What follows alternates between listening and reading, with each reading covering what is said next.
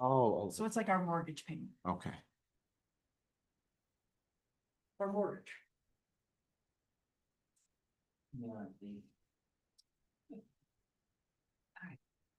Well, one whole minute. Yeah, well, miscommunication. Where do you go from the permission?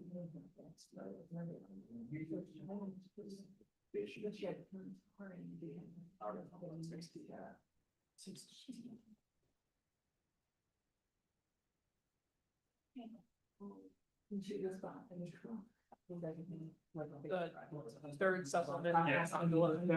Yeah. Yes. I was gonna talk like Karen. It's on consent, so. It's like. So you want us to pull that? No, I have.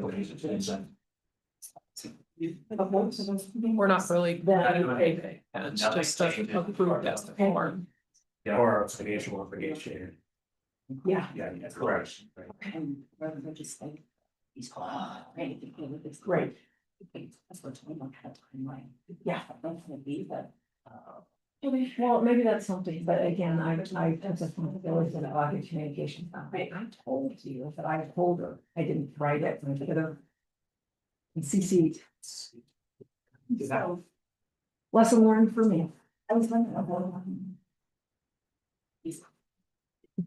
yeah, because. Okay. Ready? No. No. Oh, I know. Oh. Good morning, San Miguel County. Today is Wednesday, October 29th. It is 9:30, and you are tuning in for a special meeting of the Board of County Commissioners. Present in the room are all three commissioners, lots of staff, including from the Sheriff's Office and Finance Department, as we are going to be talking through key budget matters. We will begin now with a moment of silence for grounding and gratitude.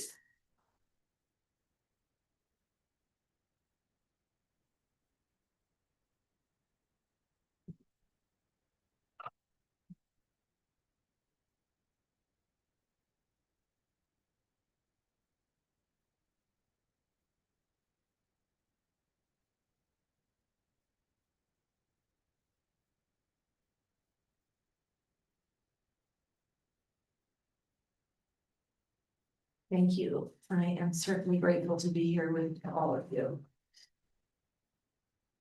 Review of the agenda. Anything from commissioners or staff that needs to be adjusted? We've looked at this many times. Nope, no comments. Carrying on to public comment for items not on the agenda.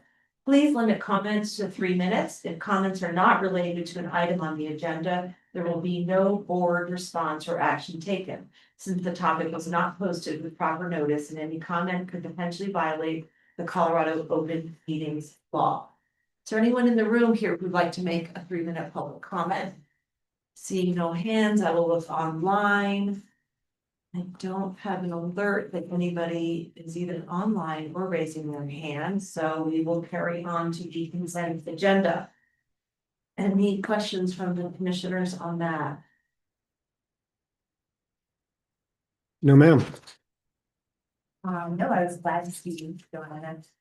I'll be reappointed to the Open Space Commission. Great place there.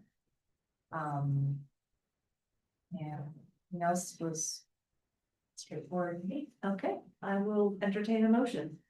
Move to approve the consent agenda as presented. I second. How do you vote?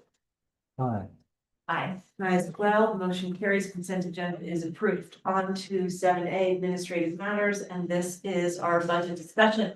Today we have invited elected officials and a department director here to talk about 3 topics. The budget, significant budget items, the sheriff's office, treasurer's department, parks and open space, and we will begin with the the sheriff's office. We have in the house Sheriff Koval and Chen Dinsmore, his right-hand person.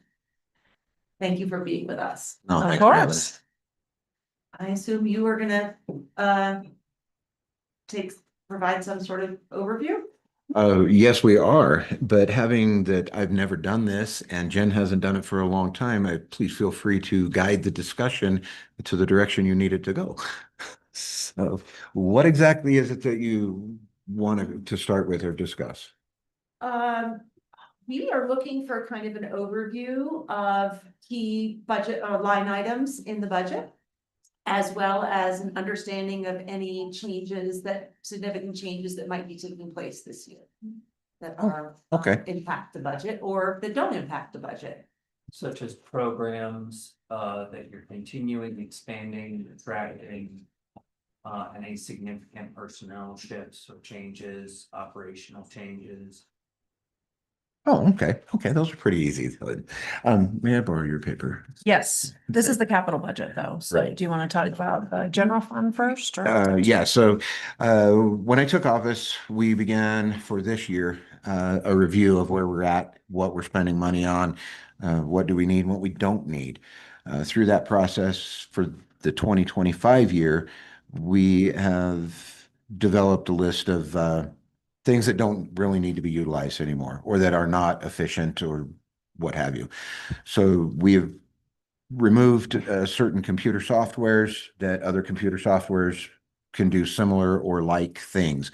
We've gone through all of the agency cell phones and apps and said, we now have this, but yet behind the scenes, we were still paying for this and may have not been accessed for quite some time. So we've started toning down and looking at where's the money going, where can we better utilize those funds, and where can we apply any savings into the 2026 budget. Each and every one of those little things doesn't sound like a whole lot, but a $50 a year app for 27 people adds up quickly. And then when you couple that with 10 different apps and then a software program for $2,600 that doesn't do what we need it to do, it adds up over time. And it's to know we're going to meet huge numbers, but it's definitely going to help. So that being said, we are not making any changes in staff. We have 2 patrol positions that are currently open, and we're still trying to fill those. We have turned away applicants because we are not in desperate need, and these were not what we considered qualified people for what we envision our agency being. And so they were thanked for coming and participating, but we declined to fill those positions at that time. So I still have those. We're almost full. I think I only have one left in the jail to fill up in there. And that person is hired temporary, and we're hoping they'll work out to transition to full-time before the end of the year. So, side note, I need to visit with you on that hire. So just real quick about positions, we did add transitioned in juvenile services from a part-time to a full-time position, but that was grant funded for 25 and 26. And because we had an entire $100,000 for 2025 and just hired the position, they started Max Reeser. He's our newest case manager in juvenile services. He started October 20th. We'll see that savings, and so we can fund his position into 2027 as well. So we're excited about that. yeah, thank you. I forgot about that one. Yeah. How's that position different from Wendy Crank? Wendy Crank is the director of the division, and she does casework. She would like to be doing director work and some casework. And so moving the part-time position, which Tammy Reagan has filled, to full-time, which she wasn't able to take on full-time. So we rehired. So we have now 2 full-time in juvenile services. That's correct. 2 full-time, and we have a part-time in Shannon Robinson, who's been with us for 26 years.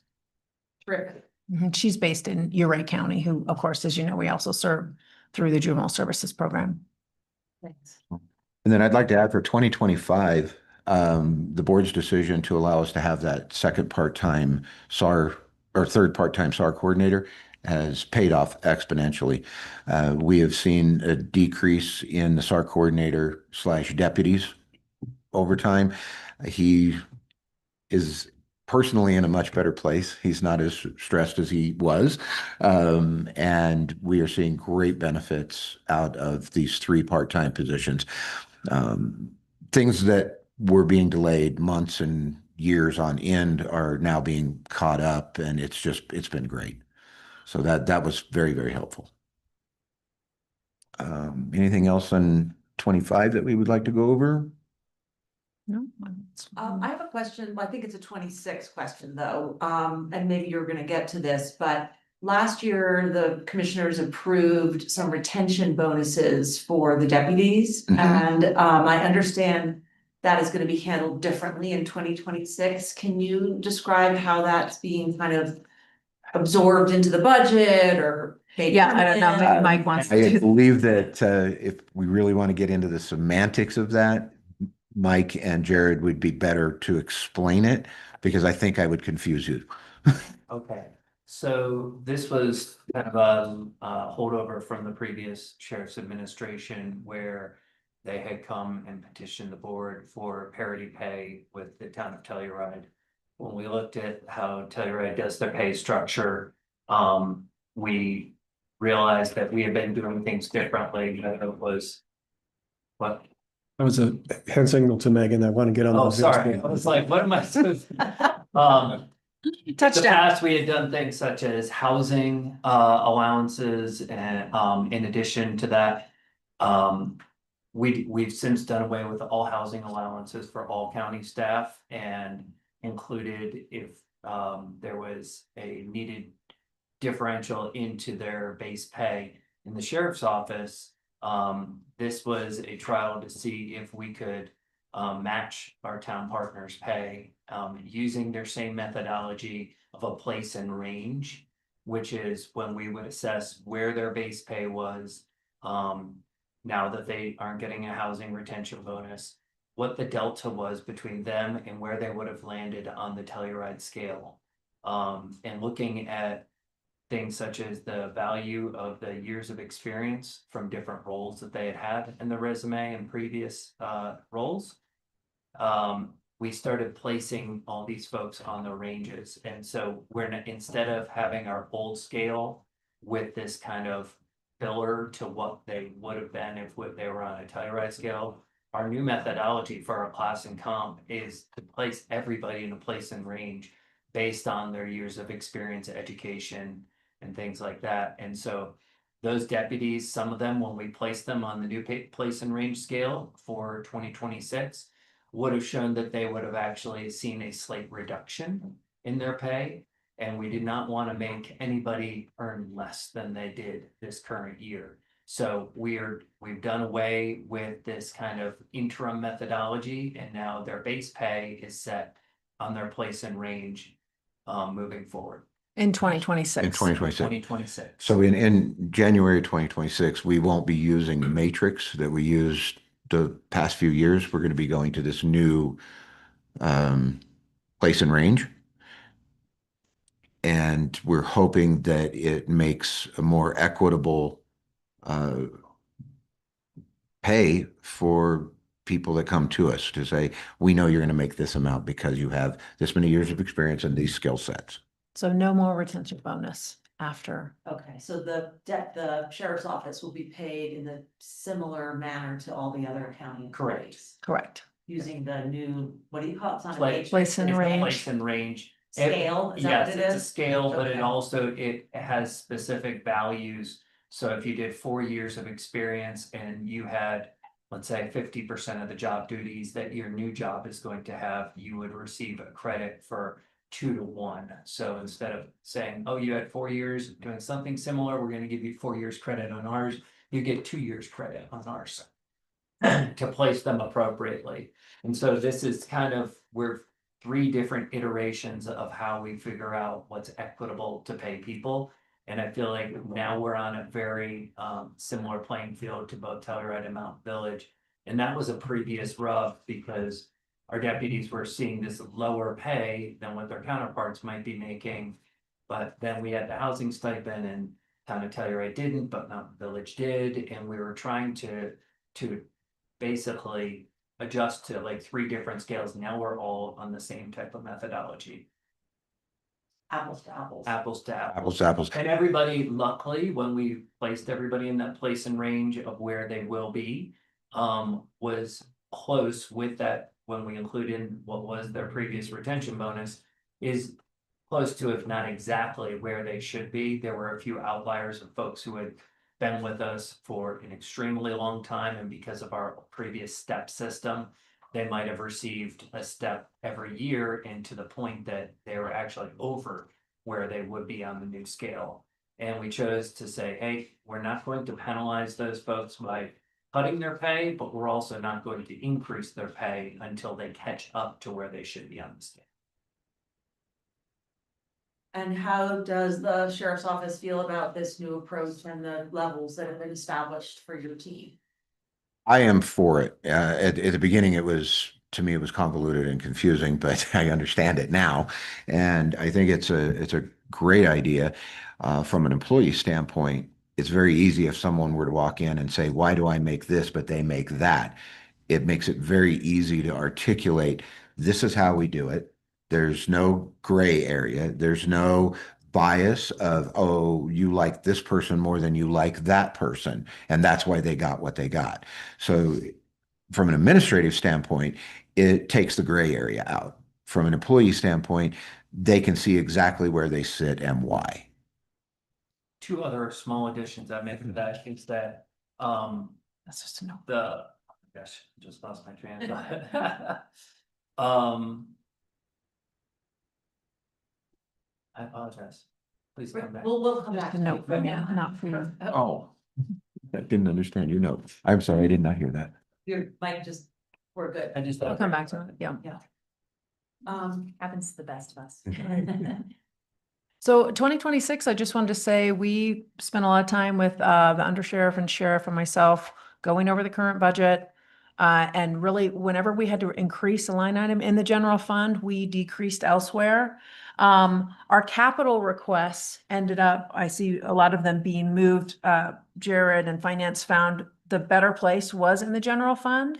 So if there is an increase in the general fund, it's because a capital request was move over, but we, besides salaries, outside of salaries, we tried to not increase any line item that wasn't decreased elsewhere, knowing obviously the situation with the county.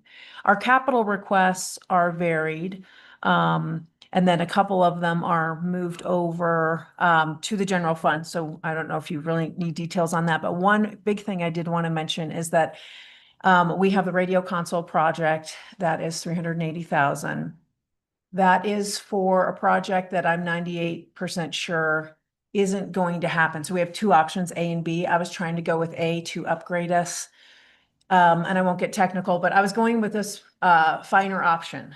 But and then we have something tied to it that's $100,000 extra, so 480,000. That project isn't happening. We'll be able to do, we're switching to option B, which is 315,000 total. So it's a savings, and we will be pulling back $165,000 in requests for the 2026 capital requests, though they may have moved them to Yeah, 'cause the general fund. I'm I'm not not seeing sure. them on here. Yeah, there's Yeah. one right there in there. So that's it will be reduced by 165 because just for technical reasons, we can't connect to this coonskin tower from where we are down in Ilion Valley. And I apologize. What I was trying to remember before was we had only done that retention bonus for the patrol side of the division because that was what was lobbied for by the previous administration. And so that we were creating some pay inequities between CCS and patrol. With everybody moving to this new methodology, we are more confident and have verified that our pay equity, our legal pay equity is correct as far as we're not paying people differently because of favoritism or because of factors that shouldn't be considered. Excellent. Got our money's worth out of that common class study. And a lot of great work on Jared's part in helping to understand and explain to our directors and elected officials how this new system works. And so that they can, when they're looking at a potential hire, they can understand where they're going to be, and then we'll verify that number's good. And I'm hoping in 25 that we can get some training examples, like pull some resumes and stuff, and we can have some trainings together. Yes. Face to face that really give us confidence moving forward in January, maybe if we're hiring in December for January, that we know how to use it and we're using it the way it's intended. Yeah, I've been playing with the calculator that Jared sent, and it seems good. Mhm. We just need to finish off I'd like that. to just Yeah. go through an exercise, if you will, right? An exercise. Couple exercises, so. So you mentioned that you're comfortable with this new approach. Are you also comfortable with kind of the wages that have been established for your team? I haven't seen any. Have you seen wages for the We- team? we- Oh, okay. We've seen what is going to likely be proposed, and I would always like to see my people make more money, but money can only go so far. So if I had my druthers, I would like to meet exactly what the class and comp study showed. The reality is that cannot happen. So with what has been proposed been prepared by Jared and Mike, I think that that is the most realistic compromise that we can make. Everybody's going to see some benefit, maybe not right up front, but in the long term, it's going to benefit the entire agency. And I'm fully on board with it. And then you'll be determining today, the insurance increase or something like that, what the pass on, that'll be, employees will wanna, are anxious to know what that is, that's decided. Correct, and this relates mostly to our new 5.25 max additional Exactly. property tax limit, and whether or not we could implement the full study. We're implementing it, it appears to be about 75%. Oh, okay. Of all of the study is what the commissioners have authorized. Yeah, it's in the preliminary great budget. for what we have available. And then as we move on in time, we can continue to adjust and get up to what the full implementation would have looked like. We're also gonna be refreshing that study for next year to just ground truth and see where we are, how much new revenue we may have, and whether or not we can get people up to what the study recommended as 100% of implementation. Yes. And Mike, when we redo that class and comp study, that puts us in the same So cycle as both the sheriff's and the Mountain Village departments. that's correct, and now that we're all using the same consultant with Lower Graves and Graves Consulting, I think that's also going to further aid us, because in previous years, we would have deputies, as an example, that might bounce between 3 different agencies, and they were like, oh, well, Mountain Village is now paying more, or county's paying more, or Tellurid's paying more. Now that we're all on the same methodology with the same recommendation, obviously accounting for the fact that there are some slight differences in duties between the different jurisdictions, peacekeepers, we're largely going to all be playing on the exact same system. So that should reduce our attrition for folks that might see that they could make, $5,000 more if they jump to a different agency, Less bouncing around. right? Yeah, hopefully. Well, there became a running joke for a time that we're all just one big agency. The only question was who was cutting the check. Hey, Jared, I had a question for you. I got your document that you sent me this morning. The score, what is the range? So I see one project, for instance, scored 121. I was just curious, out of No. 300? Top of my head. I Okay, think the max of the range would be 150, and that's it. Okay. Thing was aces, and that goes as low as 0. okay, So, perfect. So that's just a kind of a priority scale, and just to speak to that, Jen, and commissioners. That the 121, I think, was the highest Yeah. rated project for the year, the JO Live Scan fingerprint. So, it's still a work in progress, like a rating scale, because we try to measure, each department measures their own project based on a 5-point scale in a number of categories that are linked to the county commissioner's goals. And then we kind of inflate them based on the highest value goals versus the lower value goals. So again, it is a work in progress to have this scale. Even projects that get 20 points are valuable projects, right? But it helps us to prioritize as we move ahead. And is that a new system for the county? We kind of started to do it last year. Sounds smart. We Last year. started Who's- implementing it, and I think this is our 2nd year of full use of that system, and we're refining it all. It's theirs. So real quick on the Axon Taser project, which is one of the ones that's very high for us, it says move to operating budget. So how can we interpret that? Can we say it's still a decision on whether that's approved or not, or? It is within the, just as it says, we moved it because it does not meet the definition of a capital improvement. Okay, And so we kind of made the estimate that we cannot pay for it out of the capital improvement fund. So we moved it into the sheriff's Okay. department's operational funds Yep. in order to pay for it. So it is in the budget. So it would be up to the commissioners to say, if that, budget as presented. is That makes approved. sense then. If that's something that is a question or we wanted to take another look at, we could remove that from the budget as decided. That makes sense. I get it now, because I didn't understand that part. Was there anything else you were prepared to share, or was it more just Q&A? We can, if you want to go down through these that we're looking at for next year, for instance, the Axon, and I would like that. that's the one that Sure. Jared moved over to the operations budget because he's saying it doesn't technically meet capital. So the taser is a must. We pushed this project out for several years, trying to get as much serviceable life out of the tasers that we currently had as we could. Our tasers that we currently carry actually went end of life 2 years ago. And this year we received a notification that they are no longer going to provide repair services, supplies, or equipment for them. So now we are in the position of being forced to upgrade to their new system.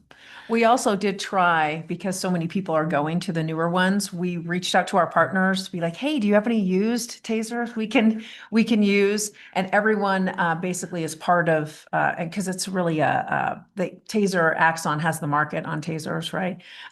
So they said they turned in their old tasers as part of their promotion. Yeah, all of our sisters. No one had any- Said, we quit using those 2 years. We tried to get some 5 used years equipment. ago. To carry us through, but So- didn't quite work. So. But that is an extensive cost because it incorporates the tasers, the cartridges, the training materials, holsters, just everything that goes with that less lethal device. And that is each year, 38,000 and change each year for 5 years. It's a 5 years. leasing program. But what that incorporates is it gives us 2 instructor slots at their training that's free of charge. We would pay housing and travel, obviously, wages, but there's no fee for the instructor school. So we get 2 instructors, we get the training materials, we get the training suits. I wanted to ask for them to remove the VR, the virtual reality part, to see if we could save some money. They refused. They said that's just part of the package. So it comes with the VR goggles, so you have virtual reality training capabilities. Every year we get supplied the appropriate number of required training cartridges and all of our service in duty cartridges. So if we expend a cartridge, we don't have to buy one. We just tell them we expended one and they send it. So the program is an all-encompassing plug and play, if you will. And we don't have to do the management that we've had in the past of, oh, we need to purchase this many Taser cartridges for training this year. We expended this many in the line of duty. And that's all irrelevant now because it's automatically provided. Sounds prudent and necessary. They are. Without that, our options are say stop, or we have to move to other force options, which are not apropos in 90% of the situations. So the next item, or one of the Actually, items. excuse me, Oh, Barry sorry. had his hand up on that last one. Sorry. I was just gonna mention, that leasing consideration is really what led us to move it out of capital, right? Because, unlike the leases we have for vehicles, where when we lease a vehicle, we actually collect equity value on that vehicle. And that kind of is the threshold that we actually have capital value out of those leases. In this scenario, after 5 years, we will not end up owning that equipment in any way, shape, or form. And so that's kind of why we decided to move it out of the kind of capital fund, where we have other leases, which, I think that's where Dan and Jen were like, well, this makes sense, it's a lease, like, we'll Yeah. put it in the capital fund, right? But there's a little bit of nuance there, and so I wanted to help explain that, why we made that decision. And we're used to lease purchasing things, which is where essentially Right. we're buying it over a payment plan period. This is a traditional lease. Thank you. Any other questions on the TASER program? And its funding? No, okay, carry on. All right, live scan. That's Scan? live scan, that's the jail fingerprint unit. Ours is end of life. It In is not. 24 Yeah, last year. it costs more for them to come service it than it does to purchase a new one. So this is a state mandate. This is just something that we do not have an option to. We must have it. We Um, purchased it in 2018, could be a 2017 year grant from the CBI Data Grant Program. And they are not running, they don't have funding for a grant program. I did check into that. So at any rate, this will be the first live scan that the county would has paid for, basically. Yeah. Yeah, and it's just a mandate. We have to have it. So, The not in-car a- system, I just want to haven't got there say, yet. no, well, I was good because we talked about the other two, but the in-car video system, I had asked for the whole project. And Dan has since changed his philosophy and will be pulling the request for that project, the 55. Yeah, I want to change that. The more I thought about it, the more I thought, well, this is ridiculous because I got to pull a leased vehicle off the line for an untold amount of time to have a camera put into it, to put it back into service, to have the lease come due a year later. That just seemed like a huge waste of time and money to me. So I've done some checking around and I would like to go more along the lines of what Mesa County did when they went back to their cameras, which is a step program of the next 3 leases we get, we order them with cameras. So they come with the camera. And then over a period of time, as the leases come due, more and more cameras will get incorporated into the agency, but it's not going to be a huge hit all at once. And it doesn't take time out of our lease period while we send vehicles back to get cameras put in them. So my thought now is we remove that request, and then as we get our new leases coming in and the old leases go out, we just have cameras installed at that time. I mean, in the meantime, not all of our vehicles will have cameras, and is that, I imagine. That's correct. Now, I worried about that from a litigation standpoint of the arguments in court. Well, Deputy A has a camera, but Deputy B doesn't, and that's why you sent him to this call. The games attorneys play. But Mesa County does it on a program. So if they get questioned on it, they have a written program that says, we started this program on this date.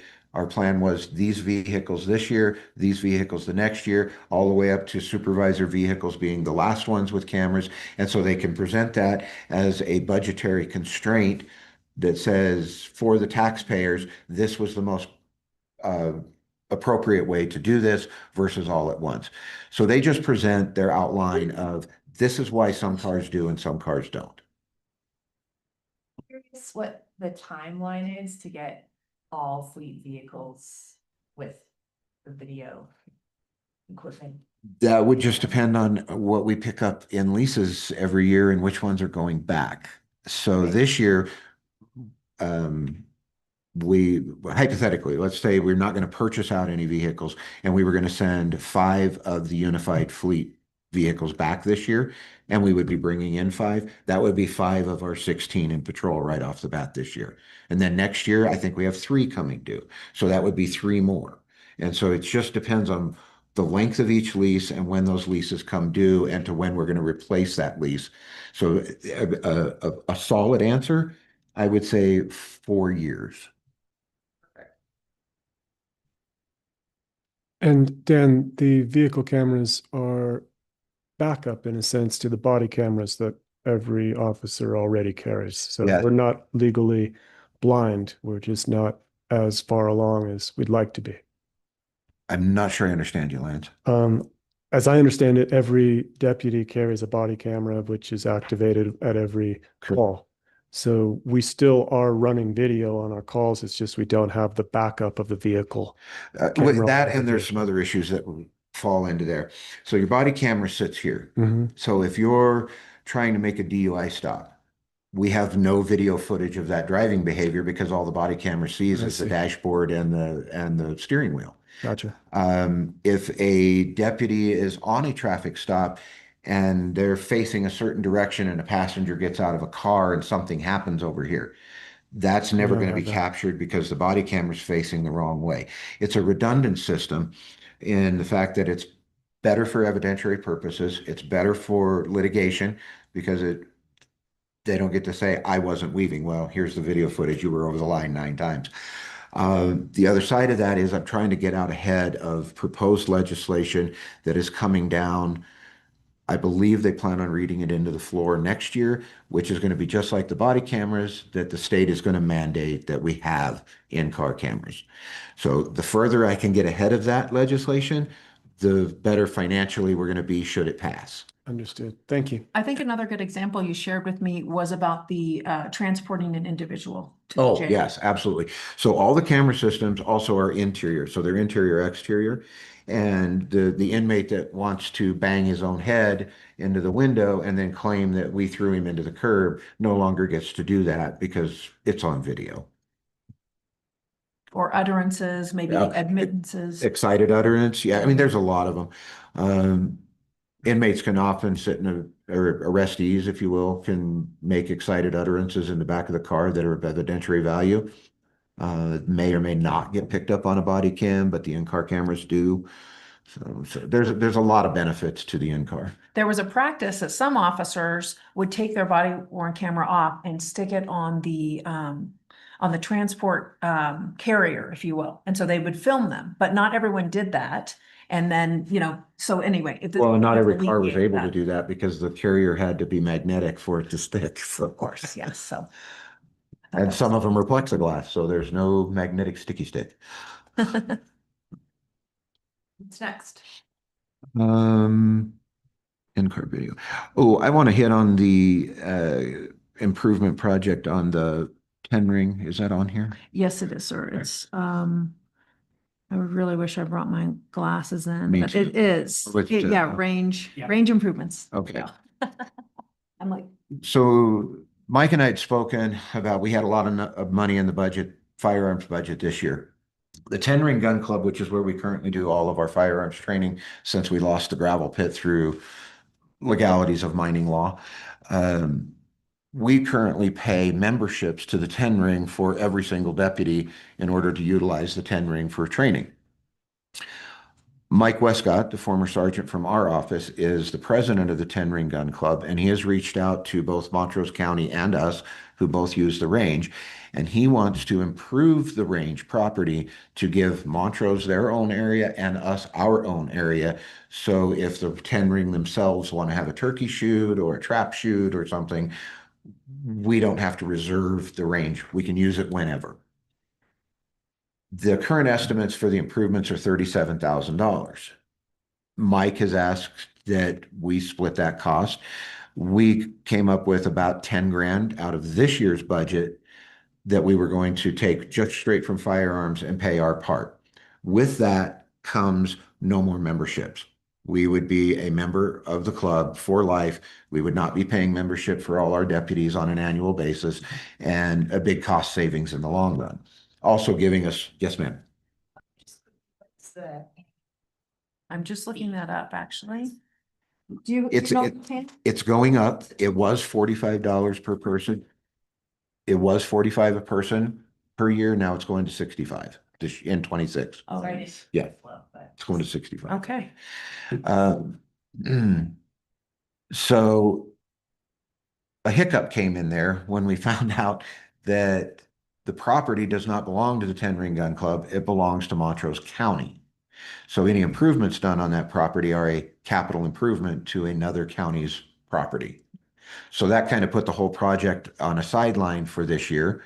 So the money that we wanted to use, for this year out of our line item for firearms is going to be utilized elsewhere. And the money that we are asking for in 2026 that is now was going to pay for what we're going to use now, we would like to earmark for the potential improvement on that property. So we're just shifting what we planned. We had planned on taking part of our monies from firearms this year. It's not going to happen due to the issues with the land. Next year, we're going to earmark that money for that then and buy this year what we were going to buy next year. So, Right. So it's not a capital improvement any longer. It's moving to the operating general fund. yes. Okay. Oh yeah, I forgot that part. We're moving it out of there. Is that it? I just want to. You already talked about the radios, in-car video. Maybe, you did say, you just mentioned radio console project. Mhm. Would you like to tell us a little bit more about that? We'll let Jen take this one. Sure. So it's how we use the 800 operating system and the VHS operating system in dispatch. And so it's how we talk to them. They have basically super radios, 4 of them in the control room. And so that's how they talk to everyone. It's a system that we installed in 2017. It's end of life in 23, but it was working. So we were just kind of moving on. And it's the MIP 5000. If that doesn't sound like a Wile E. Coyote kind of product, I don't know what does, but we're looking to upgrade to an Avtech product, which is basically that radio consoles iteration. So it allows us to talk to all of our partners on our emergency communication systems, both VHF and 800. Lots of acronyms there.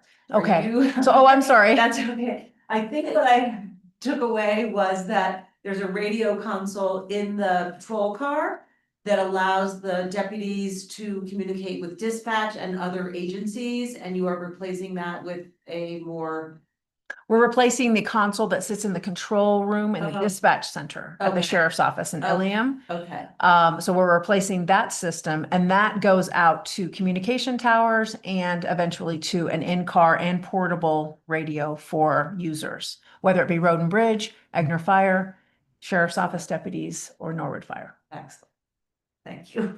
Sorry. It's okay. I know it's your wet lingo. Right. And 800 is the digital trunked radio system. So that allows us to talk. You could be in a hotel room in Denver and have a digital radio like Jared and Mike have, and clear as day hear dispatch because it's a digital system that carries the signal across the state. Well, and theoretically, if the system's working correctly, I could be in Florida and talk to my dispatch on the radio. But I'm not sure if there's 800 all the way. That's why I said across, but you theoretically. could be on the moon if there were 2 and they could talk. So that would Yeah. be, let's next year. Next year? The moon landing project? And then VHF is very low, very high frequency. That is our backup system, works better in the backcountry, radio to radio. Search and rescue uses that a lot. And that is our secondary radio system. Thank you for that explanation. Sure. Yeah. Okay. And then the other things, the parking lot paving, that's a project that we had for 25, and Ramona, it's shared with the Glockson building. So it's not really parking lot, it's the alley paving, and we're just rolling that to, we did an RFP, everything, we're kind of ready to roll, but I don't think there's time for the contractor to do the project, so we're gonna roll that to 2026. Did we miss anything? Yeah, our vehicle leases, but I can't remember what we were going to talk about. Well, that's just kind of more. The vehicle leases include all of our current leases. And do we have any requests for the sheriff's office for next year? Do we have a count? 3 new ones for next year. Yeah. So there's 12 existing leases that we'll be paying for our office, and we're requesting 3 new leased vehicles. Are And- those additional or replacement? Two replacement, 1 additional, correct? Is that how it ended up working out? Well, they're all And- replacements. Yeah, Things yeah. that are Still arm wrestling. Yes. Oh, okay. We will be giving up 3 vehicles eventually, so I would call them all Yeah, replacement. again, that falls on the when does each lease come due as to what is a replacement versus. The fleet total is 15 vehicles. No, that's patrol fleet. The lease. It's 6. Yeah, we have 12 current leases. We're proposing to have 3 more, but we have more vehicles than 15. I don't know the exact. count. And as our new leases come in, we decommission the old owned vehicles. So since this week, We are moving one of the current lease vehicles over to Pete Petranovic, and the vehicle that he's driving that currently has almost 200,000 miles on it is going away. So we are liquidating assets as the newer leases come in to help maintain a specific number in the fleet. But that's a very hard thing to do because until the actual vehicle arrives, You can't send the other one away. right. Yeah. And so we're always in this fluid flux of, holy cow, look at all those cars parked there. Yeah, well, those two don't run. That one needs a transmission, or, you know, whatever. And once those vehicles come in, then we liquidate. So right now I've got, as of today, I'll have 3 on the liquidation line. So something to note for Ramona is that your lease number might go up. If we take away the in-car videos, we'll have to get a quote. I'll send you the specs for the in-car video because we'll have to ask the leasing company to quote us that. And so that will add to the cost of each vehicle. Please remind me of the spec sheet. If it's approved. Yeah. Yeah. All right, any other capital requests? Um, No, No? no. oh, my fighter jet. Okay. No, oh, okay. No, I think we're good. We're done with aircraft. Other commissioners, are there any further questions? And of course, we have about another 15 minutes. If there, are there any other questions for this team? So I have something we could talk about while they're here. Go ahead. Go, you good? I'm good. Okay. I might know. Okay, I was gonna, during commissioner updates, speak to the co-responder program, which the 3 of us, Jen, Dan, and I, are in continued conversation, with other agencies in the community as well, including, Mountain Village, Police, Telluride Marshal's Office, Telluride Fire Protection District, and we're gonna soon loop in the Norwood Fire Protection District. Also, have spoken with a representative from the, Telluride Medical Center, and at some point we'll loop in UMC as well. But there is a lot of momentum in the community to bring back the co-responder program, and Jen, you're gonna help me if I misspeak, because you were here when it was previously running. That had formerly been funded by a state grant. Partially. Partially, Mhm. okay. It started out partially and then we had a contract with the state and then but supplemented with county funds. Supplement. Yeah. Do you remember the split by any chance? I do not because it ran over several years And and it's that varied. split got lower and lower. Okay. But now it's not a co-responder program that we're looking to start, right? It's a crisis intervention Why don't you- specialist, yeah. right? Yeah, speak to that, but. Right, because it doesn't really work well for our county to have co-response with an officer or a paramedic with a licensed clinician. So what we talked about is using, at the suggestion of Access Mental Health, of what worked in Montezuma County, is they had an intervention, a community intervention program is what it's called, CIP, where for any kind of intervention, it could be a crisis, but it could just be someone having a bad day they don't think it's a crisis, but someone that is a helper in our community, connecting people to the resources we already have in our community, and then beyond regionally. Right, so previously, it was technically a co-responder program, meaning we had a dedicated deputy from the sheriff's office who was paired with a behavioral health specialist. And if there was an event in the community, that team would go out. We, as Jen said, for our community, we've determined that that probably won't work. That's two of a kind of high level pairing, if you will, like we can't afford to have a deputy dedicated to this, nor can we afford to have an EMT dedicated to this. So through many months of conversation at the suggestion of Access, we are looking at the paired response being a behavioral health specialist and then somebody who is sort of their partner that is not a deputy or an EMT, but someone with lower level training, but also behavioral health training so that there is a team. It is not recommended, and in fact, Access would not support a program where we just send out one behavioral health specialist because they need a driver, they need just kind of backup.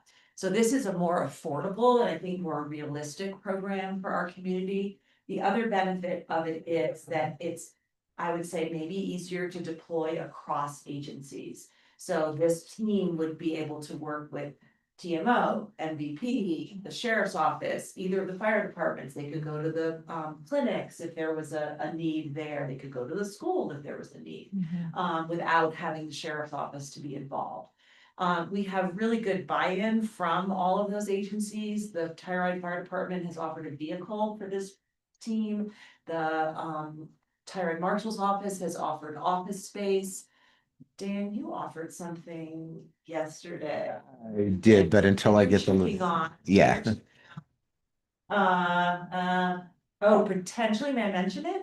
I'd rather not Okay, yet. that's I, fine. I want to make sure that I have the It's- legal authority to do it. Thank you very much. Makes sense. But anyway, there's a lot of support for this. So it all comes down now to funding. And we have talked about this in the past. In 2024, the county had allocated $250,000 of sort of startup funds or restartup funds.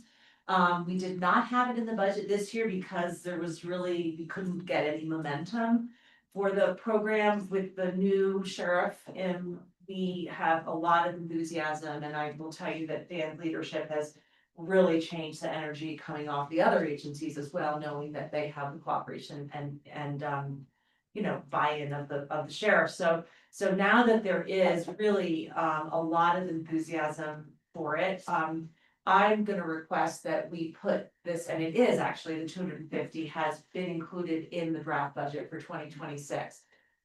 We will not need that full 250. Haley is going to run some numbers to figure out if we, at the, best case scenario, got this program running by May, what that would actually cost with the team that we're proposing. So it would probably be closer to like 150 or probably 175. There'll be some startup costs.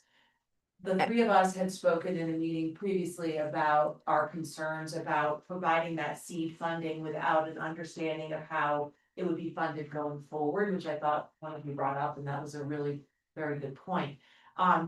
So that's that. The other thing is, during our meetings with the other agencies, all of the chiefs are saying, what about the Behavioral Health Solutions Fund? That is the 0.75 mils that goes specifically to behavioral health services in the county, and one of their 4 sort of bucket areas includes emergency response services.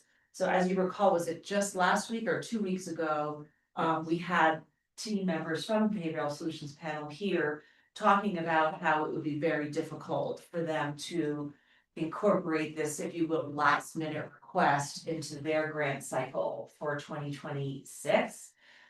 We did discuss that if 1A passes, there would be an additional 130,000 that they have not currently budgeted for. And I've sort of been pressing that team to consider whether they could allocate some of that to a co-responder program. Obviously, as you know, the commissioners actually have ultimate say over how that money is allocated, which is recommended by the panel, but we do have, something to say about that. So what we had quite a long discussion about on Monday at the co-responder, now I'll call it the SIP meeting, is, what is the right amount at what time to kind of request of the Behavioral Health Solutions Fund? And our thinking was that maybe it could be sort of a phased in thing to give them some time to adjust their other grant requests and budgeting and so forth. And so where we were as of Monday was kind of suggesting that the county covered 2026. That in 2027, we ask for 50% of program costs from Behavioral Health Solutions funding, and that the other agencies would chip in to provide the balance of that. So I shouldn't say the other agencies, but all the agencies would chip in to provide the balance of that. So some from the sheriff's office, some from the police, marshals, fire department. We discussed not requesting money from Egner or Norwood because their teams are so small, their budget's so tight. We also discussed not requesting funding from either of the medical centers for the same reason. So it would be essentially covered. So this is our sort of proposal. And that by 2028, we will have, you know, our request would be that the Behavioral Health Solutions Panel cover the full program. As, you know, their budget continues to grow, if in fact it does with the passage of 1A. So just so I understand this, 2027 would be a split between the behavioral health. Solutions. Funding, solutions, Yeah. funding other agencies. Our agency, like the sheriff's office, as well as the two other police, Right. well, yeah, And the county, well, the county, or the county fund, but that's specifically looking at the sheriff. the sheriffs, yeah. Line item. Yes. But then in 2028 goes, you're proposing, conceptualizing that it goes fully to the behavioral health solutions. That's what this group feels is appropriate, you know, this is a countywide fund, it's paid in by all members, you know, all taxpayers. It's one of the four pillars, this is just kind of, we're trying to conceptualize, as you said, like how we could get this going without just suddenly saying, hey. You've been running since 2018 and you've had your other funding, you know, programming. We didn't feel that it was fair to just say right, you know, from the beginning, hey, BHS picked this up, so. I just love to get some understanding from the other commissioners, how you feel about the program generally, and also that sort of suggested funding, which of course would have to be, you know, worked through further with the Behavioral Solutions Panel and the other agencies. And I think that's a great solution, starting with the ratcheting down in expertise and commitment financially from a co-responder to the SIP. I think that the stair-step approach is worth continuing to pursue, and that our seed money now has two benefits. One, we get a chance to do a pilot and see if it works. And two, that we've got a rough plan in place for how to continue funding, which was my question. So I'm in favor. Thank you. Yeah, I also want to say thanks for all the brain energy you put into this. Because it is a creative solution, and I feel more comfortable with the concept having a funding plan looking into the future. And I mean, there's gonna have to be a lot of conversation with that and decisions made. I mean, it was very clear when we saw the results of the behavioral health strategic plan that some sort of a community intervention program, it has been identified as one of the greatest needs in our region and the county, and there really hasn't been an answer to that. It's very well could be it. So I appreciate that. And hopefully 1A passes. There's so much hinging on that potential extra funding looking into the future. But I did hear, you know, I think we all heard that meeting 2 weeks ago, just that the grant asks currently are just astronomical. I mean, I can go back and look at my notes, but just based on my memory, I think they had about $450,000 to allocate, and there's an ask upwards of $800,000. And so it's just, you know, only the bucket's only so big and just so much need. But my hope would be that a community intervention program would actually reduce that need throughout the community. And I think that's also the potential results that the behavioral health strategic plan kind of alluded to.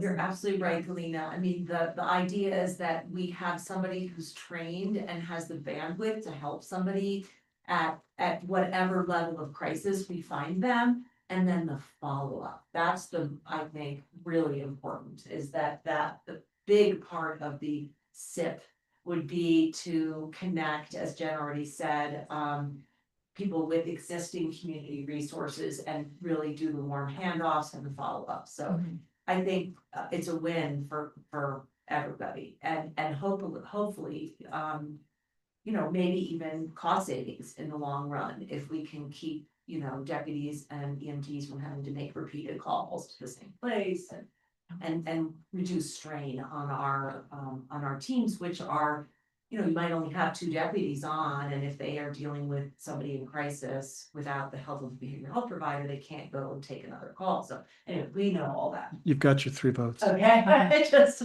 great, okay. I just want to say, one other thing, or 2 other things, actually. One, a point of order. Our program, the core program, was never a co-response with an officer. Oh. Okay, we decided long ago that it was not. So they had their own car, responded, and then did follow-up. And that follow-up was really valuable work, 24, 48, sometimes 72, sometimes in-home visits with parents, and, you know, they Sure. did all sorts of things.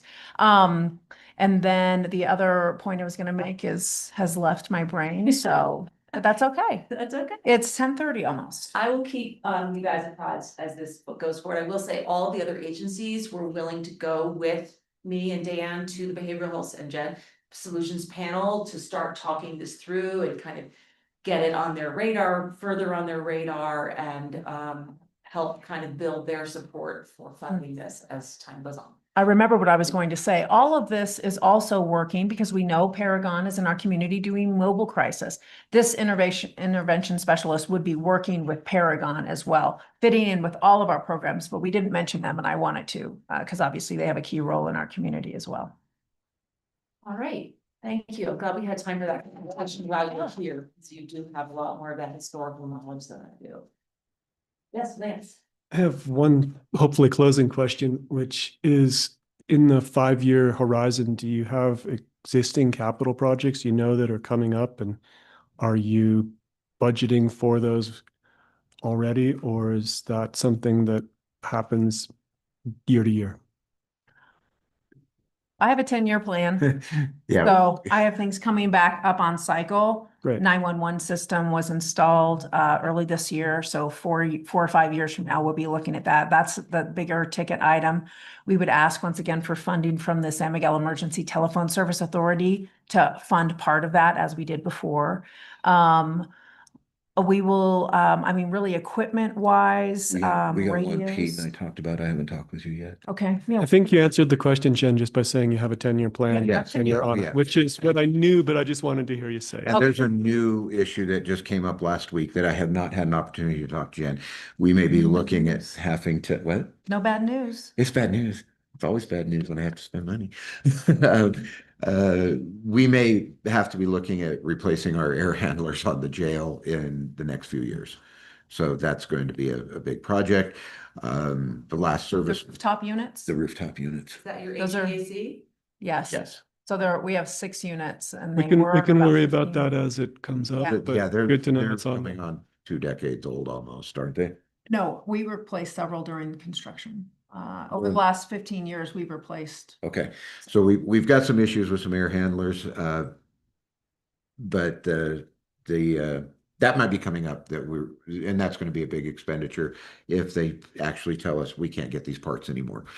So Is that, quick question for you, you know the negative space room? So if someone comes in with TB? we're good there. Okay, good. That's what I was wondering. Okay. All right. That was good. It's always a pleasure to see you and especially be able to talk about the budget without being at loggerheads. Thank you to Yeah. the administrative team for working that through Well- with you and HR with our class study. Well, thanks for giving us the opportunity to have face-to-face. It's so much easier than 100 million emails.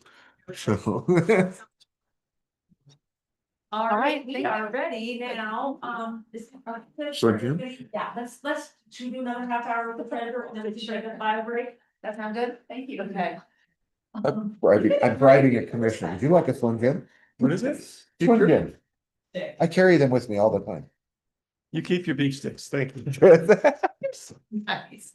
All right, welcome, Brandy Hatfield, our elected treasurer. It's nice to see you. Good morning. Thank you for coming in. I meant to get with you yesterday and I'm sorry I didn't. But what I was gonna say is nothing confidential, just that you and I had a conversation about what we were gonna talk about today, and I had a conversation with Jared, and essentially what we would like to talk through is the handling of treasurer fees.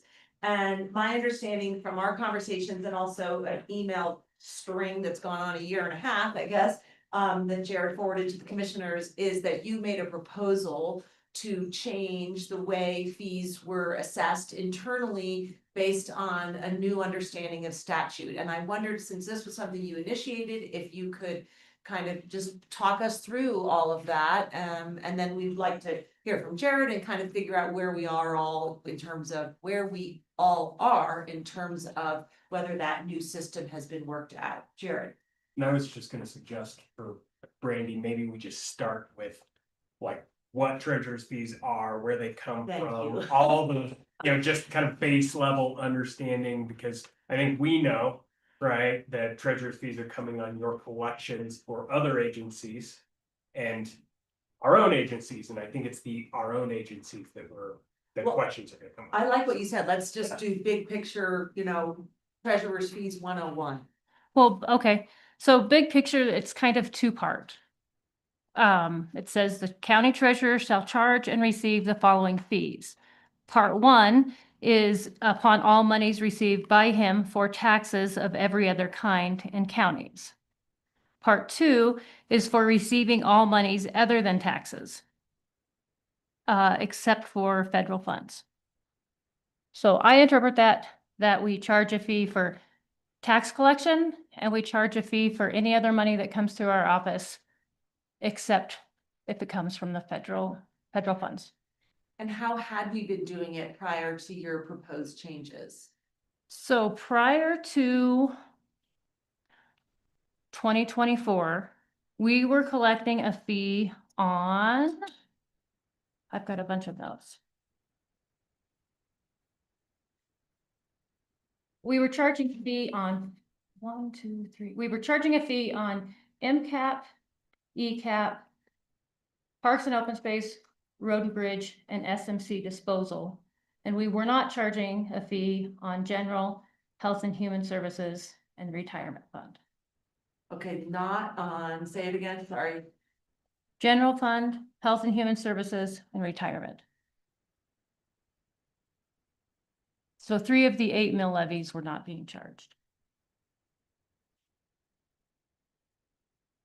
Okay, so I guess actually I probably jumped ahead.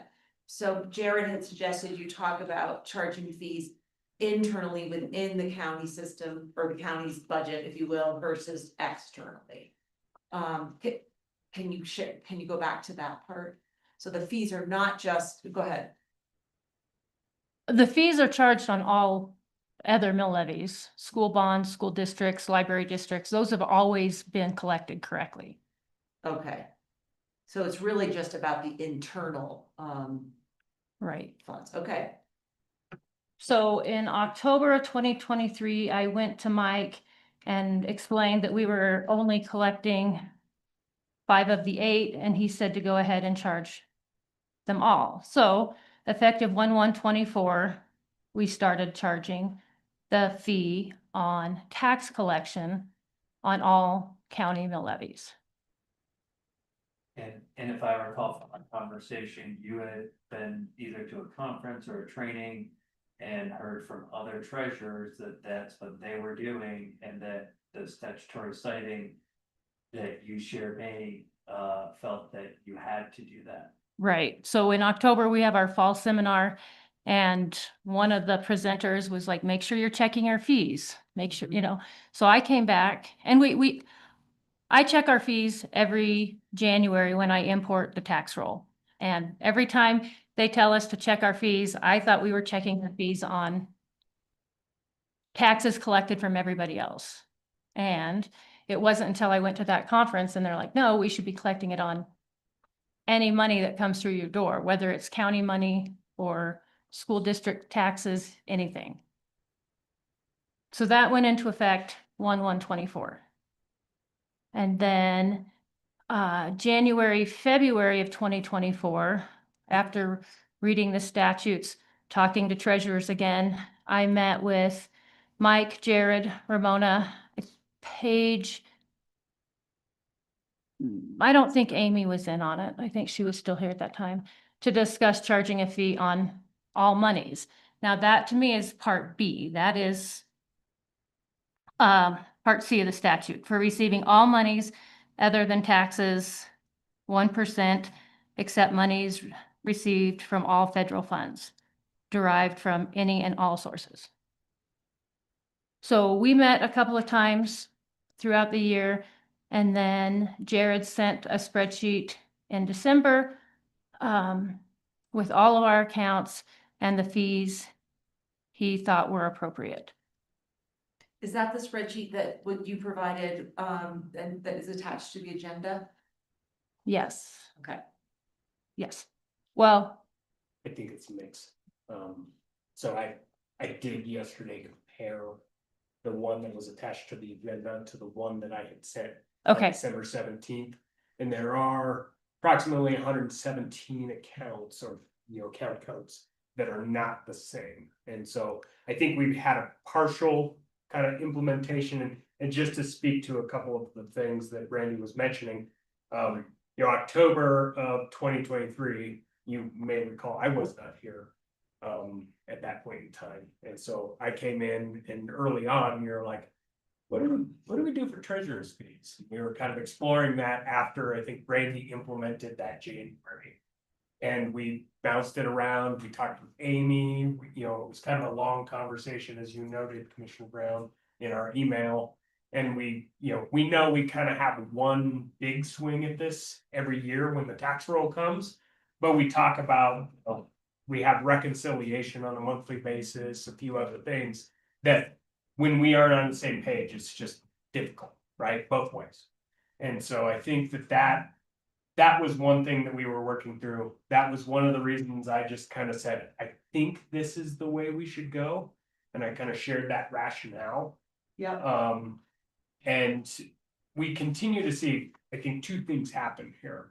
One is we're seeing an increase in treasurer's fees because tax collection's higher, right? We know we had increase in mill levies for the hospital districts, increased in mill levies for school district, fire districts, right? So we're seeing that number increase, and I think that is where one of the big things that's happening here is, I sat down with Commissioner Gleason just to kind of talk budget, and she almost immediately was like, why is this number growing so significantly, right?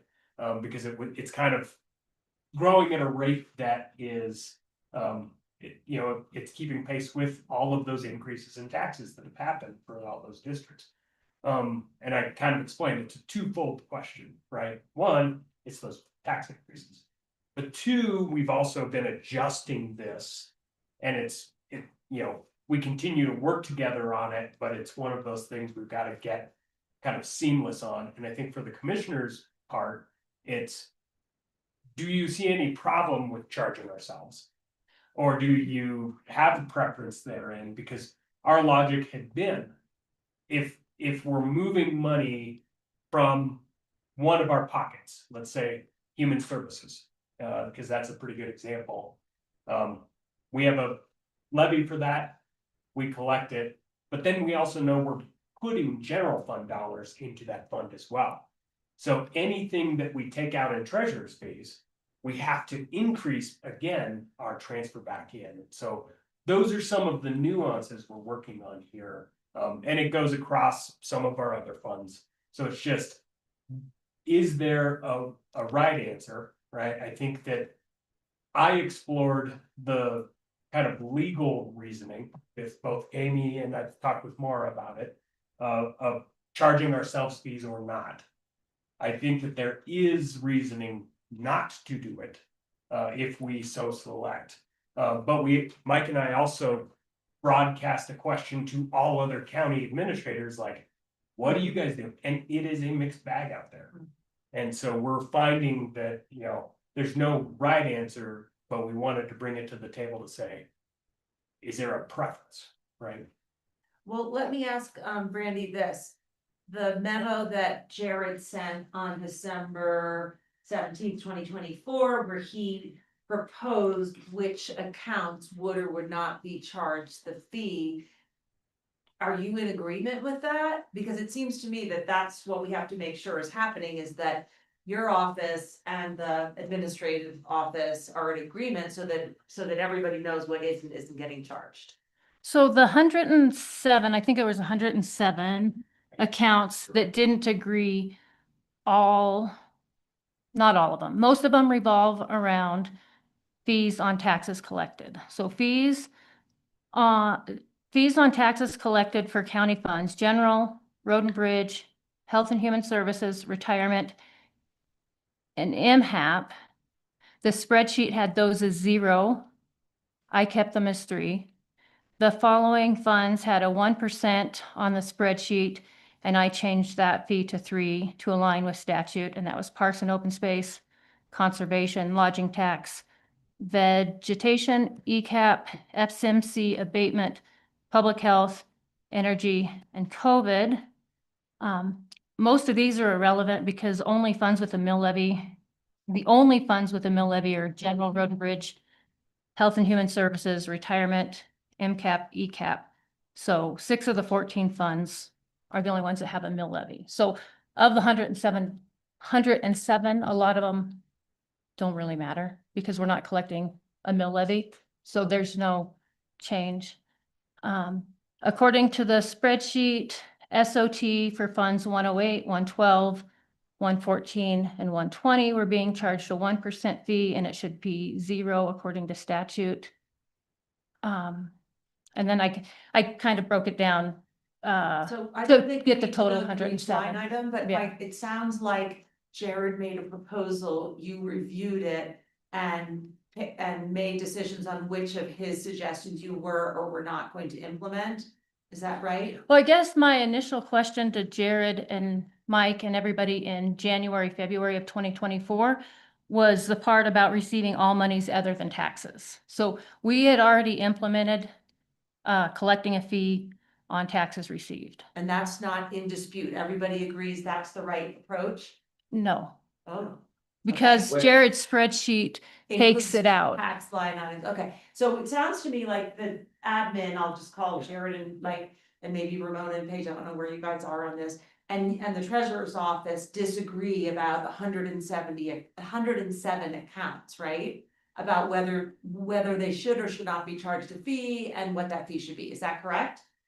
Yes, and I think I can boil it down a little further. Great, For those that the general fund is supplementing those funds, like the Yeah. health and human services, those are the ones in particular that we don't agree on charging the fee. Because we're just taking the money out of one pocket and putting it into the other, okay. and then we're backfilling that. Yeah, I cost. understand. I think Jared's memo was pretty clear to me in Yeah. terms of the rationale for his Mhm. suggestion, and I think Randy has a different rationale. So, and I understand that because admin was expecting one, approach or, one fee applied to all these different accounts, and treasurer's office was using a different fees, decisions or whatever. We have issues with reconciliation whenever that takes place. So it seems to me that these two offices need to sit down and hash out which accounts will or will not be charged fees with potentially the lawyer. What's the word called? Refereeing. Not refereeing, there's a letting, it's something like that, based on statute, right? And her reading of statute. That's what, don't you think we need to get past this so that we don't have this issue with reconciliation, however often that happens? Yeah. Yeah. Does that make sense? I like it. Okay. I very much so want to. Ramona, our finance director, has comment, which I would love to hear. Oh, thank you. So I just have a question, as it relates to fees in general. Why do we collect fees as an organization? What is the purpose of collecting fees? When we look at building department fees, OWTS fees, like, I think in my mind, I'm thinking, why are we collecting fees, right? So it's helped to pay for our operations. When MCAP, EHAP, specifically last year, you authorized the interest reallocation, right? And so now we're taking a bucket of money in our general fund for our interest earnings because of our investments and moving it to MCAP and ECAP to help fund those funds. So then the reason we're doing that is because our fund balances were coming down because part of the treasurer's fees were being collected. So in my mind, when I'm stepping back, looking at this bigger picture, it's like we are just passing interest earnings here, we're passing treasurer's fees here, and there's all of this, and it's like, in my mind, it's like, well, why are we doing that? What if the mill levy and the property taxes are funding that fund, and we're just doing all this administrative Right. stuff in the back? What are we gaining by doing all of this paperwork shuffle? So my question is, I sit here and think, yeah, we can administratively get on the same page, we can make our books reconcile, but to me, the bigger question is why? Why are we charging ourselves this fee when our property tax collections that we're collecting through our mill levy is funding our operations, and it's paying our staff, it's paying our facilities costs. So why are we trying to charge an additional fee? And if the statute says that we shall, or we must, or we shall, or we can, or whatever the statute is, I think that's the interpretation we need to look at, because programmatically, I'm like, we're just passing money back and forth. Right. From it's a an finance administrative standpoint. Burden. But it's like, but if we needed those fees to fund our operations because we didn't have any other funding, then that's a different conversation. So that's my question to you. I'm not looking for answers today, but I sit here and mill this and think, well, why are we doing this? I think you're making a very good point, and I think my direction as one of the three commissioners would be to minimize the number of fees that we are collecting and then transferring somewhere else, as long as we are following statute. And I think it sounds like there is room for interpretation in statute, right? And so I would suggest, and I'd like to hear from the commissioners too, that if there is room for interpretation, and if we do understand that other counties do it differently, then I would suggest we err on the side of charging ourselves fewer fees. But I'd like to hear from Brandy why you feel, is there a reason other than your interpretation of statute that these fees should be charged? It's not like they're staying in your office to fund your operations, right? Right, no, they go directly to the general fund by statute. So what is your, I think it's just a difference in reading of the statute, is that what it is? Or is there a reason that you feel it's important that these fees be charged internally other than statute, which again has? Just statute. I'm just trying to follow the rules. Okay, okay. So that really supports your suggestion in my mind, and to sit down with admin and our attorney and really hash out like what we should be legally following within the statute. And my direction would be to reduce the amount of administrative lift anywhere that we can. And if that means not implementing some of these funds, I would support that, because we all know that all of our administration is got plenty of work to do. And so if we're just moving money from this place to move it back here, I don't see the rationale in that. But if we feel that legally we need to be doing that, and the attorney agrees with that, then so be it. Yeah, something you want to add? No, I think you guys summed it up rather well. And Ramona, I really appreciate you coming forward and answering the question that was on my lips, without even me having to pose it. Brandy, it seems like you want to err on the side of caution. I respect that. If after hearing Ramona, if we can find a place where you're comfortable and don't feel like we're breaking the law, then let's proceed. And if you remain unconvinced at the end of that meeting, then I think as an elected official, you're the boss of your department, and we'll do it the hard way. So Well, I mean, I am trying to be amendable and a team player, and that's why I didn't Yeah. go and that's why we're all here today. with all 717 Yeah. accounts. Yeah. You know, I'm Yeah. And doing, if after meeting with Maura and Mike and Jared and perhaps even Ramona, you're able to feel convinced based on other counties' example and on Maura's interpretation, which seems to differ slightly from yours, that we're good, we're safe, then please, let this go. And if you remain adamant, then there you are. sounds good. Okay. Thank you all. Alrighty, we are due for a quick break, which would actually, if we can make that break happen by 11 a.m., we would be still on schedule for the next meeting, which is with Parks and Open Space / Facilities. That sound good? We can do it. Let's come back as close to 11 o'clock as we can. Thank you.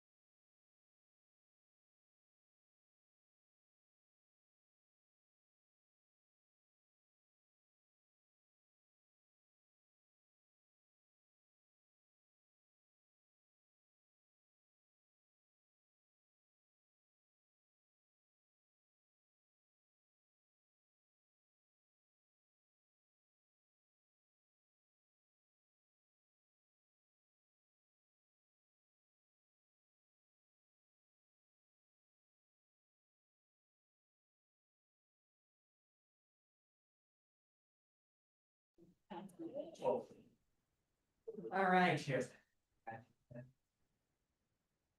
Hello again, San Miguel County. It is 11 o'clock and we are back in business, our special meeting on Wednesday, October 29th. We are continuing with item 7A, administrative matters, budget discussions. And happily, we have in the house Janet Ask, our Director of Parks and Open Space. Thank you, Commissioner Brown. Good morning. So I just have a high-level overview of some projects that some that we might get accomplished this year, and then just the bulk of them budgeted for next year. And so I just want to start by saying I've been the county's Director of Parks and Open Space for 9.5 years. I love my job. I say that each and every time. I have many goals and objectives and initiatives planned for various departmental divisions, as will be captured in my 2026 work plans. Parks and Open Space is very diverse, and I oversee and have 9 budgeted divisions. I also manage 4 boards and commissions and have 18 employees between full-time, part-time, and seasonals. We also have another 30 volunteers that serve on our boards and commissions. One thing I just wanted to point out is, I will be losing 2 key Parks and Open Space full-time employees with the newly created Facility Maintenance and Fleet Management division. And so one thing I just want to highlight is that the removal of my manager admin, this person assists me with managing the department and divisions along with many projects. So this will provide a challenge in what is accomplished and establishing and carrying over goals to the following year.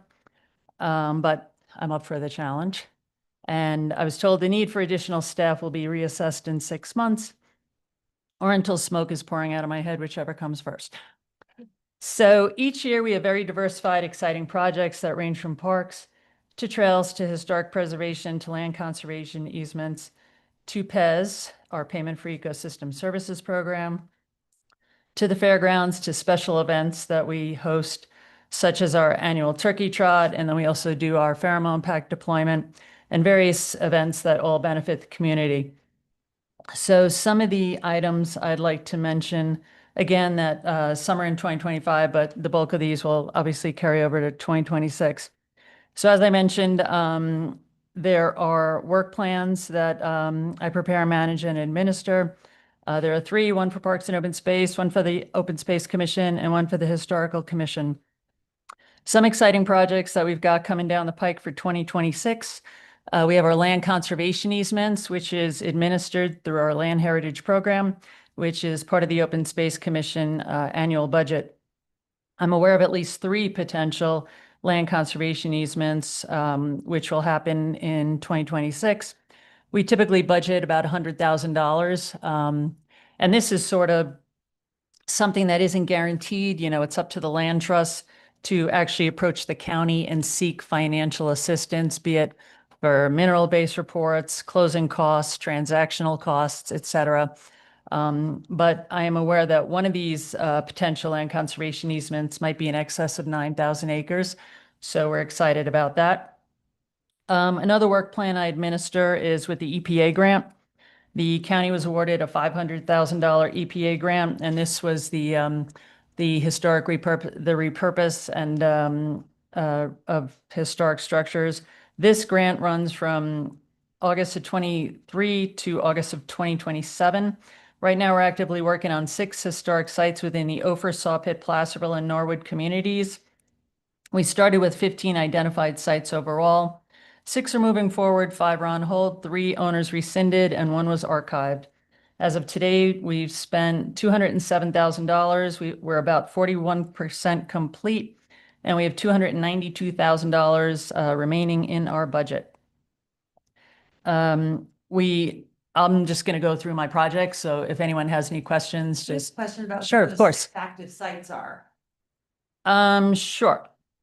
We have, I have my list right here. The Matterhorn Mill. Yes, we've got the Matterhorn Mill and we've got the Pathfinder gravel pit. And these are all earmarked, with repurpose strategy and focused on affordable housing. But the ones that were, and there was some on hold question with, just because there's county ownership involved and U.S. Forest Service U.S. Forest Service ownership involved. So went to federal grant dollars, just how that could be spent. But the sites that we're focusing on, we've got 2 corner gas stations in the Norwood area. We have a vacant lot, and we have another vacant lot, and then we've got the Saw Pit Mercantile, and we have a business down on the Front Street area in Placerville. So these are sites where the owners, we've approached them, and they have been receptive to our environmental assessment survey reports, where we then do soil sampling, we do water sampling. And the one thing about this grant, which is nice, is that, people hear the EPA and they run in the opposite direction. But this is more, as I call it, like a hand-holding grant, where if we identify a problem, we help them fix it. So I'm confused. I thought this was an EPA grant for repurposing historic structures, and now you're talking about cleaning things up? Oh, well, no. So yes, they're one and the same. Oh. So we're looking at historic structures, but at the same time, it's also a repurposing strategy. So in some of these structures, the Saw Pit Mercantile is historic. We have historic gas station sites in the Norwood community. So they are historic. So even though, it might be a gas station or an old gas station, there is a historic element to it. So we're looking, and, like when you look at a gas station, there are tanks in the ground. So we're looking at utilizing the funding through this grant to do soil sampling to make sure that, either those tanks were sealed off, whether or not they've done a phase 1 assessment, a phase 2 assessment, because the owners of these sites are actually looking to do exactly that, repurpose the sites, be it for food service, just changing it over to another business, but bringing these sites back to life, because right now, whereas they are under active ownership, if you drove by them, they sort of look vacant. There's nothing happening there. So we're trying to help them Understood. bridge that gap with getting to that next level of actually redevelopment. Okay. And Bridal Veil Trail, we had new steel steps and a platform deck installed just a couple of months ago. We are also working on having new steel steps installed on the southeast side of the bridge. We do have a contractor in place to get that done, hopefully this year. But if not, we have $13,000 budgeted to carry us over into next year. So again, we're into that time of year where weather is a situation, so we'll see how that plays out. The Down Valley Connector Trail, as you know, the feasibility study portion of this project has wrapped up. And as I've mentioned before, there are various grants out there that I'm pursuing for the engineering and design of segments 1 and 5, as has been recommended and discussed with county commissioners. We've had, and once, and I've been told that I have met with CDOT, and whereas, with the GVTPR, the Gunnison Valley Transportation Planning Region, this project was initially identified as a priority project on their list, actually ranking as high as 4th. This is something where, they set their 10-year plan, and they're currently working on their plan for 2026 to 2036. And we unfortunately did not make the cut, because what happens is they are then carrying over projects from their previous 10-year plan. And we're not only competing with projects from Region 8, but also Region 5. So down the pike, we might make the next 10-year plan, but I have been told that there will be some TAP grants available coming the first of the year. And even though there are federal funds tied in with these grants, I was assured that those funds will still be there. So I will be pursuing these grants and attending meetings starting January 1. Another project we've got going on is the East End Connector Trail. This is a trail that would bridge the gap between the county's Idorado Legacy Trail and the county's Bridal Veil Trail. And what we found is that since the road has been paved on the east end, cars are traveling at a higher rate of speed. And whereas, we've had our trail users just simply walk along the roadway, there is an element of risk involved that we currently feel exists. So Mike Bordoni and myself, we've met with Idorado and Newmont. They have a new management staff involved, and they are receptive to the idea of doing a collaborative effort on making this trail come through to fruition. So we have a sidewalk visit set for November 4th, and we're either going to stay within county right-of-way on the roadway itself, or maybe duck down below one of this, there's an existing boulder on the road, which many of you may be aware of. It's in the turn, and we need to either blast part of it away or go behind it. So we're going to Do you be, think that connection could be built, that connector trail could be built? well, the one thing that we've discussed is getting a plan. We already have sort of like preliminary trail alignments, but meeting this winter, finalizing a plan and getting that built in the spring. So, 'cause this has been a project that has been discussed actually for the past couple of years, but with the internal staffing changes over at Idorado Newmont, things kind of hit the brakes. So we're resurrecting this project, and they are receptive to it. I think for safety reasons, that should be a huge priority for your department. It is. It is. And, potential, well, for a lot of reasons, I think. It should be a priority, and I'm just really glad to hear that there's been movement there, because as I understood, there's some real stalls on the Idorado side, some change in personnel, like you mentioned, so. Well, and it's News to me, this is great. Yeah, and it's nice, and and Mike can also chime in. I think we've been pleasantly surprised with the new management team because there's always, whereas the previous team was very receptive to providing recreational amenities or let us pursue them. The previous team prior to that was not.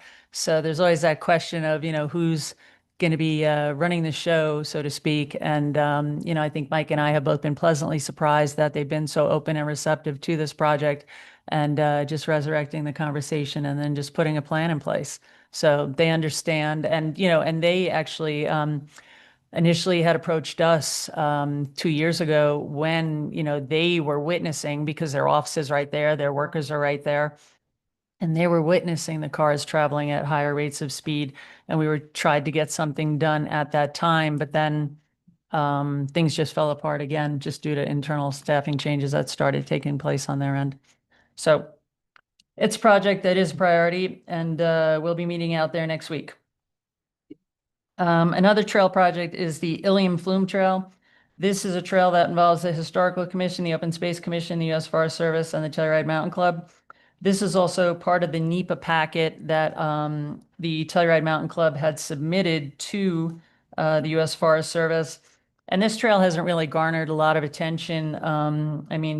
As far as the 7 trails that were submitted within that packet. But this is a passion project for the Historical Commission because it would run parallel to the historic Ilium Flume structure in Ilium Valley. And this would become a U.S. Forest Service trail. So they would bear the costs as far as the construction of this trail and the bridges that would be required to cross the culverts that exist. And the next trail project is, bless you, the Perimeter Trail. And this was also part of the NEPA packet that the Mountain Club submitted to the U.S. Forest Service. This has garnered more attention than some of the other trail projects that were involved in the NEPA process.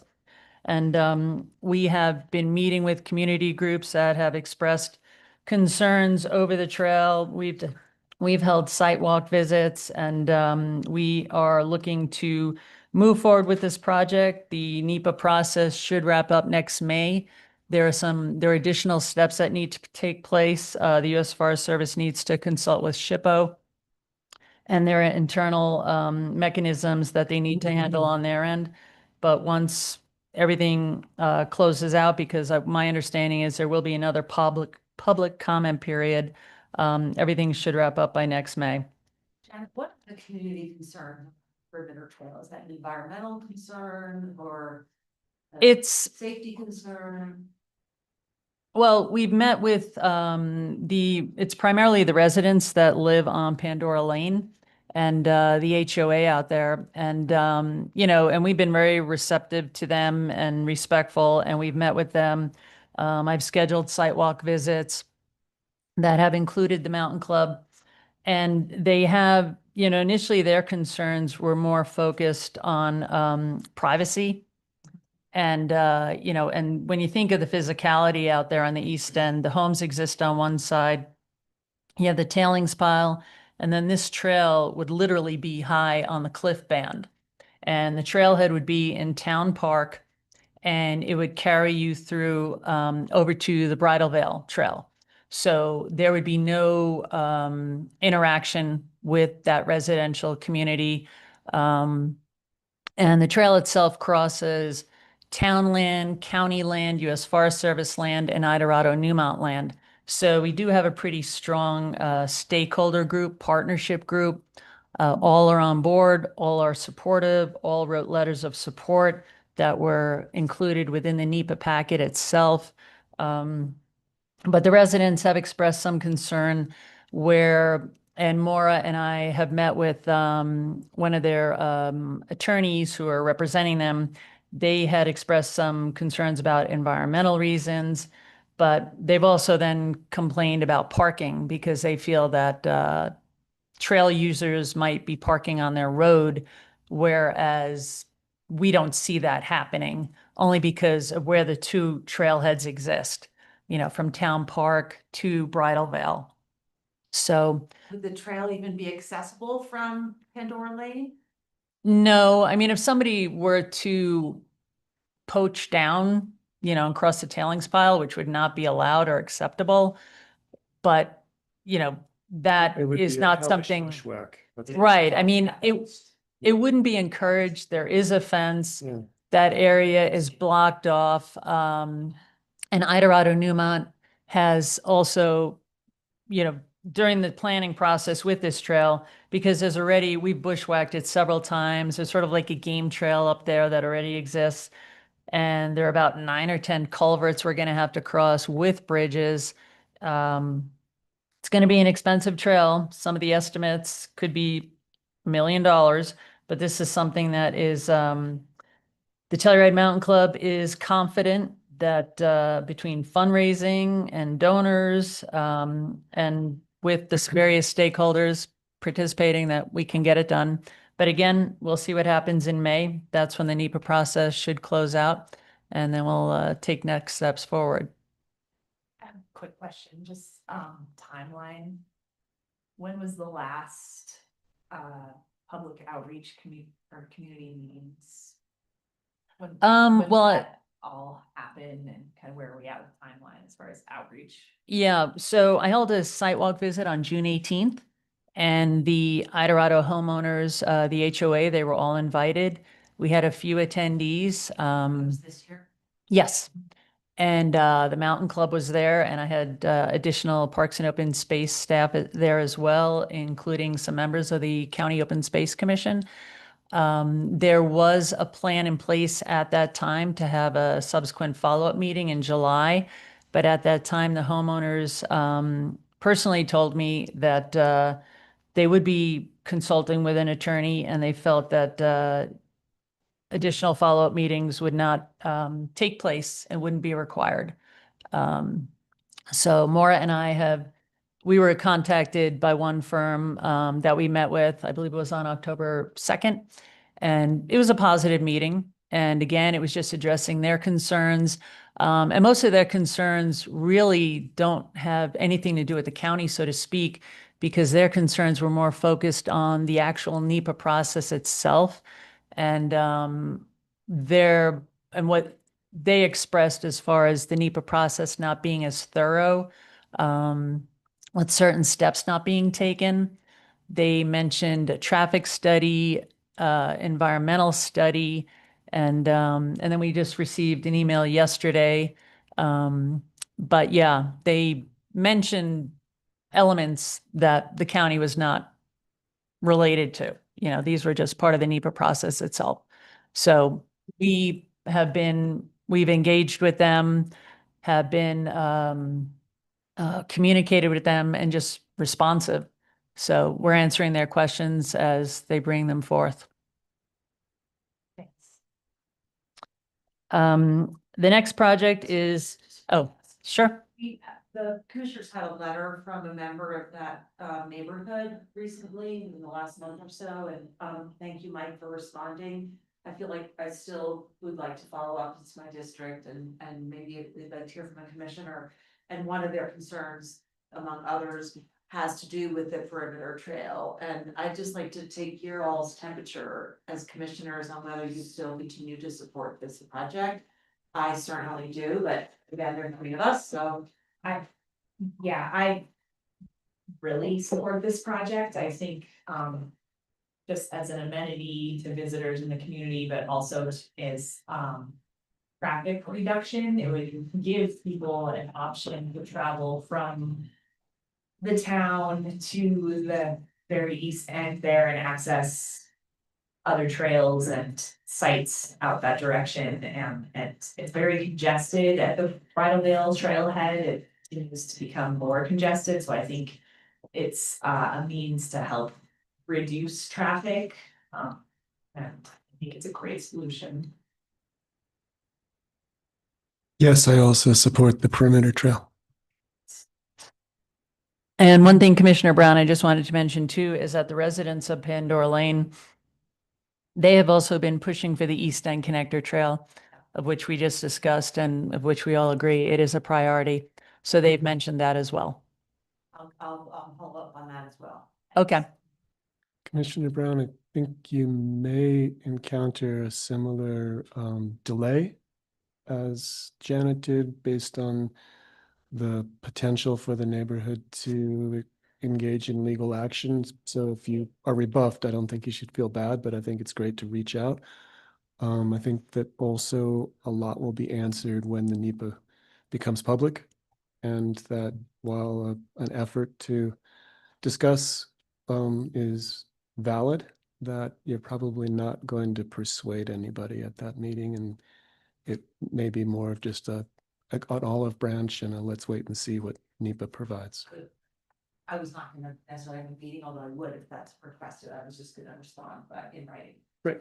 Yeah, but thank you for that. I think the point about the NEPA being released in May of 26 is, I'll make sure that, yes, Nora. There will be a county permit that eventually needs to be issued for the trail, just Okay. as a flag for, there will at some point be a decision before the county about that trail. And you mentioned that for open But you meetings don't- issues or For ex parte, I ex believe. parte, yeah, Just okay. to keep it And there is a up proposal here, on the not in the table. weeds of specific impacts. Cause those are things that might be part of that county review process. Okay, okay, thanks. Well, and just so you know too, I have met with Kay Simonson, our planning director. So she said as soon as the trail alignment is finalized, for me to just provide her with that and submit that as far as to begin that whole permitting process. That's the pieces where it crosses county land. Well, it'll be for the entire trail itself. Development. Is that Yeah. what you mean? Okay. Thanks.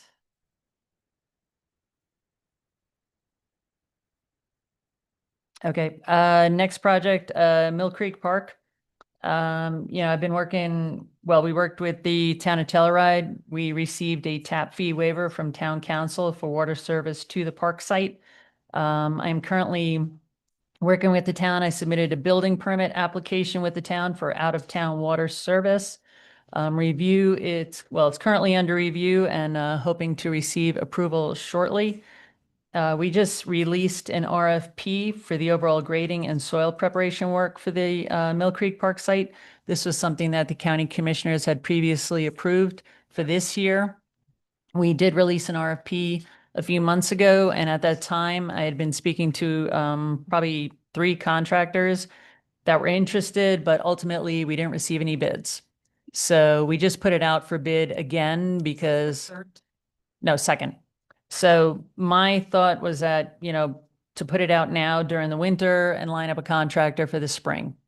So we have $200,000 budgeted for this out of CTF funds to hopefully happen in the spring of 2026. Would you please come back to us for that approval before moving forward, or do we need to, or? Because I think that that was still a little bit of up in the air whether we were gonna move forward. We wanted to see what the actual bids came in at, and we wanted to get results from. the Sure, well- survey. Mhm. So this is not a done deal, is in my memory. Did anyone else think we were definitely moving forward? Yeah, I think that you are correct in that we were going to get bids Right, back. yeah, I was gonna say the RFP was just re-released. Yeah. It's out for about a month. So I'll come back to the county commissioners hoping to have some bids to actually discuss. Perfect, great, okay, great. And then I did conduct the Mill Creek Park survey.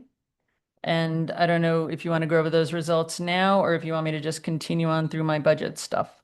Could But we the see the survey, results in electronic format or something? oh, sure, I can share that with the county commissioners. The survey itself was open from July 9th to October 16th. And we received a total of 56 responses. So I can share those results with the county commissioners. Great.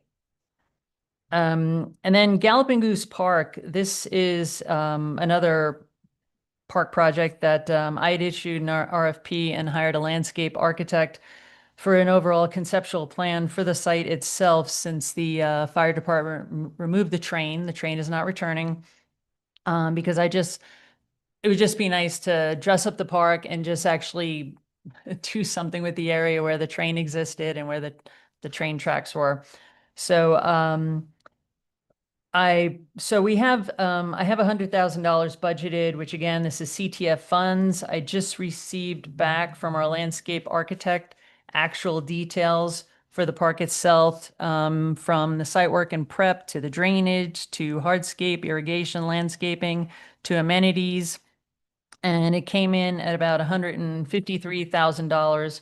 So I had spoken with Mike yesterday, so I'm here to request from the county commissioners if you would allow me to increase this budgeted amount for 2026 from $100,000 to $155,000. And within that $155,000 figure, as I mentioned to Mike, there are some elements in there that I feel I can cut back and make that number lower, but just to provide somewhat of a cushion. I'd like to see the plan before we. Well, yeah, and I will have that. I don't have an overall conceptual design yet. This is just number talking right now. I'm going to be meeting with our architect again next week. So, A ton of small. I just would need to see what you're gonna do. Okay, sure. $5,000. mhm. I don't know how the others feel. You actually, this is your. Yeah, I mean, with a 30% increase in potential costs, I would like to just take a look at the details before actually entertaining pre-approving that. one, Okay. just to see what that plan Yeah, might entail and what those dollars would cover. absolutely. Yeah, and that 100,000, and with that increase itself, I mean, I threw the 100,000 figure out there. So, that was before I had numbers. I just got numbers yesterday. And one thing, I was thinking of doing too, I don't know if anyone has been down in Ridgeway recently, but next to Kate's, there's this beautiful, wonderful mural on a wall. So one thing, and I'd spoken to the HOA within the building, is potentially holding like a contest with the kids in the schools and doing a mural on the brick wall here of the Miramani building.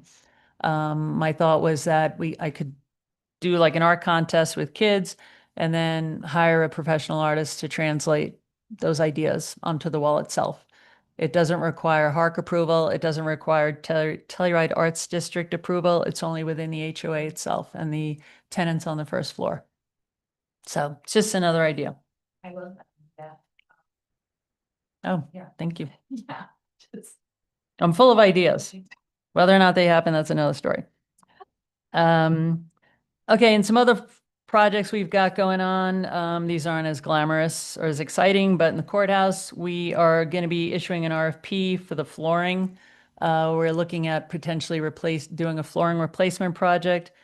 We're looking at $200,000 for that. That's a capital request. Also in the courthouse, We're looking at sewer pipe replacement. We had to replace an actual section this year. And it's an aging system. So we're just putting off the inevitable of having to do this. We're looking at $50,000 for that. That's also a capital request. Janet, quick question. You said it's 50K now, but did you also say that we're delaying the inevitable? Well, no. In having said that, we had to replace a section this year. So rather than just piecemealing it and waiting for sections to fail Mhm. and replacing them as they fail, because it was pretty nasty over there when we had a section fail about a Mhm. month ago. So for the So- 50, we get the full. Exactly. Like We're looking to just Excellent. replace those sections that haven't failed yet, but most likely will. Great. That's what I wanted to hear. Thank you. Another project with Lewis Mill, and this is something that has just carried over. We had a phase 2 project. Phase 1 was the exterior ramp to the front door, the roof, etc. That took place. That happened. Phase 2, which has included the window replacement and and framing, the interior flooring and structural repairs. We had some of it partially completed this year, but the bulk of the work is going to carry over into next year. And unfortunately, with Lewis Mill at the elevation that it's at, you're dealing with a very short window with weather. The snow up there happens a lot sooner than it does down here. And it's also a challenge of bringing all the equipment to the site. And plus, our contractor ended up handling the Royer Gulch repair project on Imogene. So he ended up being detoured for a bit. So we're still very much in the mix, still happening, but that most likely is going to carry over to next year. The Trout Lake water tank, that's another historic structure that is up at Trout Lake. We're looking to do a roof replacement. We had issued an RFP on this probably at least twice. We just reissued it now. This is a project that we would hope to have done in the spring, and we have set aside $35,000 for that. The Matterhorn Mill, this is obviously an ongoing project. We perform maintenance up there, and in collaboration with the U.S. Forest Service. Right now, we're working with the U.S. Forest Service and DRMS on the tram cable removal.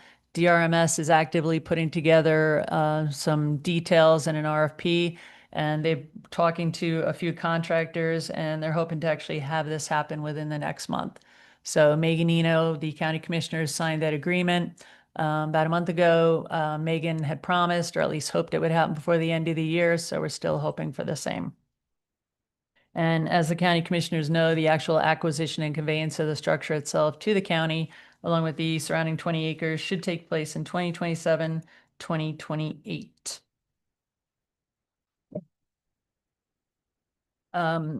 Another program that we have going on is our PES program, our Payment for Ecosystem Services program. So we're looking to continue to enhance this program with targeted goals for the landowner participants.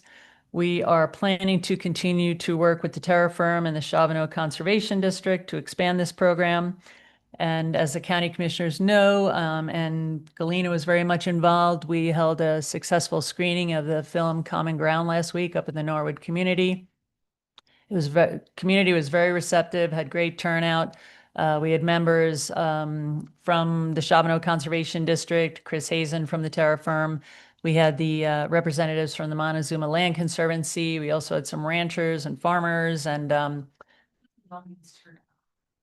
it was, yeah, and what's nice is just talking about new ideas that are out there. A potential idea that the Montezuma Land Conservancy has been talking about, that we actually met with the Darienis, Tony and Barkley, is potential succession planning with farmland and how that might tie into land conservation easements. So we do have members of the community that are interested in that as well. So I am meeting with Chris Hazen actually tomorrow, and then he and I are going to schedule a separate time with county commissioners, with the Chavano Conservation District, just to delve more into the details as far as what the county commissioners want to see for next year.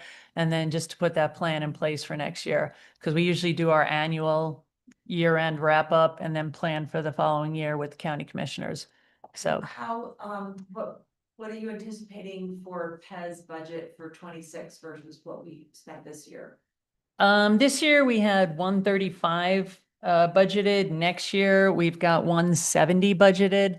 And it's because, we're looking to keep continuing growing this program with new participants, and Chris Hazen and Chavano are very positive with the community outreach that they've conducted, that we will have more participants. Did we go through the 135?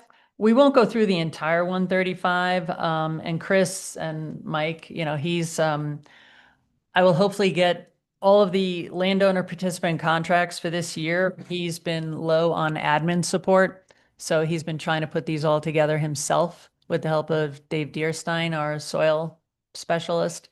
So it's a little backlog there, but I'll finalize those figures with him tomorrow, and we'll be able to paint a better picture for you when we do our year-end wrap-up.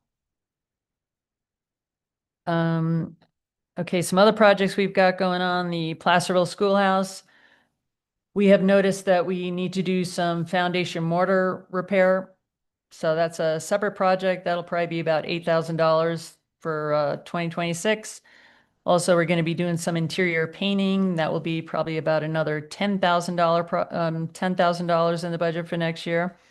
As the county commissioners know, and as I mentioned at last week's meeting with the Placerville community, we are going to have historic signage placed at the Placerville Cemetery. We're looking to have that done this year. But again, I'm working with a welder in Ure, so we will see where we are at, whether or not this happens this year or next year. And as the county commissioners know, there were 2 members of the community that expressed an interest in being involved. I have since spoken with them and will share the designs and the renderings with them. But as I mentioned last week, we're just looking to have signage that's similar to the Lone Tree Cemetery up here in Telluride. So just an arch and keep it simple. There was a comment made last week about whether it would be historic signage or just like a entry sign kind of thing. Has there been any thought in your department about historic signage, and would there be something to say there? Well, Interpretive signage? Yeah, so the Historical Commission, what we've talked about is historic interpretive signage. This is more, again, like the archway to identify the site, but we would be preparing also historic interpretive signage like a panel, which would give some history to the site itself. So that's part of the plan as well? Yes. Yeah, I've got 2 separate groups working on either, but yes. Nice. And then we've got some projects going on up at the fairgrounds. We're looking to replace some playground equipment and also increase our falls protection. That'll be about $15,000 to $20,000. We're also going to be doing some improvements with the outdoor arena. We need to remodel the livestock pens, the loading chute, the crow's nest at the grandstands, and the announcer's stand. So we are looking to, a lot of that we would look to do in-house, but there's some welding involved. So we're probably looking at about $15,000 for that. And then we've got the racetrack at the fairgrounds. We're looking to replace the rails and the fencing and the gate, and that would probably be about another $5,000.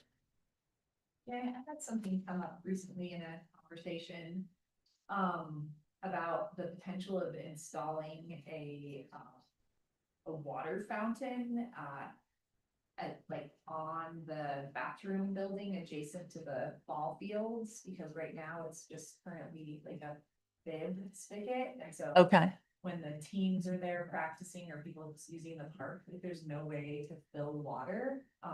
So like a water bottle refillable station. Refill station, Mhm. which you just installed on where that bib is. Sorry, which facility? At the. The ball fairgrounds, fields. The ball field bathrooms. Of the fairground. Yeah, at the fairgrounds. Yeah, basically, there's just nowhere to fill water, for park users and sports teams. Yeah, no, we can definitely look into that because we've actually had them installed at our parks, you know, the Down Valley Park and the Placerville Park. Yeah. So, Similar. sure. Okay. Thanks. Yeah, no worries. And even though I have multiple pages here, I think that's it.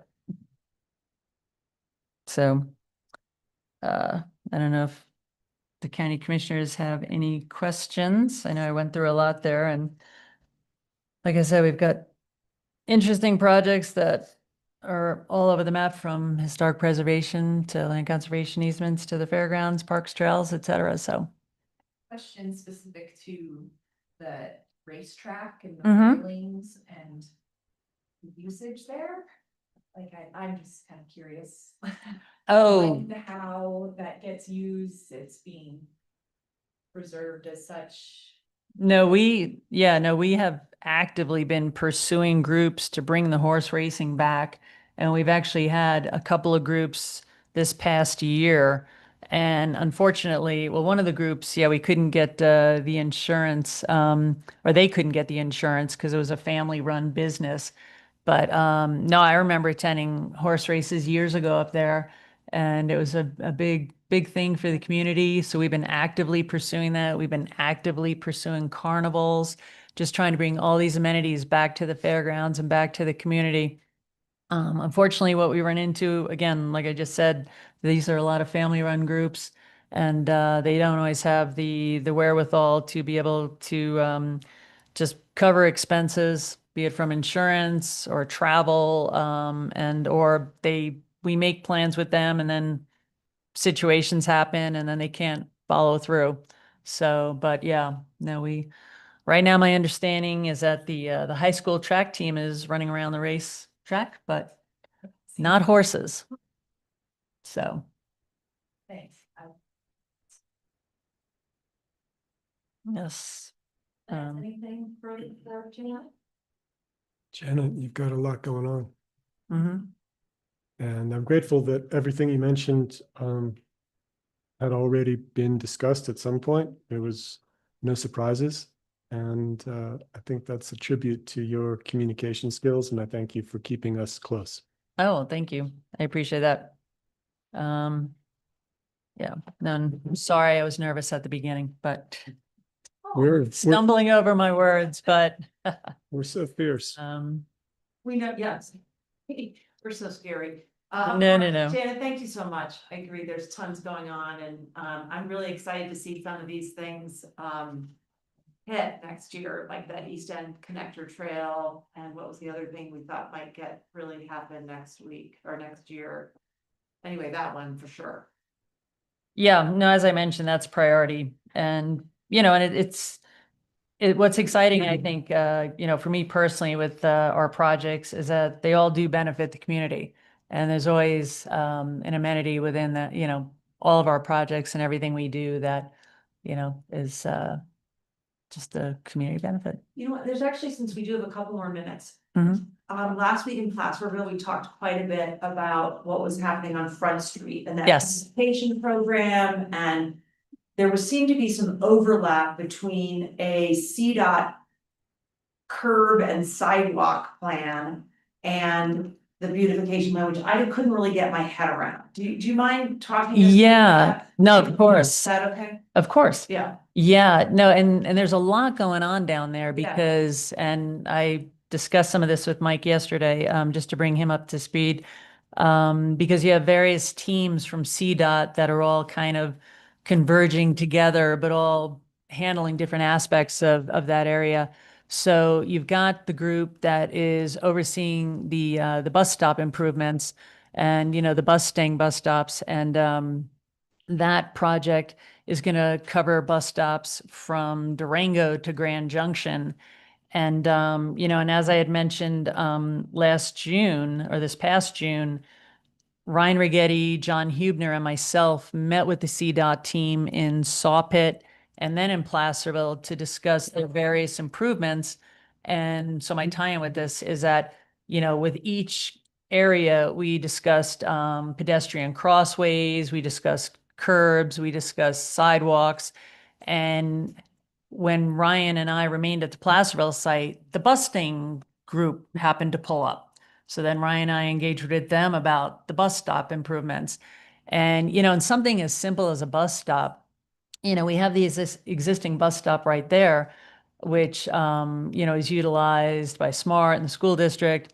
But the busting people didn't even know that that physical bus stop existed. And if you're down there, you can see the busting bus stop, which is way off to the side in like the middle of the parking lot.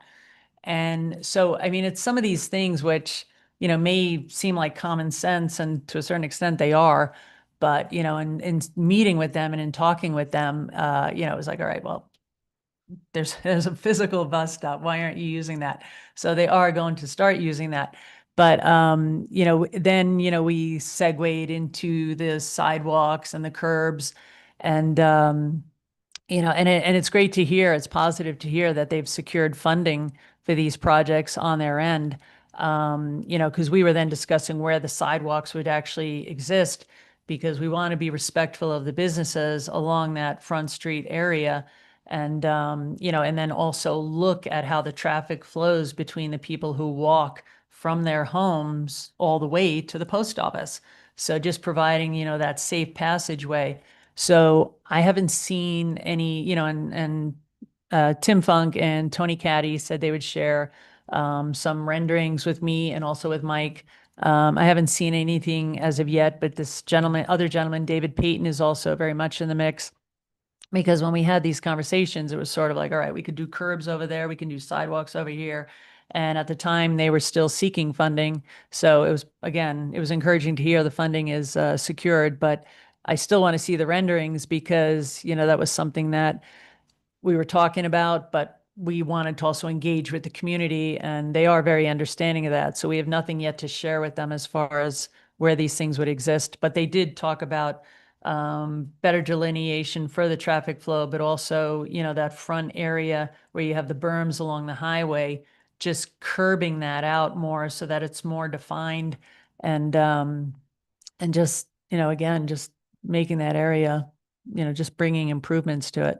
So, and then the third piece that is on my mind for Front Street is our county, your department's beautification plan, right? Yes. So, and as I recall from the plans that there were a couple alternate sketches. Yes, two renderings.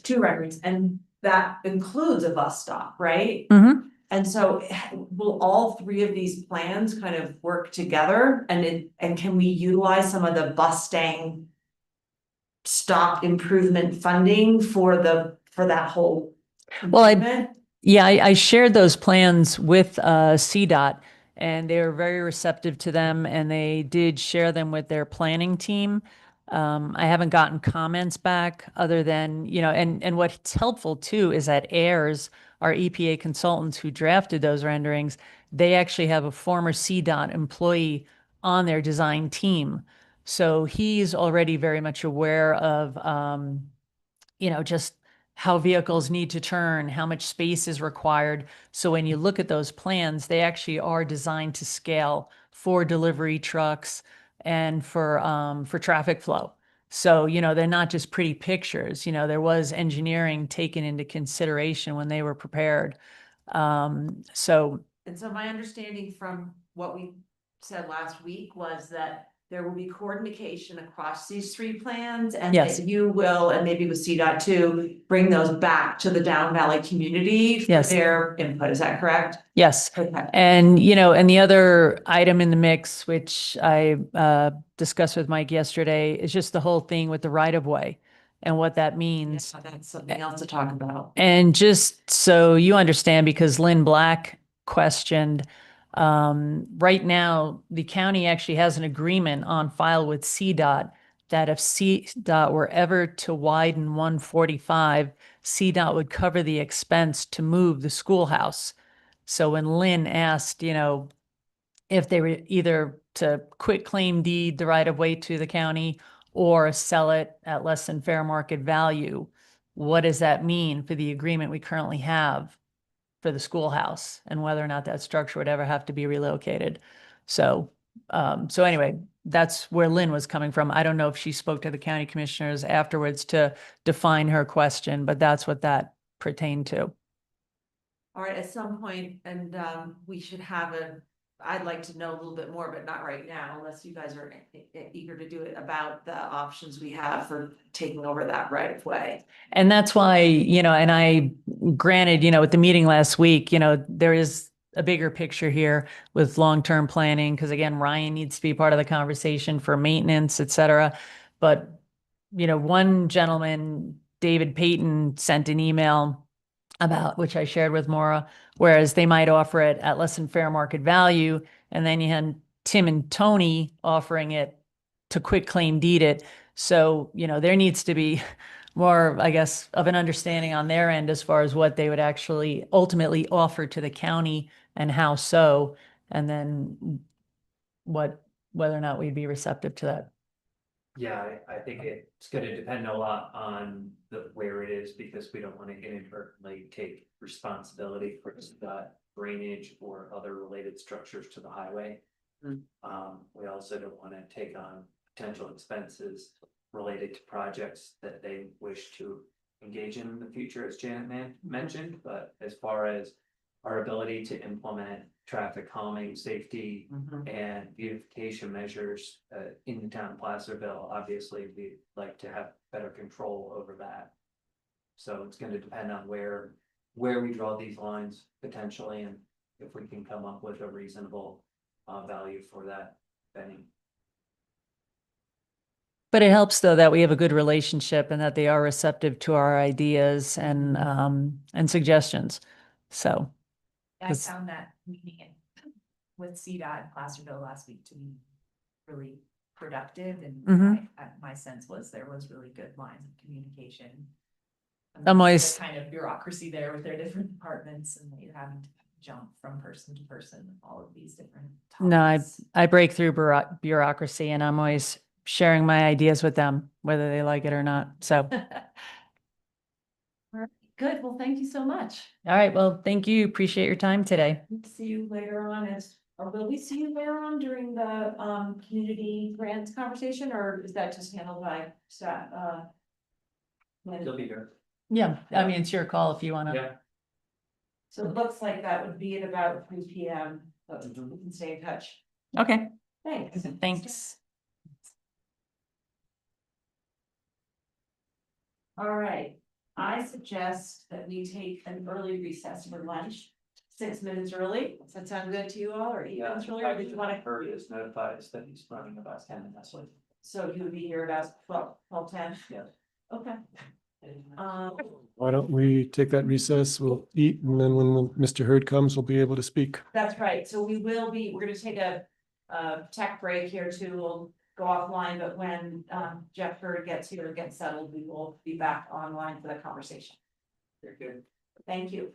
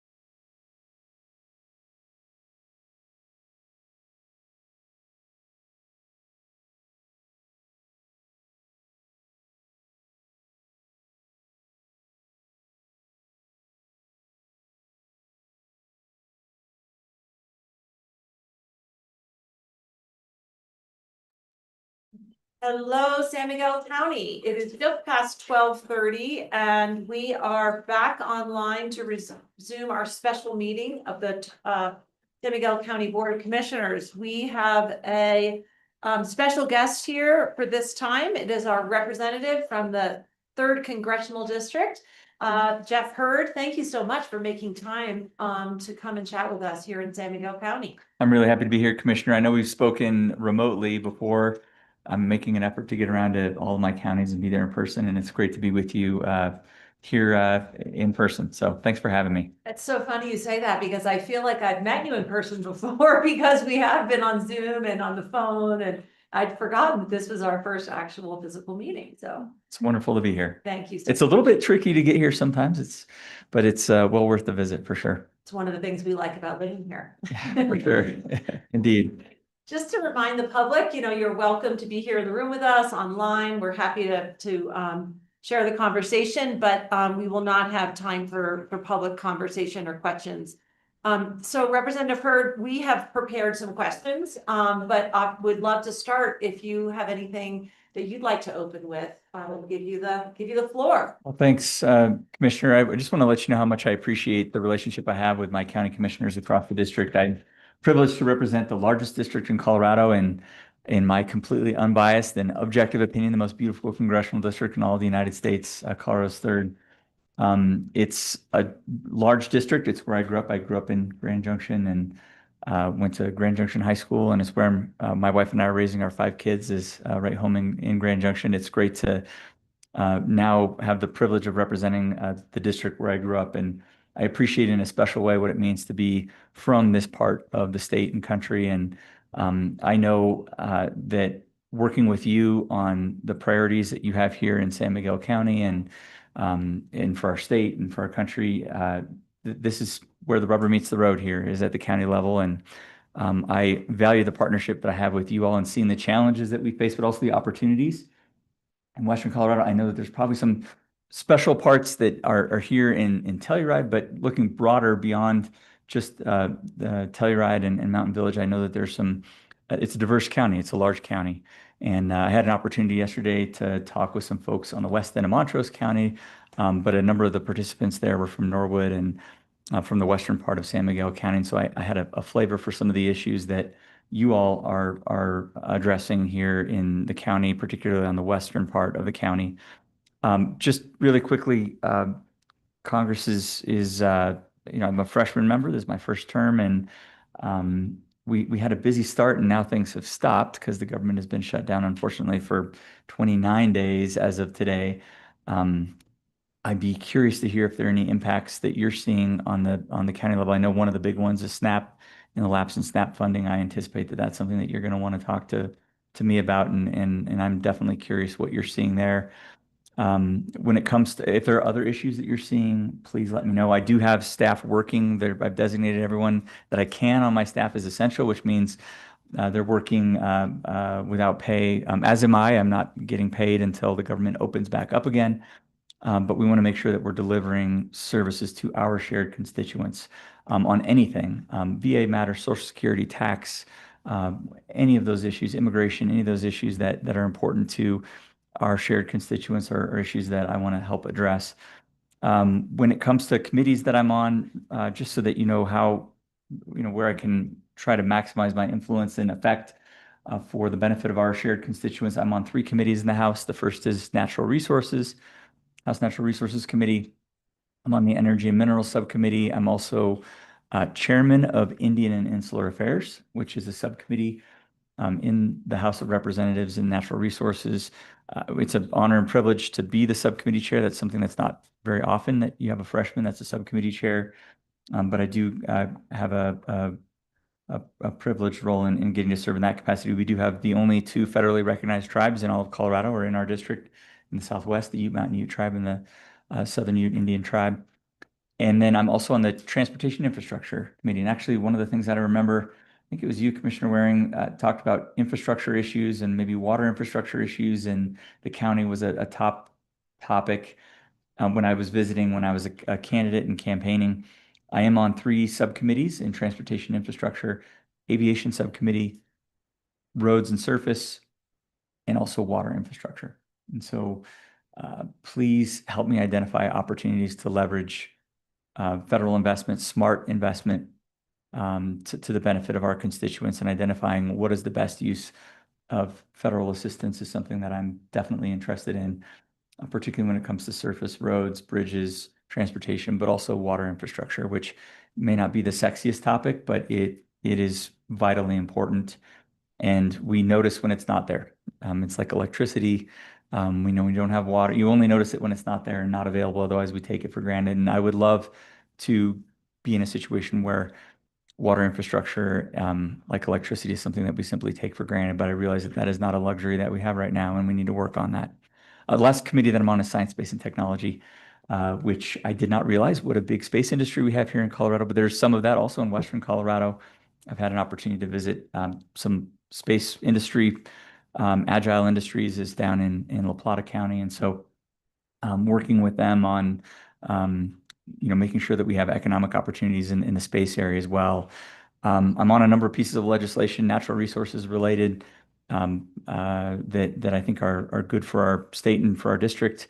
Congressman Neguse and I are working on some snowpack related legislation as well.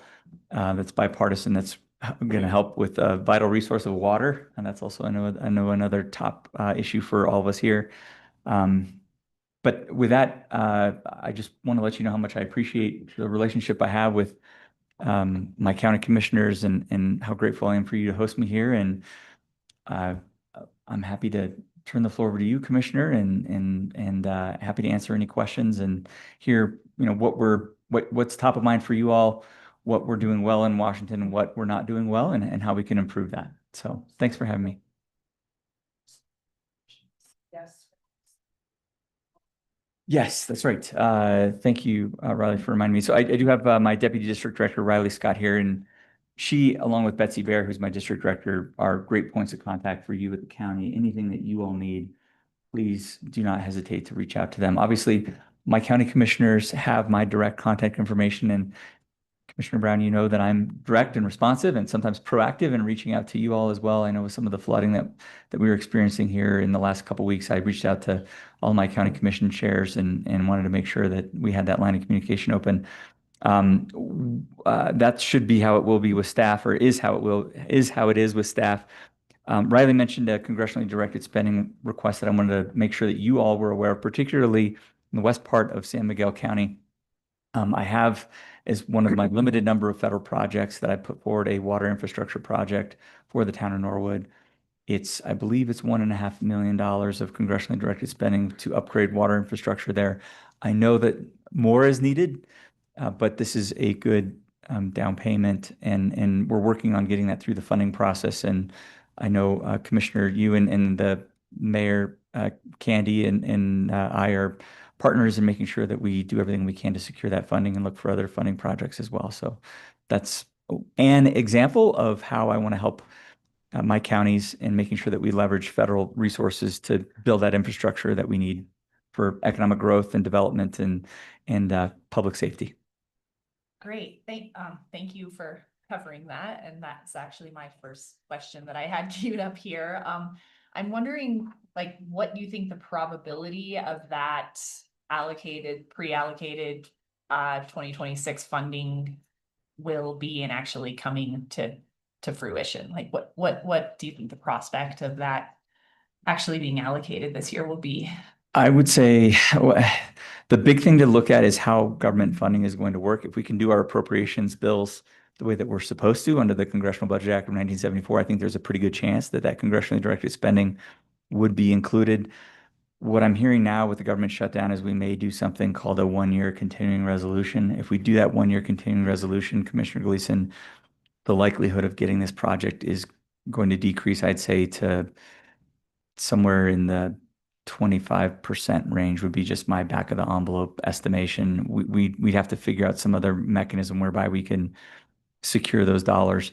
If we do the appropriations process outside of the continuing resolution process, if we do it the way that we're supposed to do, I would anticipate that, again, no guarantees, no promises, but I'd say my estimate would be greater than 80% chance that we'd be able to secure those dollars through the appropriations process. we should know that fairly soon, hopefully what the funding is going to look like for the next year. See and look into our crystal balls, I guess, at this point. I really do appreciate that you prioritized that funding ask. And I know that you had robust conversations yesterday about further needs, specifically to water storage projects and a continuation of water infrastructure improvements on Wrights Mesa. So we'll continue to talk and you'll continue to hear from me on that and just, ways that we can potentially utilize federal dollars to really improve our rural communities and just not only have the potential for measured growth, but even just to sustain our community right now. It's critical. Commissioner, I agree 100%. A couple things I will tell you when we're looking at how to, what do I find most persuasive is, what am I willing to go to bat for when it comes to infrastructure projects? I will tell you that projects like this, water infrastructure, automatically go high in the list, or roads or bridges. I will also tell you, if the county or municipalities have some sort of local buy-in where there's some skin in the game, so to speak, by some of the county or local elected government organizations, that is something also that weighs heavily for me, that it's not just a complete federal project, but it's something that's shared, state, local government as well has a role in that. I will tell you also, if you want to, one thing that I've learned already, I'm a freshman member of Congress, but I've learned that Congress in many ways works on stories and statistics. If you can tell me a compelling story that allows this issue to crystallize for my fellow members of Congress, if it's, this water infrastructure project is important because, and you sort of paint a little picture with words, that helps me in explaining to my colleagues and going about why it matters. And if there's statistics also that can back it up, why this is a good investment of federal dollars, those are tools that I can use to help effectively advocate for these sorts of projects. So stories and statistics and local buy-in are factors that matter to me when it comes to deciding which federal projects we're going to support. Great. I've got some stories, but I don't want to take up too much time right now. But in short, every time there's a structure fire or any sort of fire within the municipality of the town of Norwood, and a fire hydrant is used to fight that fire, there is inevitably going to be one or several breaks in the main water line. That's where we're at right now. With no redundancy. With no redundancy. Right. I heard that yesterday at the forum that we had on the west end of Montrose County, and that's a great way to explain to me the importance of why this project is an important one. So thanks, Commissioner. Yeah. Thank you. So the next thing we wanted to talk about was, perhaps not surprisingly, the government shutdown. And from reading the news and, all sorts of newsletters and so forth, my understanding, or our understanding, has been that the core of the disagreement is over continuing enhanced health insurance premium tax credits that were kind of bumped up during COVID. I was a little confused, and that's why I'm so happy you're here today reviewing your newsletter from last week, that there may be other issues that are core to the shutdown. You mentioned a 24-page Republican continuing resolution and a 68-page response from the Democrats. There were no links in there, so I couldn't, and I didn't, do my own research to find those. But I'm interested to know if there are other issues that are really holding this up. So that's kind of the first part of the question. But the second part of the question is in regards to those enhanced health insurance premium tax credits. I understand that you were an original co-sponsor of the Enhanced Premium Tax Credit Extension Act, which is pretty much stalled out here. I probably don't need to tell you what the impact is on Western Colorado.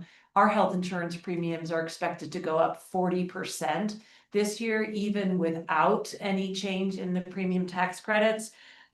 We have about 225,000 Coloradans who do receive that enhanced tax credit. Our CEO, that's the Office of Energy, the insurance commissioner anticipates that about 25,000 Coloradans will have to fall off of health insurance if that enhanced premium tax credit doesn't continue. And I do agree with you, as I've read in your statements, that we need an overhaul of our healthcare system. It is not working, and Obamacare did not solve the cost problem. It did solve the sum of the health insurance coverage problem, but not the cost.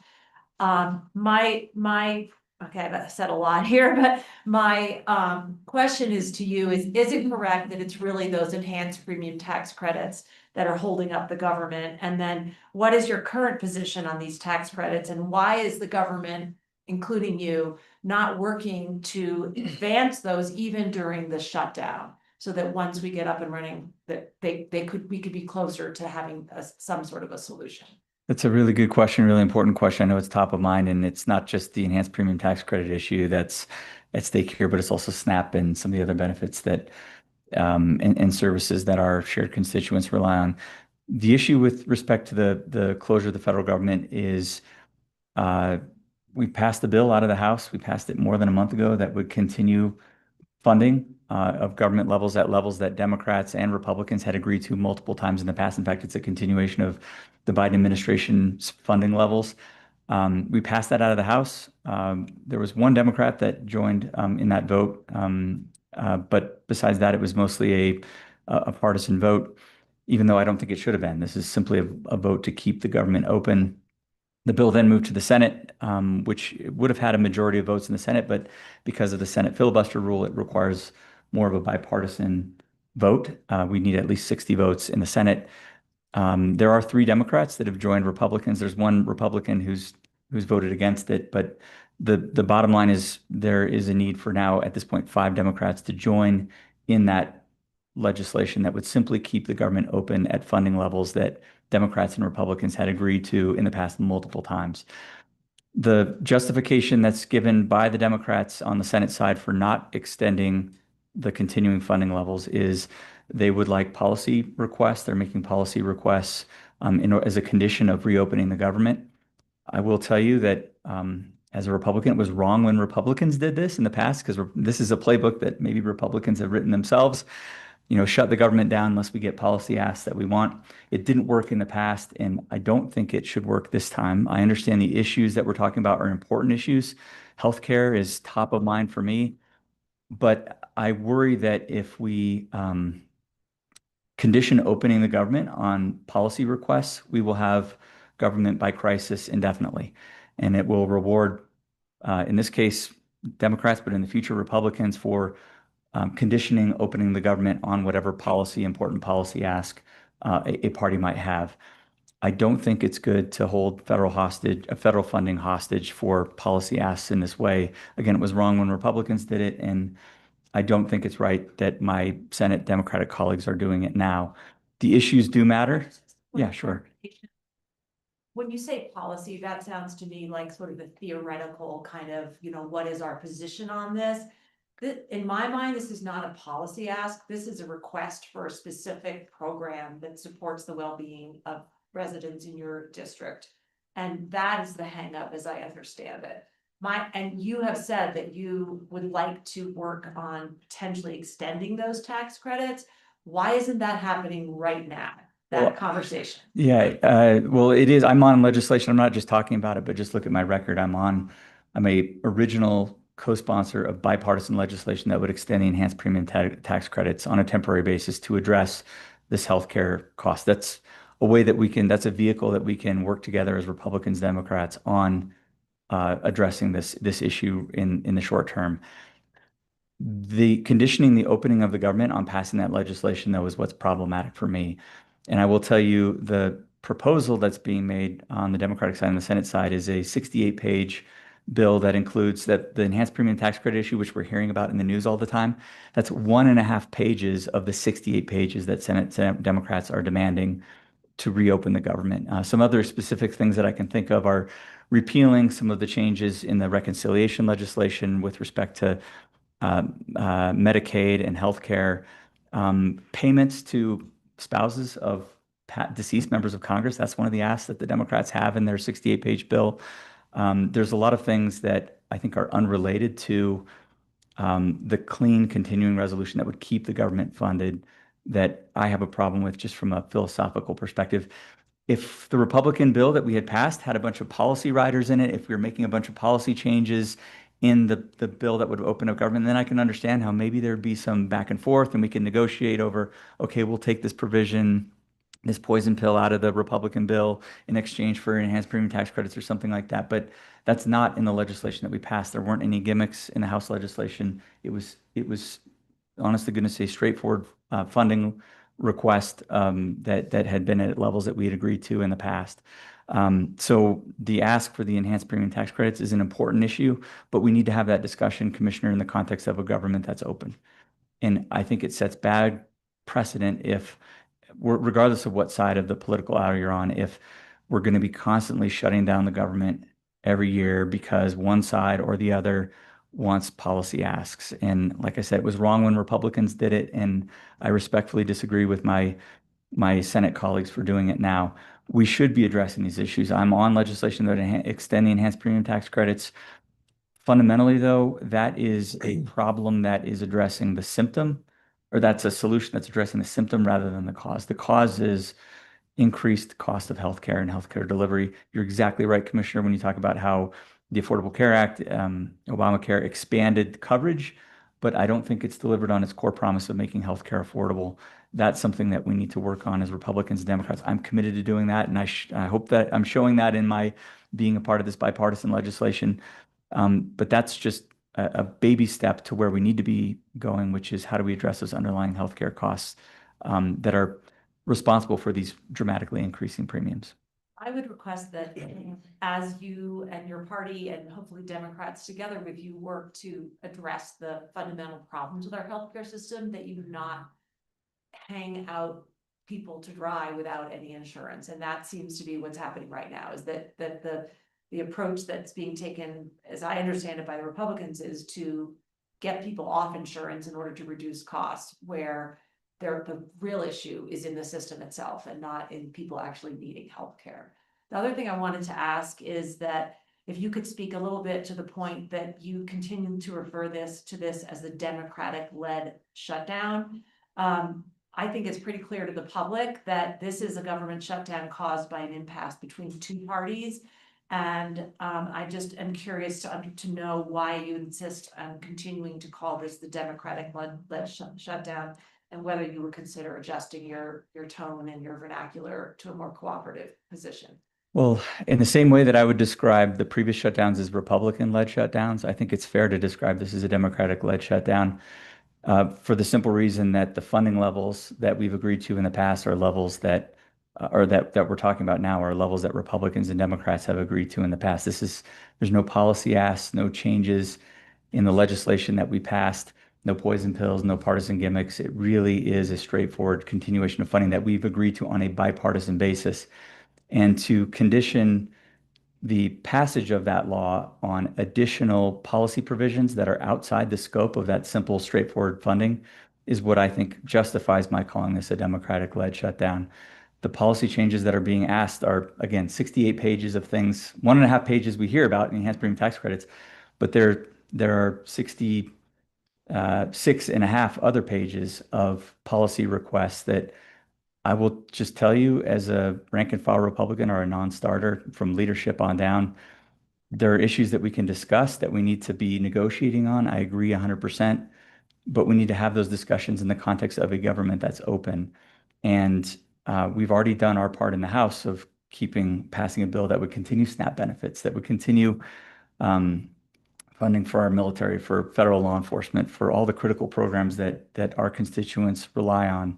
We've done that job in the House, and it wasn't on a partisan basis. It was on a straightforward, reasonable basis.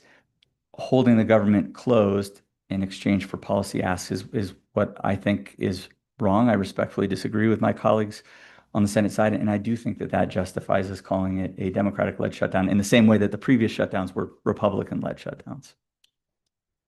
I would also just say I haven't ever heard Republicans say that they want to remove people from healthcare to save costs. I don't think that's true. I think essential to keeping healthcare costs low and insurance premiums low is increasing the pool of people who are covered. I worry about adverse selection and what happens when you have individuals who are otherwise healthy opting out of the healthcare market. That only increases the spiral of costs. And that's something that if we really want to, one of the pieces of making sure that we keep healthcare costs low is that we have younger, healthier individuals that are less likely to rely on the healthcare system paying in and being a part of the system. That is one of the solutions that's going to help keep healthcare costs low. And that's why it makes me nervous that our health insurance premiums are going to be skyrocketing this year, because what that means is that, you know, the healthy people that are in this room that are probably not going to be, that are on the individual market. Remember, the issue that we're talking about here is just the individual market. The small group market, large group market, those are a separate issue. The enhanced premium tax credits help those people afford it. If we don't have those, then healthier people are going to say, you know what, I'm just going to opt out of the system. Those of us that are older and sicker are going to say, well, I'm probably going to need this, so I'm going to pay this higher premium.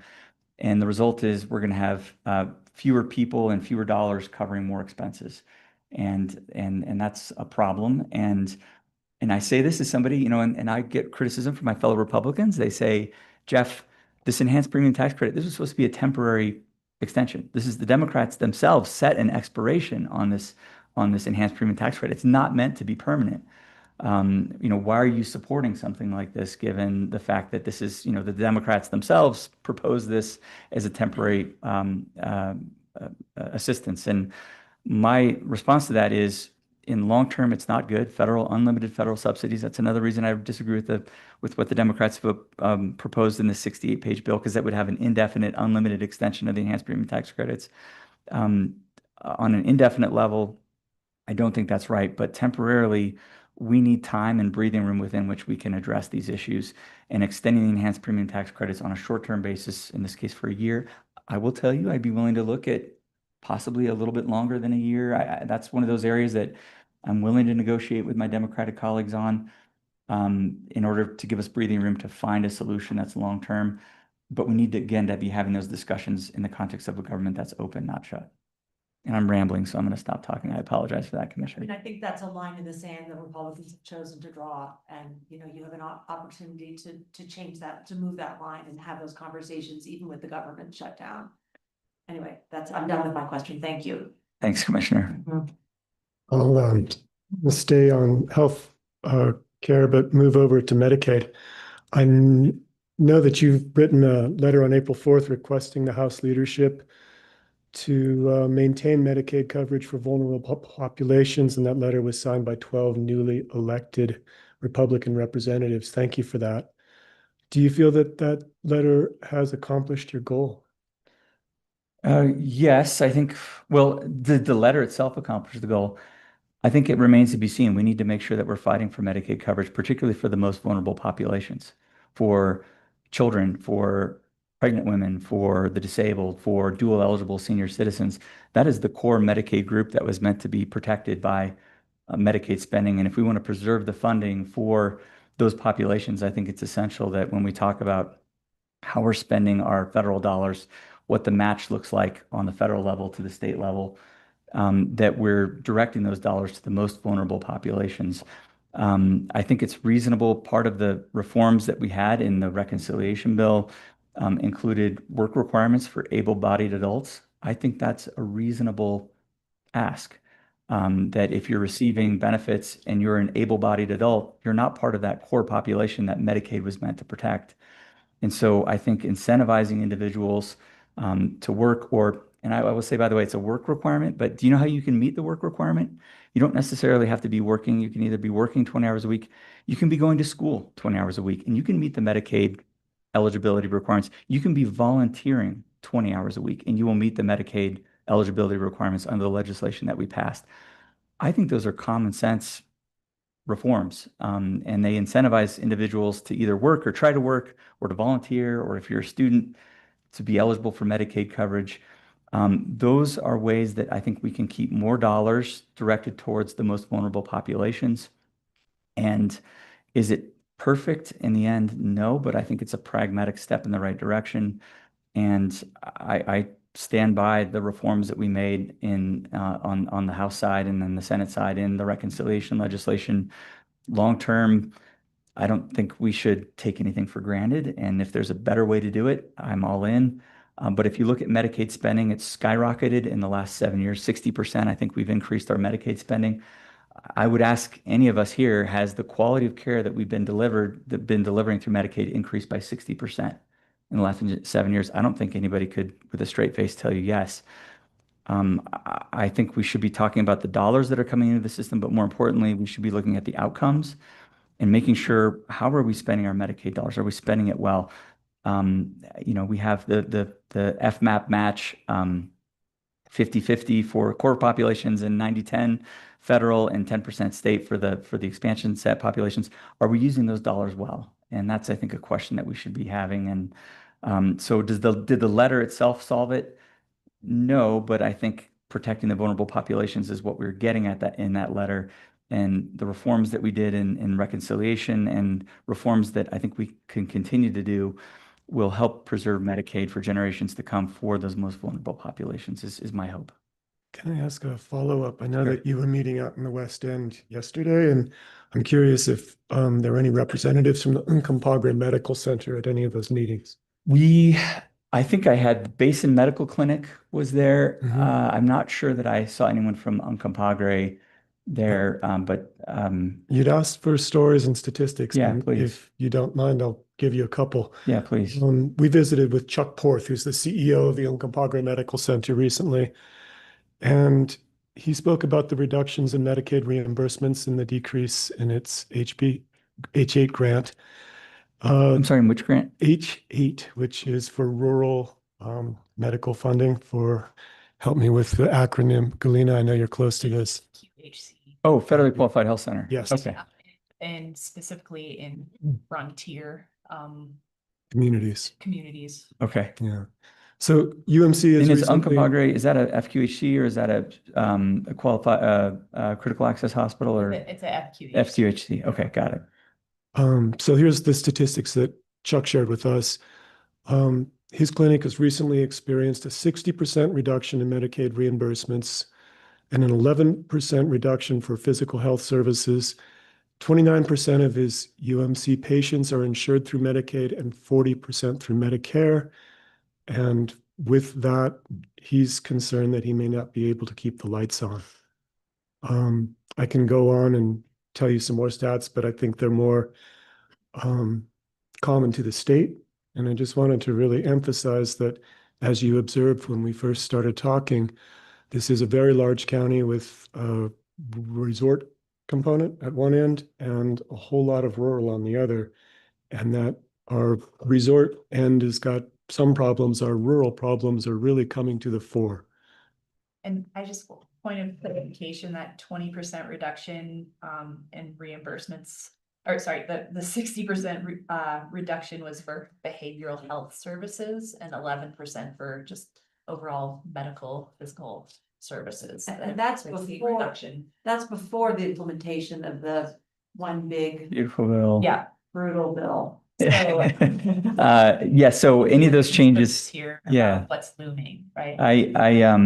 A couple things. First, Commissioner, you're right. The changes that we're talking about in HR 1, the one big beautiful bill or whatever alternative you care to use, which, by the way, I will tell you, on balance, in my view, I knew about halfway through reading through that bill, I read through every section of that bill.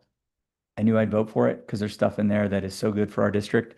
It's not perfect, but on balance, I think it's the right thing, and I'm happy to defend that vote. I think it's the right thing for our district for so many reasons that you never hear about in the news. I mean, we hear about Medicaid and the changes to Medicaid that we make, but also SNAP work requirements as well, and incentivizing good implementation of SNAP.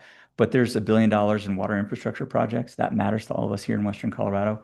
There are Pell Grants for vocational training that are part of that legislation. There's $12 billion in air traffic control updates and upgrades in that legislation. There is a break for Social Security. Those people here that are middle income receiving Social Security, they will have either smaller or no taxes they need to pay on Social Security. There are all sorts of child tax credits that are doubled and indexed to inflation for the first time ever. The standard deduction is increased, which the majority of us here, really rich people, don't usually utilize the standardized deduction, but those of us that are not super rich do.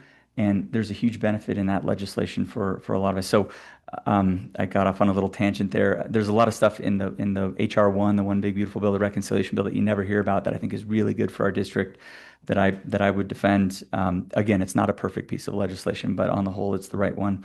The changes that we're talking about with respect to Medicaid and that legislation do not take effect now. So anyone that says we've received a reduction in X percentage because of the One Big Beautiful Bill is misunderstanding legislation, or that is misinformation in my view. The work requirements that we're talking about don't take effect until April 1st of 2027. We're nowhere near April 1st of 2027. The FMAP increases that we're talking about are frozen in place. There's no extension of those. We're not backing off. The decrease in the provider fee, 0.5%, doesn't take effect, I believe, until fiscal year 2028. So anyone saying that the changes that have resulted from the legislation that we passed this summer are hurting rural healthcare right now, I don't think that's accurate. Also in the legislation, we have $50 billion with a B dollars that's been earmarked for rural healthcare. And I will tell you tomorrow, CMS, Center for CMS and HHS, Health and Human Services, is coming out with regulations of what that will look like. That's something that I need the county's help in making sure when it comes to rural healthcare that we're using those dollars in the right way. I don't want those $50 billion spent on community health gardens or something like that. I want them deployed at places like Uncompahgre and other FQHCs and other critical access hospitals to make sure that we're supporting those critical services that rural Coloradans depend on. The FQHCs are in kind of a unique spot because their Medicaid reimbursement rates are actually higher than most other reimbursement rates. I don't know how to explain the 60% in, you said it was mental health services. My guess, I don't know, but my guess is that might be a state directed change in that reimbursement formula. But I don't know for sure.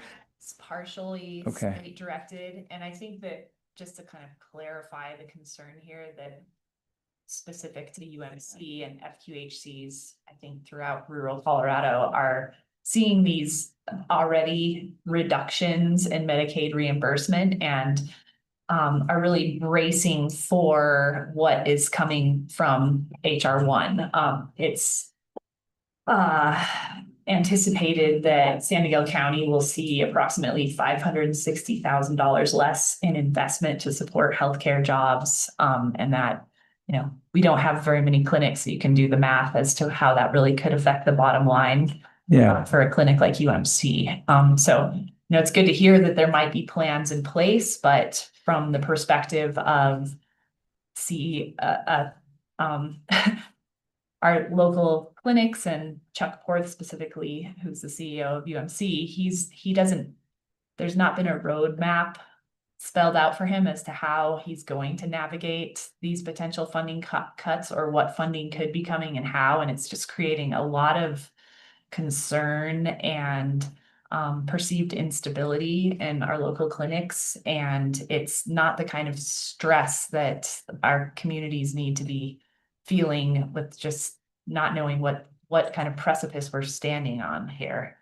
I think that's a really great point, Commissioner. My dad ran what became an FQHC in Grand Junction, the Marillac Clinic, and I understand the importance of federally qualified health centers and critical access hospitals and rural clinics to the delivery of healthcare services in Colorado, and how lack of predictability and instability can wreak havoc.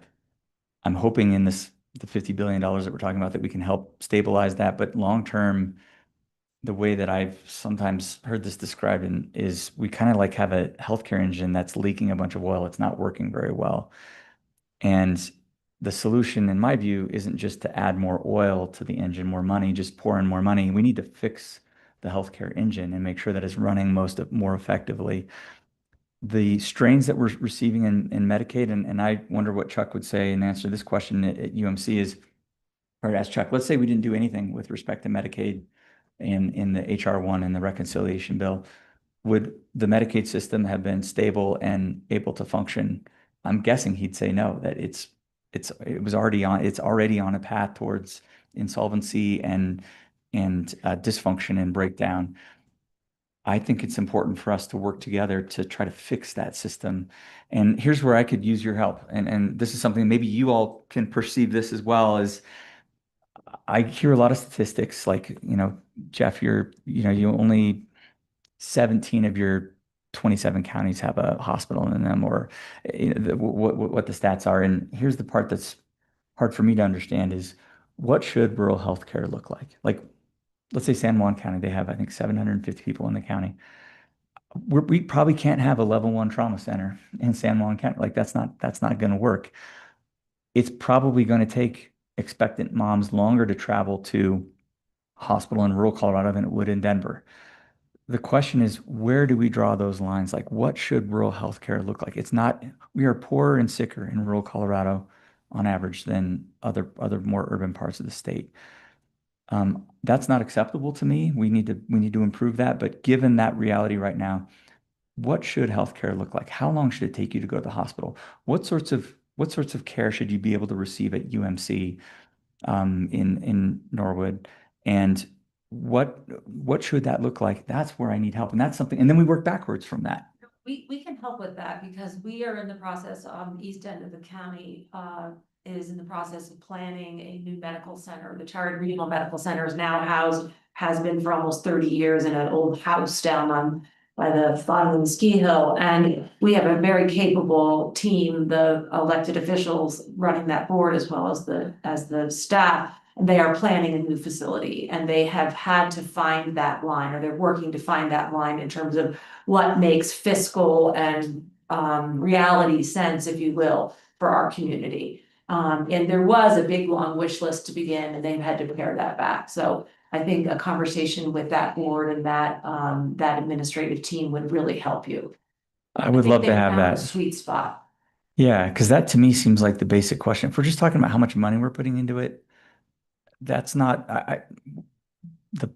we're missing a basic question, which is what should we be expecting? What service level should we be expecting? We should ideally agree on that and have a consensus, and then we work backwards. Okay, given that reality, you know, given our target that it takes, you know, how far should somebody have to travel in order to get, you know, this particular type of care? Then we work backwards from that and we try to figure out, okay, where do those dollars come from? How do we get a system that works? And that's one of my frustrations is we talk a lot about how much money is going into the system without talking about, well, what should we be expecting for those dollars? And that's something that I am trying to figure out. And I need your help and the help of UMC and other healthcare providers here to try to advance good public policy that addresses that underlying issue of what should we be expecting? What does success look like? How do we know if we're heading in the right direction or not? You know, maybe the next time you swing through San Miguel County, we can set up a meeting with the CEO and potentially some board members of both of our medical clinics, and they could have that conversation with you. There are a couple of them sitting in this room right now. The chairman of the East End Hospital District, and Galena is on the Chuck is here. board. No, this is the Tarrant Regional Medical Center, the elected board. Paul Wright is the chair, sitting in the back row. So, yeah, these people have done a lot of thinking about exactly that question, and I think they could really help you as boots on the ground and some of the care providers as well. I could sure use that. I'm not an expert in this. I will never pretend to be an expert, and I need help as a policymaker, given the reality of the funding situation that we're in, to figure out what works, what doesn't work. How can we make things better? And I need that help. Great. We have about, just time check for all of us, about 15 minutes, a little less than 15 minutes. But Lena, I think you're up next. Okay, so 13% of people, including 14% of children in San Miguel County, are food insecure. And if things continue for the next couple of days the way they have with the shutdown, beginning November 1st, 158 households, approximately 235 people in the county will lose an average of $300 per month of SNAP benefits, which they rely on to feed their families. How do you propose we address this shortfall in the country and in our county here? And secondarily, Senator Bennett urged the US Department of Agriculture Secretary Brooke Rollins to release billions of dollars in funding. You kind of touched on this briefly, but I didn't really hear explanation of is this possible, and why or why not? This is an issue that's important, not just for San Miguel County, but for all the counties across the district. I've made an effort to reach out to as many counties as I can. I think I'm at least 10 or 12 that I've talked to. I had staff identify who are the most impacted counties when it comes to SNAP and the lapse in government funding. So this is an issue that is big, not just here, but in Pueblo County. That's $8 million. 40,000 people are relying on SNAP benefits. The fundamental answer, from my view, is we get the government open again. If the Senate adopted the clean funding resolution that we passed out of the House, we'd have those SNAP benefits on Sunday or on Saturday. There's an easy solution to this. I've already voted to continue SNAP benefits and funding in the continuing resolution that we passed out of the House. And I would urge my Senate colleagues, including Senator Bennett and Senator Hickenlooper, who I have a good working relationship with, to vote to restore those SNAP benefits by adopting that clean continuing resolution that we've adopted out of the House. I think it's been now 13 chances they've had to do that, and they voted against it for the reasons that we talked about before. The basic way to address that shortfall is to get the government back open again. It's the same answer about how we get our men and women in uniform paid, is let's get the government back open again. Let's pass that clean continuing resolution and then talk about the other issues like healthcare and economic growth and opportunity that matter to all of us. With respect to the emergency funds, there's about, I understand, $5 or $6 billion that the USDA has. So the Department of Agriculture administers the Supplemental Nutritional Assistance Program, SNAP. There's about $5 or $6 billion, I believe, in emergency reserves that they have. My understanding is that the law does not allow those emergency reserves unless it's an emergency situation. This is an unforced, I mean, it is an emergency situation, but it's completely unforced and unnecessary. We just need a bill to reopen the government, and we'd have those dollars in immediately. The emergency dollars, my understanding is that they're meant to be used for disasters. If we have, this hurricane that's now hitting Jamaica, let's say that hurricane had taken a left and gone west and was decimating the southeast part of the country, those sorts of emergencies, or if we had an emergency earthquake out in California or, on the Pacific coast, those sorts of emergencies are what those dollars are meant to be used for, is my understanding of what the law says and why those dollars aren't immediately available. But fundamentally, my frustration is we don't even need to be talking about emergency dollars. We could have the regular dollars if we just open up the government again. And so I would urge my Senate colleagues once more to say, let's just open up the government. Those SNAP benefits will come through, and then we don't have to even worry about the emergency reserves. The dollars that we're talking about also in the emergency reserve are $5 to $6 billion.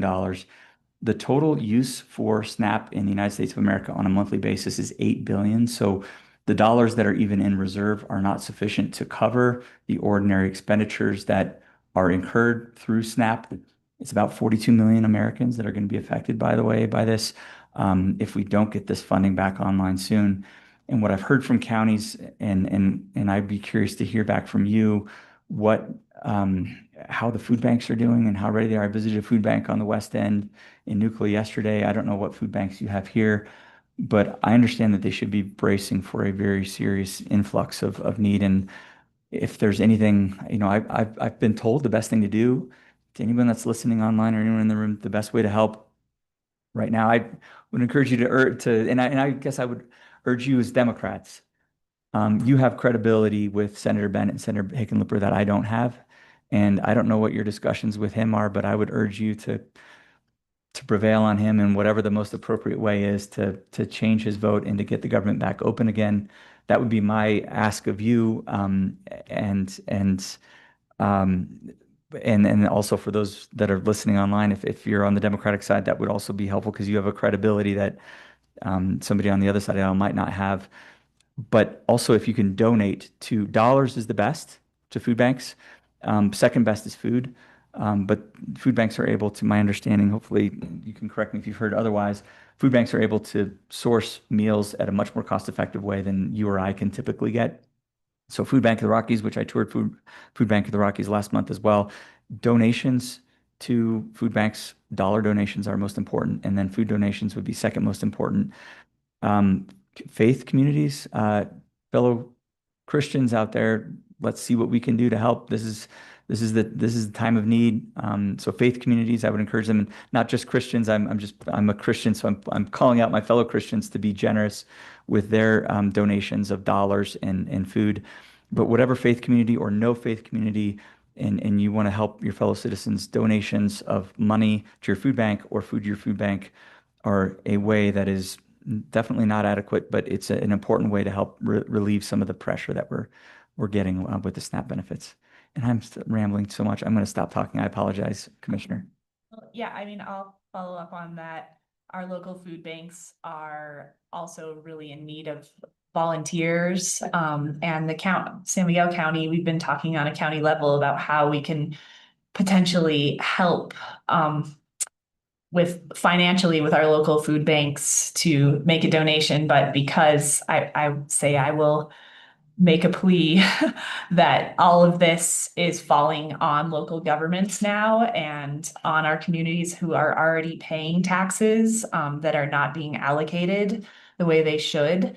I sit on a board that we manage and insure a local food bank in Norwood, and we're coming up with a contingency plan best we can, but there's only a certain amount of money that is going to be donated from our community, and there's only so many people who aren't working 6 days a week that can even volunteer. So we're just trying to navigate how to increase service and take care of our people. Go ahead, Commissioner. Is it okay if I ask you all a couple of questions? Sure. One of the big concerns I've heard, even when I was campaigning and also yesterday on the West End, is cost of living and housing. Can you talk to me a little bit about what you're doing here in San Miguel County? What's working, what's not? And, my immediate reaction when I was first running for office was, well, I'm not sure exactly what role the federal government would have in this issue. We do have a role. Can you help me understand what you've been doing here in San Miguel County? Because it seems like this is a great example of you guys can test what's working, what's not. Deed restricted housing, I understand that you kind of you revised some of your and lessened the stringency on some of the deed restricted housing that you had before. If I'm remembering right, maybe I'm wrong. The look on your face tells me I've gotten it wrong. But Complicated, I can't imagine. is there anything that I can be doing? Because I will tell you, I hear this all the time, and I would love to have an answer to say, this is what we're doing when it comes to the cost of housing. What ideas do you have? What things can I be helping with? Commissioner Gleason is going to solve the problem right here in front of us. Work that you are moving towards with infrastructure is a huge hurdle that is slowing down the construction and production of community housing. I think that's something that, in my mind, the federal government can and should be addressing, because we haven't caught up with a lot of infrastructure needs, and those needs are really holding up our ability to even address housing increase. That would include water. That would include water, that would include wastewater, that would include roads, those committees you sit on. Is the right way to think about it's like units of we need more units of housing online? That's okay. Definitely. What are your thoughts on deed restricted housing, and is that work? Is it not work? What's the way to think about that from a? I can say that if we had not instigated the deed restricted housing program 30 some years ago in at least the east end of the county, that none of us would be sitting in this room. We would all be. Both deed restricted housing. Yeah. And Galena made a hard choice, but a good choice, and moved out to Norwood from deed restricted housing. My parents and my sister live in deed restricted housing here as well. So I think that for a rural resort economy, especially the resort end, it's critical. I think that we made some mistakes along the way as we learned what was most effective, and that one of the things that was a hard lesson for the county was we made an effort to not price cap appreciation. And do not price cap appreciation. We do not, and Okay. it has not served us well from a continuing to keep viable housing at relatively affordable prices. We So have in our most recent projects that we've been able to Yes. bring online, and anything that we're considering moving forward would have an appreciation cap with it. Yes, but Okay. we did a large So hold project on, in that area before, and that didn't. having end an up staying appreciation afloat. cap is a good idea or a bad idea? Good idea. It's a good idea. It's mandatory. Without it, the prices behave like resort real estate has in the free market. And all of a sudden, my neighbors have properties that are worth $1 million plus, and that's supposed to be deed restricted housing, and it doesn't work. How are you with teachers and, you know, when you're recruiting teachers or police Struggling. officers or? Yeah, our school board and superintendent are now having to play the role of developers and housing contractors and managers, because without that component of the school system, there would be no teaching staff. And the same is true for the medical center. The same is true for the library. For many large employers in the region, owning housing as part of your employment package is almost essential. What thoughts do you have on like tiny housing or small units? Is that something that you think has promise in terms of increasing capacity in units that are available? We have 3 projects that are in the works right now at the county level. One of them, sorry, Jared, we had talked about tiny houses on one of them, and Jared's response when I brought that up was that they are actually not as cost effective as multi-unit structures. Oh, really? Okay. Well, I would suggest, Representative Hurd, what Commissioner Gleason mentioned is one of our inherent problems. We, to Commissioner Waring's point, are our own housing developers as a county as well, which is not a role. When I started working for a county in, San Luis Valley years ago, that was not something that happened, right? The market was supposed to solve this problem. Coming to a county like this, every employer has to be a housing developer, or at least a housing owner, and that doesn't work particularly well. And our challenge with the county, where our property is situated, is we have to generate utility infrastructure out of whole cloth in order to develop. Mhm. Right? And so we've got this chicken and egg that drives prices up. That makes it where a tiny home doesn't make a lot of sense because we aren't connecting to an existing system, right? And then we will have continued, wastewater management issues, so on and so forth. So we have to generate these things locally, right? We're asking for federal help. Our compatriots in Norwood are really working hard on their project. Everybody's working really hard on our projects. And it's a significant challenge that if you can crack a couple of eggs in any of these buckets, right, it's gonna happen. From a federal perspective, is it important to see the continuation of the low income housing tax credit? Is that something Not that? for us, because currently you would need to make over 600% AMI to afford a free market home.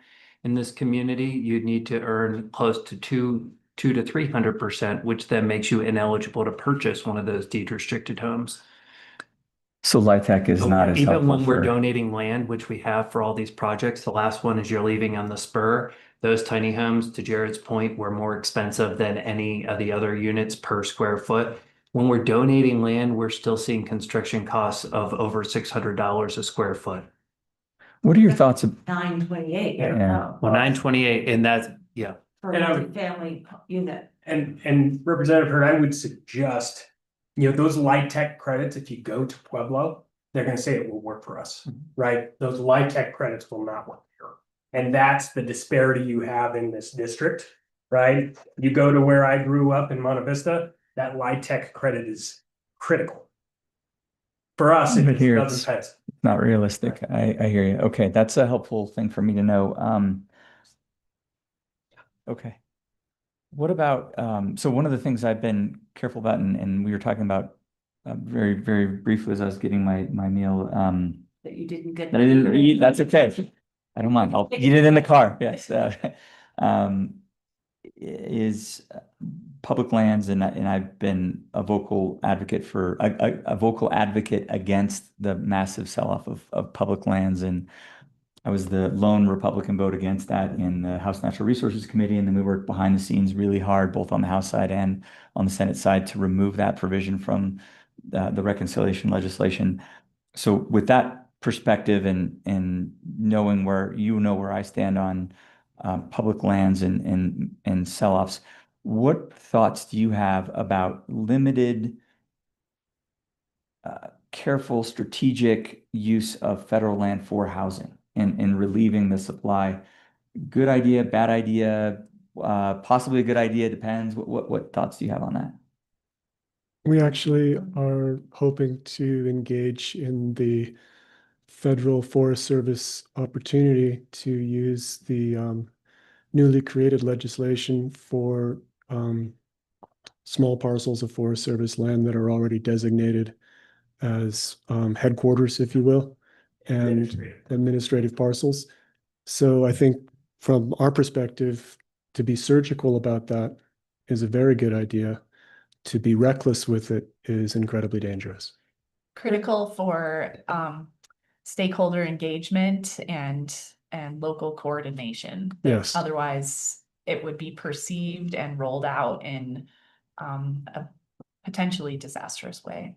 Yeah. Yeah. But I think that we do share that appreciation and desire to maintain the integrity of our public lands as a whole, and that you would be equally cautious about opening up public lands to development without, as Commissioner Gleason said, extremely close scrutiny from the local level.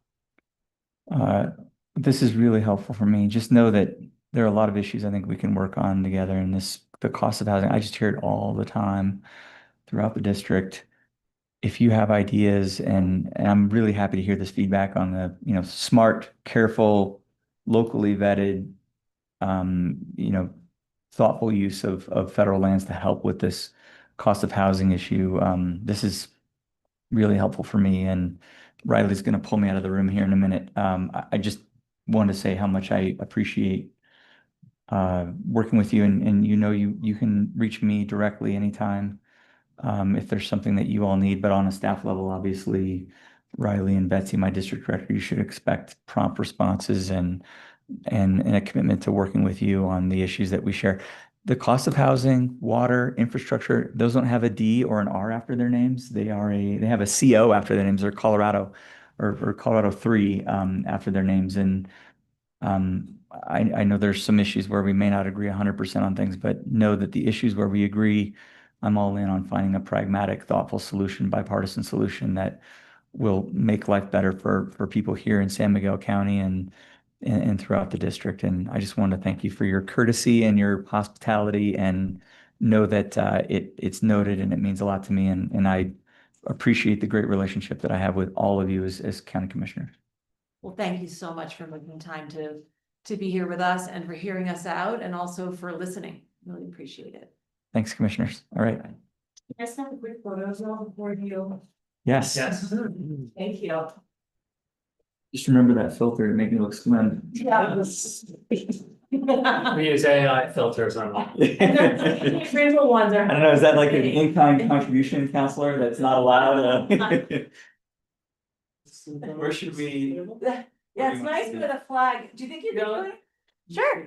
Yeah, or I can move this one and, Then maybe that's better. because it's a little better light, I think. Get the Colorado. Alright, well, here, go. Whoops, fine. Thanks for letting So go over a little bit. Where are you guys headed next? He's gotta get on the flight out of lunch reserve. Oh, yeah, so can't miss that. Here, you're pulling us up. yeah, so Colorado on the left. It'll work. Great. We're not gonna hang them all out, are we? Yeah. We're all talking about. I'm watching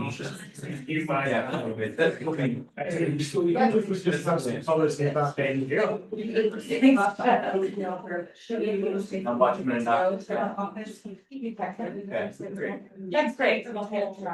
Alrighty.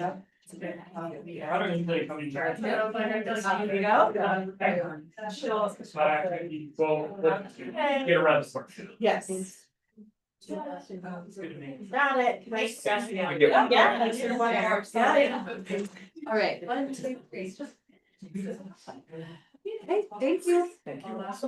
Same cast, likewise. Thanks for all the good work. Very excited to have the 2 days of the. We wanted to hear from you. It's coming.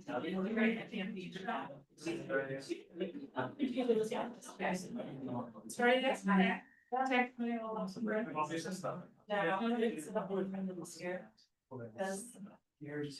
You're in the box.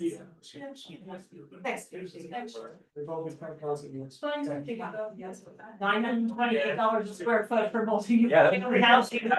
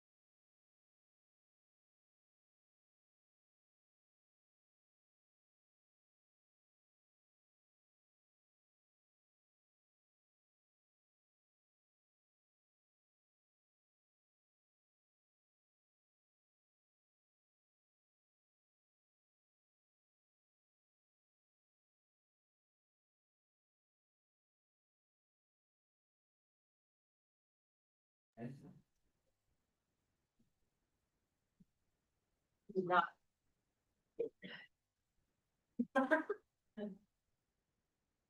Great, we just have 1 sec to sit down and, get our computers open again. Thanks. He did not convince me that it is a democratic-led shutdown. I agree. But good for you for saying something. It's like, yeah, and again. Giving you back your. And I will say that unlike his two predecessors in that office, who never ever would come to this town, despite my husband owning the house in Charlotte Lake. At least he came, Woo. Tipton has a house in Charlotte Lake. Wow. So he's Yeah, totally. just more than his two predecessors. Mhm. So,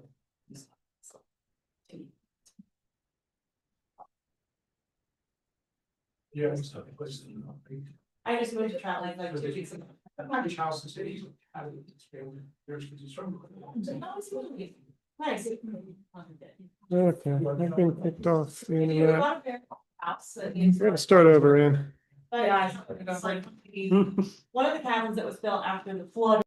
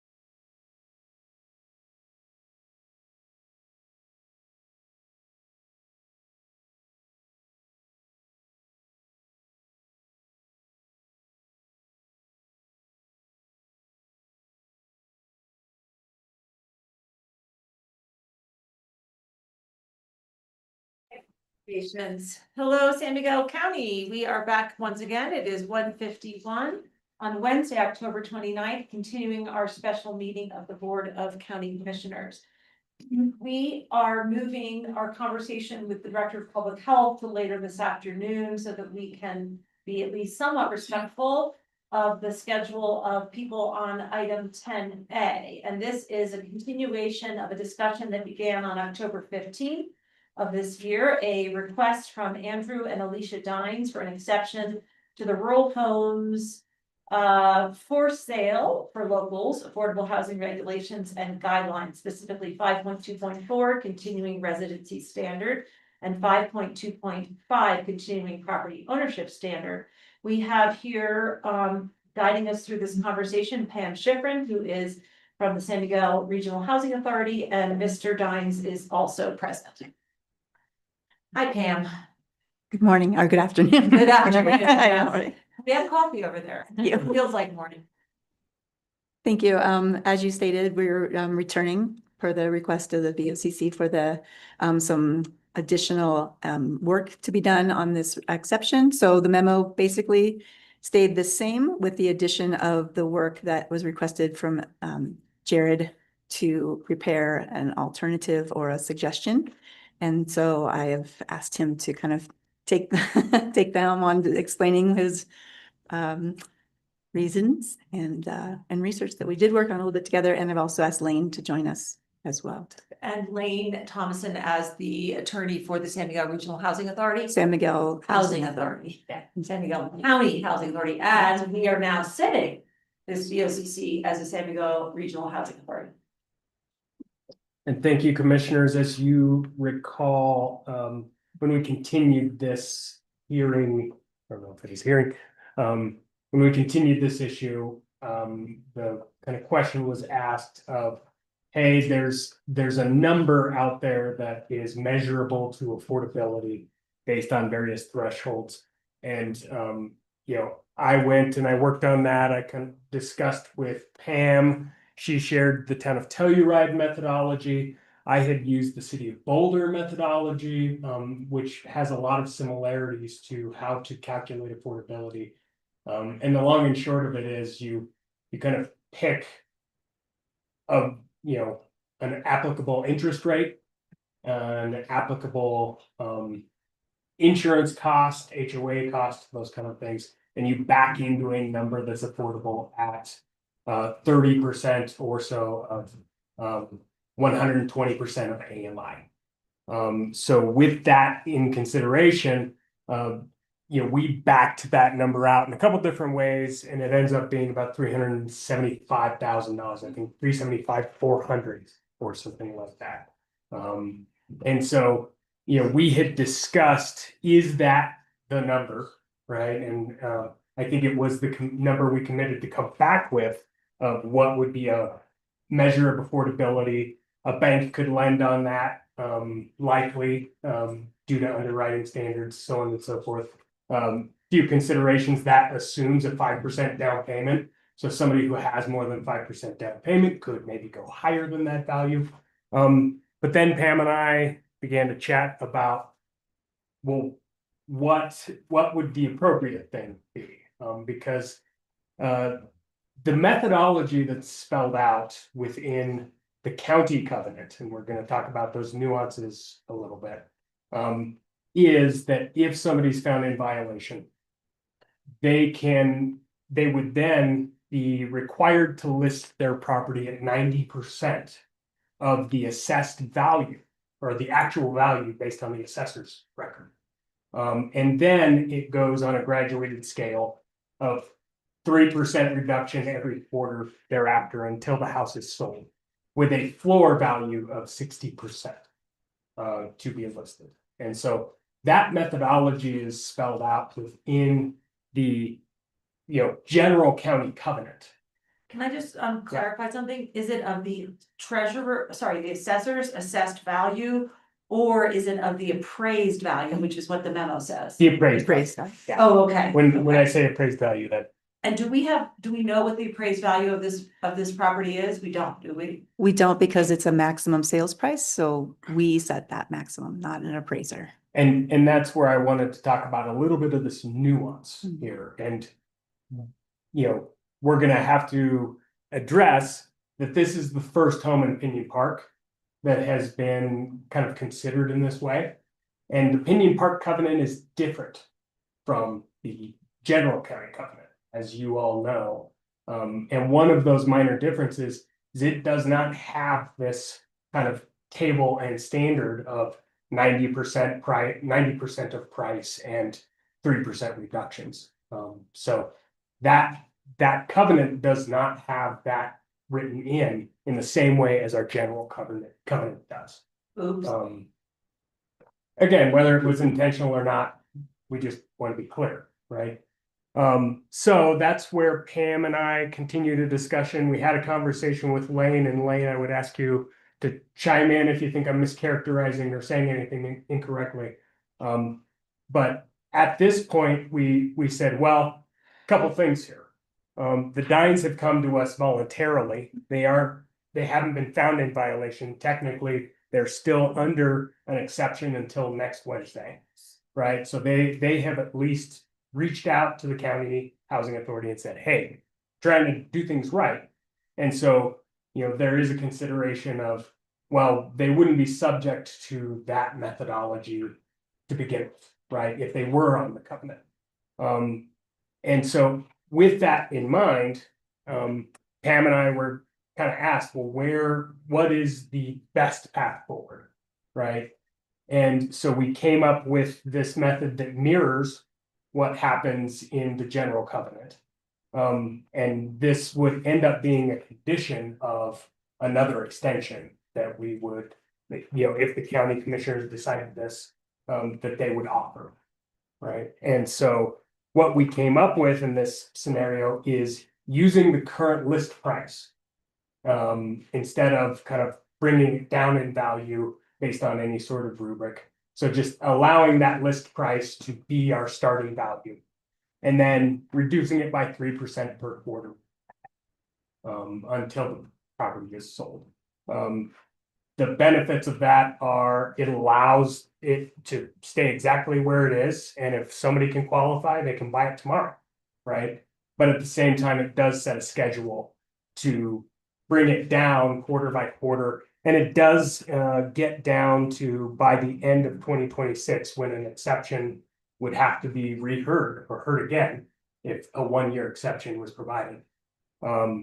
It would be at $371,882, which is about where our current affordability level is. So, you know, we discussed it quite a bit, had a conversation with Lane. And again, that we would kind of couch this as this would just be conditional if an exception is granted. So, am I saying anything completely wild, Lane? And I just want to chime in here, Jared, because I had to drop off since everything froze and then come back on. When we talked last Friday, it sounded like there wasn't going to be included those price reductions, but that we had talked about a separate agreement potentially that would allow for that. And is that what you're proposing today? I think it would be to craft the exception agreement to reflect that. Got it. Okay. Yeah, I don't have any concerns with that. I think my main concern with the original suggestion was that you couldn't condition an exception on those price reductions because the covenant doesn't allow for it, and covenants are narrowly construed, so you have to interpret them as is. You can't, they're not interpreted broadly. And when there's no provision for something, you can't allow for that. So there was no authority for the county to condition an exception on such price reductions. They're more qualifications, so like an exception for a qualification under the covenant. And additionally, I'm sorry, Lane, I don't understand that. I'm hearing from Jared that the exception agreement would be conditioned on that price reduction schedule. And you were saying that legally it can't be? so it sounds like, and I would need to kind of look at everything in terms of like an agreement, but it sounds like it would be a separate agreement that the property owner would be assenting to, which I think is okay.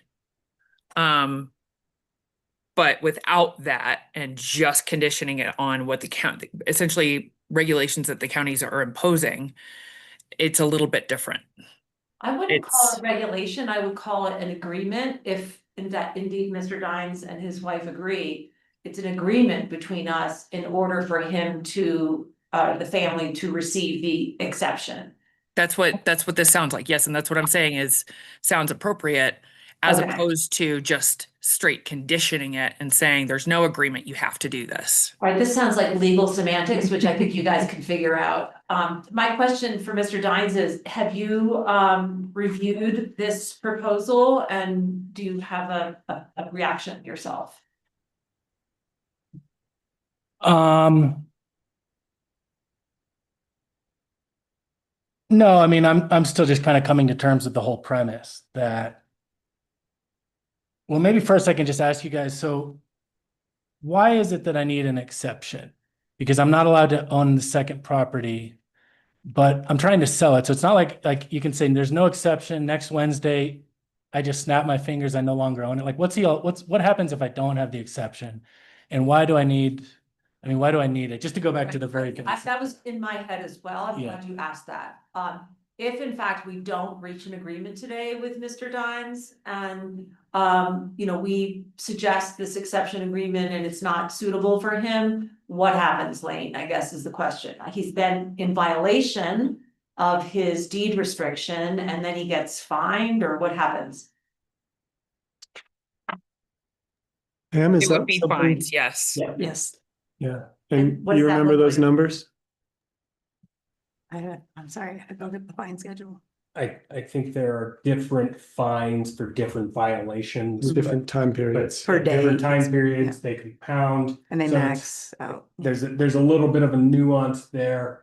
And then there are additional repercussions that, lead up to and including, an injunction to, require a sale of the home. So there's kind of a process that would take place if no exception is granted, right? Yep. A notice of violation would be developed and sent. And then that would ratchet in fees and fines over time. And then if nothing happens, there is an eventual run out that could require sale by court order, I believe. And I would imagine he would also potentially not be allowed to rent the unit, right? Like we would deny a renter in order to kind of, further, not that we want to, but force your hand. Is that another lever we would have? I'm looking to the lawyers here. Correct. Okay. Yeah, I believe there are qualification standards for renters and they would not be met without the exception and thereby, you could not rent it out without yet another violation that would cause the same cascading process. So. Does that answer your question? Yes, thank you, Commissioner. So to answer your question, no, I think I understand. I'm just, I just hope everyone remembers here that, Rural Homes made me buy the house at 410. After which time I built a backyard deck, I built a fence. Rural Homes and the county were both given kind of first dibs to buy the house back. Obviously they, everyone declined to do that.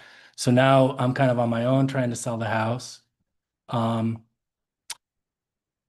So I don't know. Yeah, I think market conditions dictate what you're suggesting. It just seems kind of artificial that, my family has to take a huge hit while someone else is going to get, a great deal. But yeah, no, I have no further objection there. And I understand. Thank you. Your closing sentence prevents me from needing to say what I was going to say. So thank you. If you're in agreement, I don't know if you have a copy of this table in front of you that's in our packet. I walked over and tried to show it to you, but it's a lot of numbers.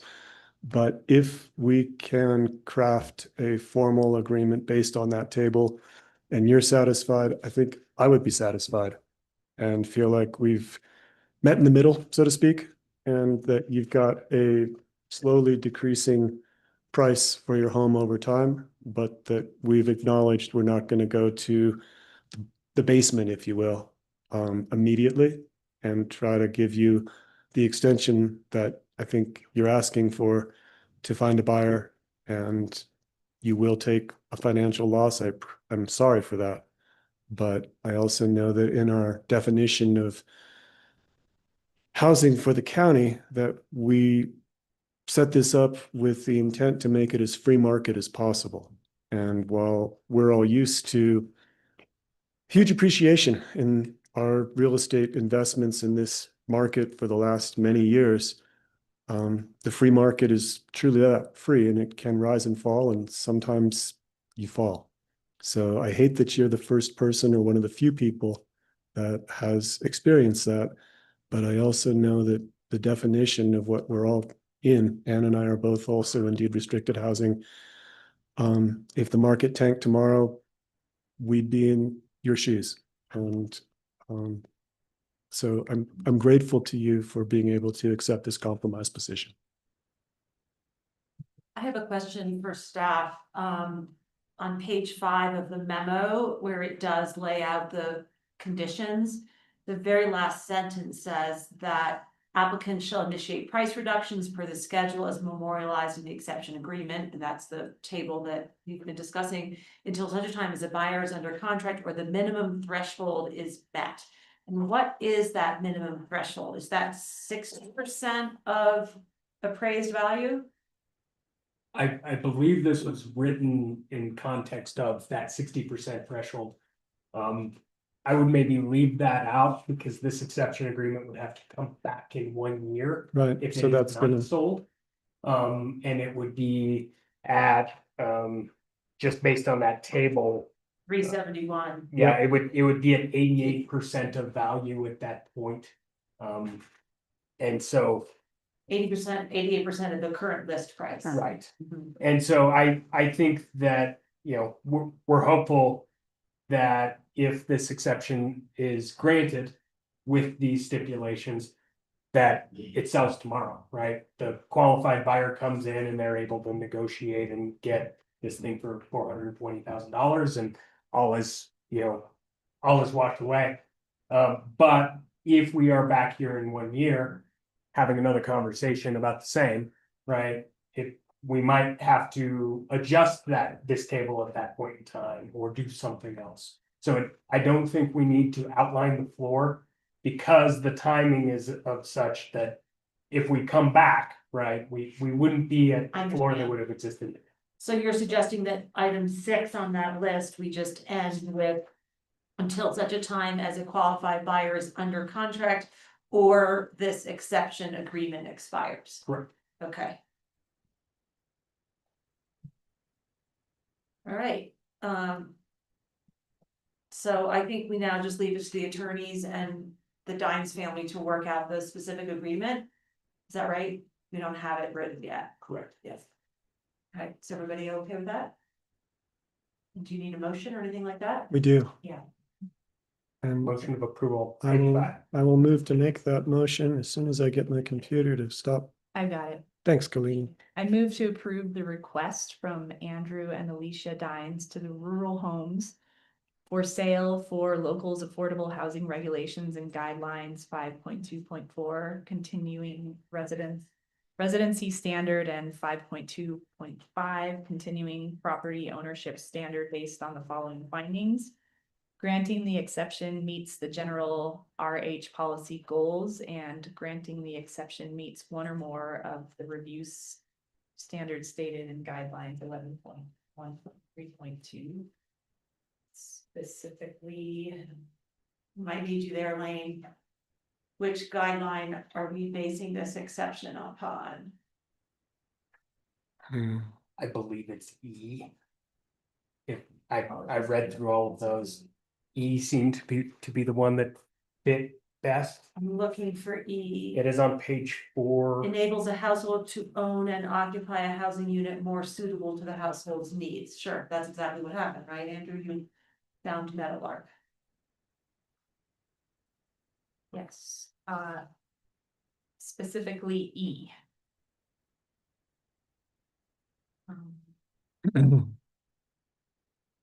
Would you add the following conditions?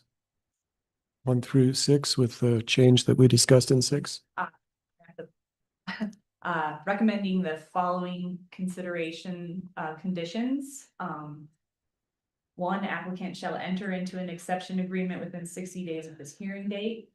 Number 2, the exception shall expire on November 5th, 2026. Number 3, applicants shall be required to rent the entire unit to a qualified household during the duration of the approved exception request period. Number 4, applicants shall meet all general provisions for rentals outlined in guidelines 7.3.1 through 7.3.11, and applicants shall make good faith efforts to market the Pinion Park home and must submit a quarterly real estate sales effort report provided quarterly to the San Miguel Regional Housing Authority beginning January 1st, 2026. And applicants shall initiate price reductions per the schedule as memorialized in the exception agreement until such time as a qualified buyer is under contract or the minimum threshold is met. Commissioner, could I suggest that we strike or the minimum threshold is met from your motion? And may I suggest that instead we replace that with or this exception agreement expires? Thank you. Yes. Lots of friendly amendments. Do I have a second? Second that.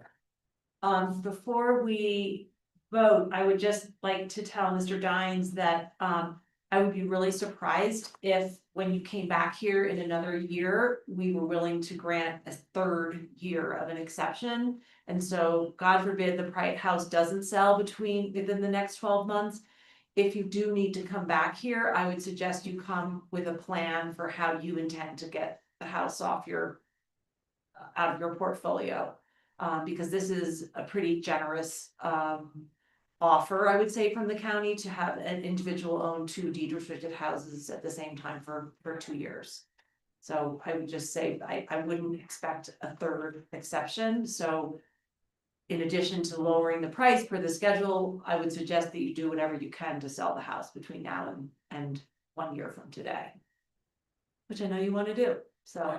Yeah, Commissioner, I will be underwater at that point, so hopefully I can just give it to the bank then. I have a motion and a second. Jared? Give Commissioner Wade a second. I did. You did. Okay. How do you vote? Aye. I as well. Aye as well, the motion carries. Good luck. We will be sending all of our friends in search of housing to 150, what's the address? 1560 Juniper Street. I'll spread the word. Got it. Thank you. Yeah, absolutely. Those are beautiful homes and yeah, 150, 1560. Okay. We wish you lots of luck. Thank you. Thank you. Thank you, Pam. Thank you. Yeah, thanks, Pam. Okay, it is now 2:15 and we will move on now to the exercise I know I've been looking forward to. Which is the community grants. This is a bear. I'm gonna open up the grant applications in case they need to be referred to.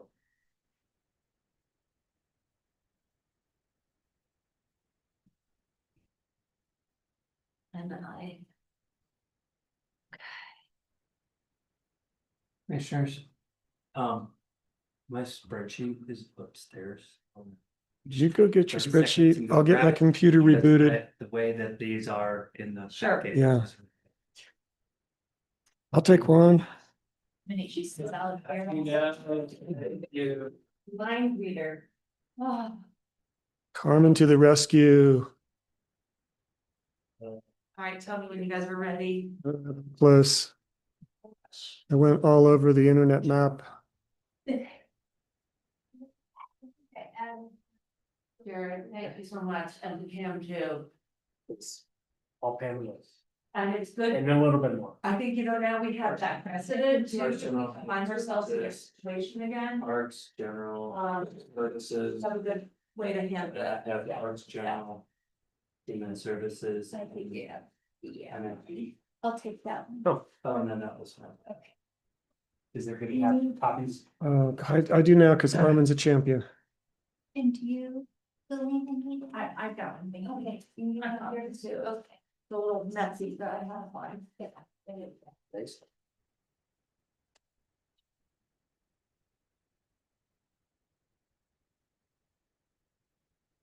Thank you for the coffee.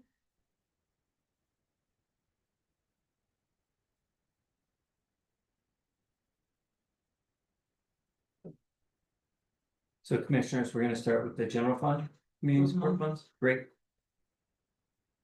Mike, do you wanna, I wanted to make a couple comments in terms of, just context for the conversation, and then if you'd like to present sort of what the approach staff took in making these recommendations, that would be helpful. Absolutely. And then I think we should probably go through, if not every single one. Yes. Ones that the commissioners have questions about or don't, fully agree with the recommendation.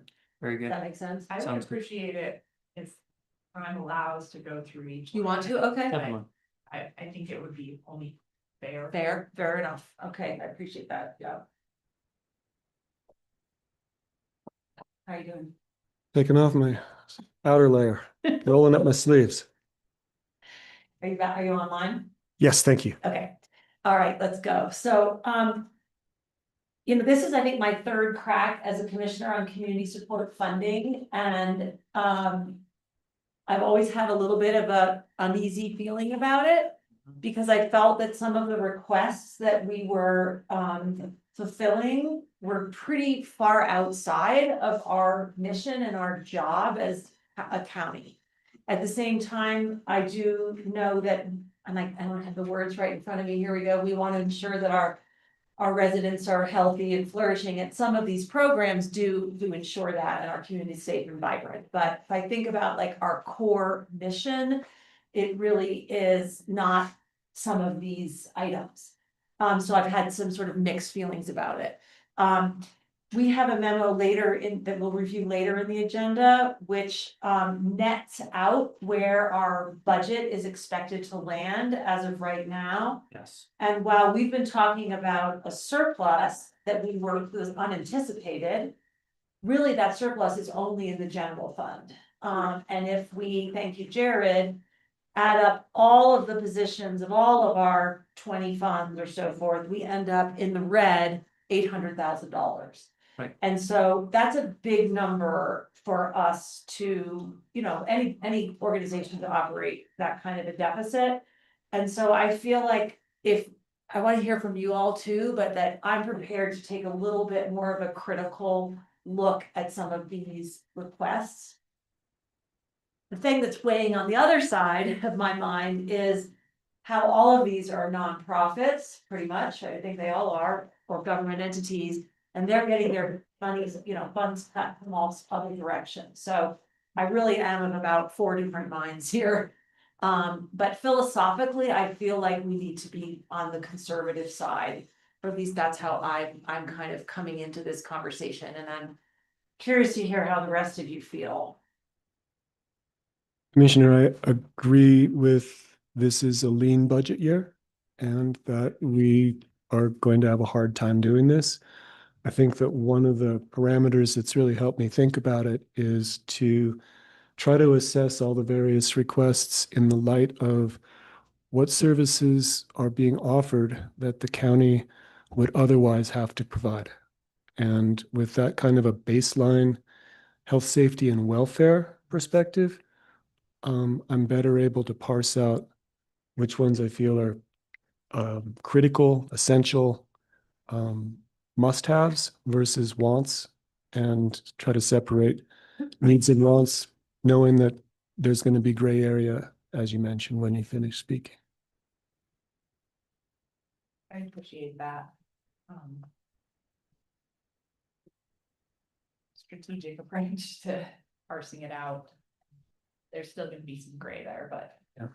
Yeah. Another observation that I'll make, having done this a couple more times than you have, Ann, is that in previous years, before you were on board, it seemed like the commissioners were feeling generous and that we would get a staff recommendation, but by the time we were done, we'd added a couple grand here and a couple grand there, and we'd ended up with a somewhat higher number than what had been recommended. And I was going to ask you two if we wanted to try to establish a ceiling before we began our line by line discussion, and just agree that a number, perhaps the number that's been recommended by staff, was the appropriate ceiling, and that no matter what adjustments we made, that we would not end up over that amount. I think that's, one way to approach it. It's kind of like, here's our budget, right? And how much can we spend? The reality is that this number, we do have flexibility. I'd be happy with starting with a goal, but then going through each individual line item, and making those decisions and seeing how does that reflect versus our goal, and then going back and adjusting. Okay. If we need to or decide to. Does that make sense? Should I bust out the calculator here? Well, I was wondering is this on a spreadsheet that anybody could be working with? How do we know?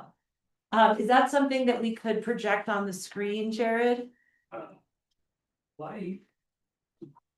I think while Jared's working on that tech, Everything here. I've got it. Yeah. while Jared's getting that up on the screen for us, maybe Mike could help us understand how the recommendations were arrived at. That'd be great. Before we do that, I have a question for you, Sure. Lance. When you talked about a target number, Mhm. were you thinking individually for each of the 3 areas? We have general fund, parks and open space, health and human services, or were you thinking kind of overall? I was thinking individually per As opposed fund. to- It seems simpler than trying to amalgamate everything together. Okay, and maybe we could at the end just have a sense of the evaluation, but I agree with you. Okay. Mike, hit it. Okay, good afternoon, commissioners. And this is one of the most difficult tasks that you have in the budget process because it's affecting so many local organizations and people that I think we all have direct relationships with. And I think it's important for us to note that we value all of these organizations and the services that they provide. And if we had an unlimited bucket of funds, we would love to honor all of these requests. I started with the rationale in when we met with all department heads and elected officials, understanding the new Senate Bill 233 limits that as well as what our insurance and costs were going to be, the wage study implementations were going to cost us, that we were not going to be able to add new positions nor add additional funds for programming across the board, except for where it had been discussed and directed by commissioners as an extremely high priority item that hadn't been addressed.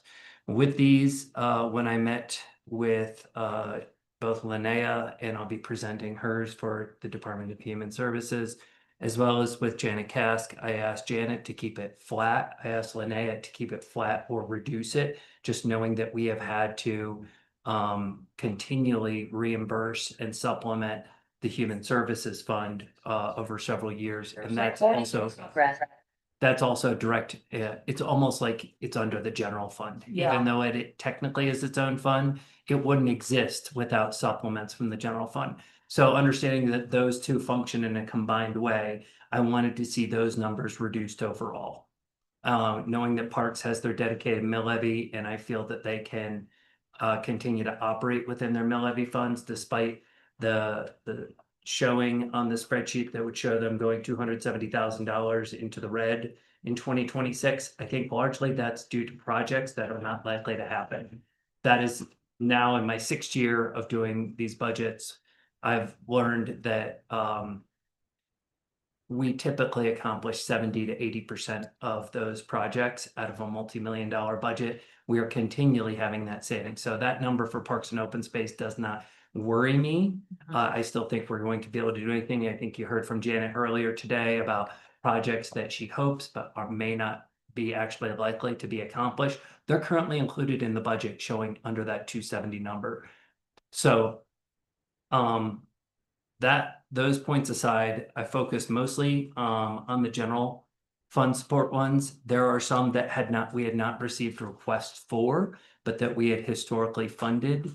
And there are some such as the $15,000 I included is the reserve bucket amount for things like the requests that we've gotten from whether it be Primetime or other entities that come to us in an emergency situation throughout the year, so that we weren't having to step out of our budget, but that we knew that we had essentially a $15,000 for an emergency request that could come in the middle of the year because we've experienced it every year in the last 6.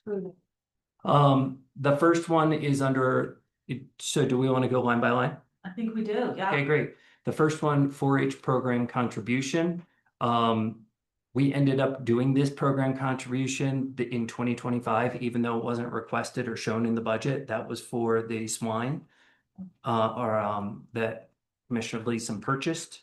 So that knowing that that's something we've done every year, even though we didn't get a request from them, I wanted to just make sure we didn't forget that that's money. Did we bump that in 05 though, because we kept losing at the auction? We were losing at the auction, but then Commissioner Gleason was successful this year.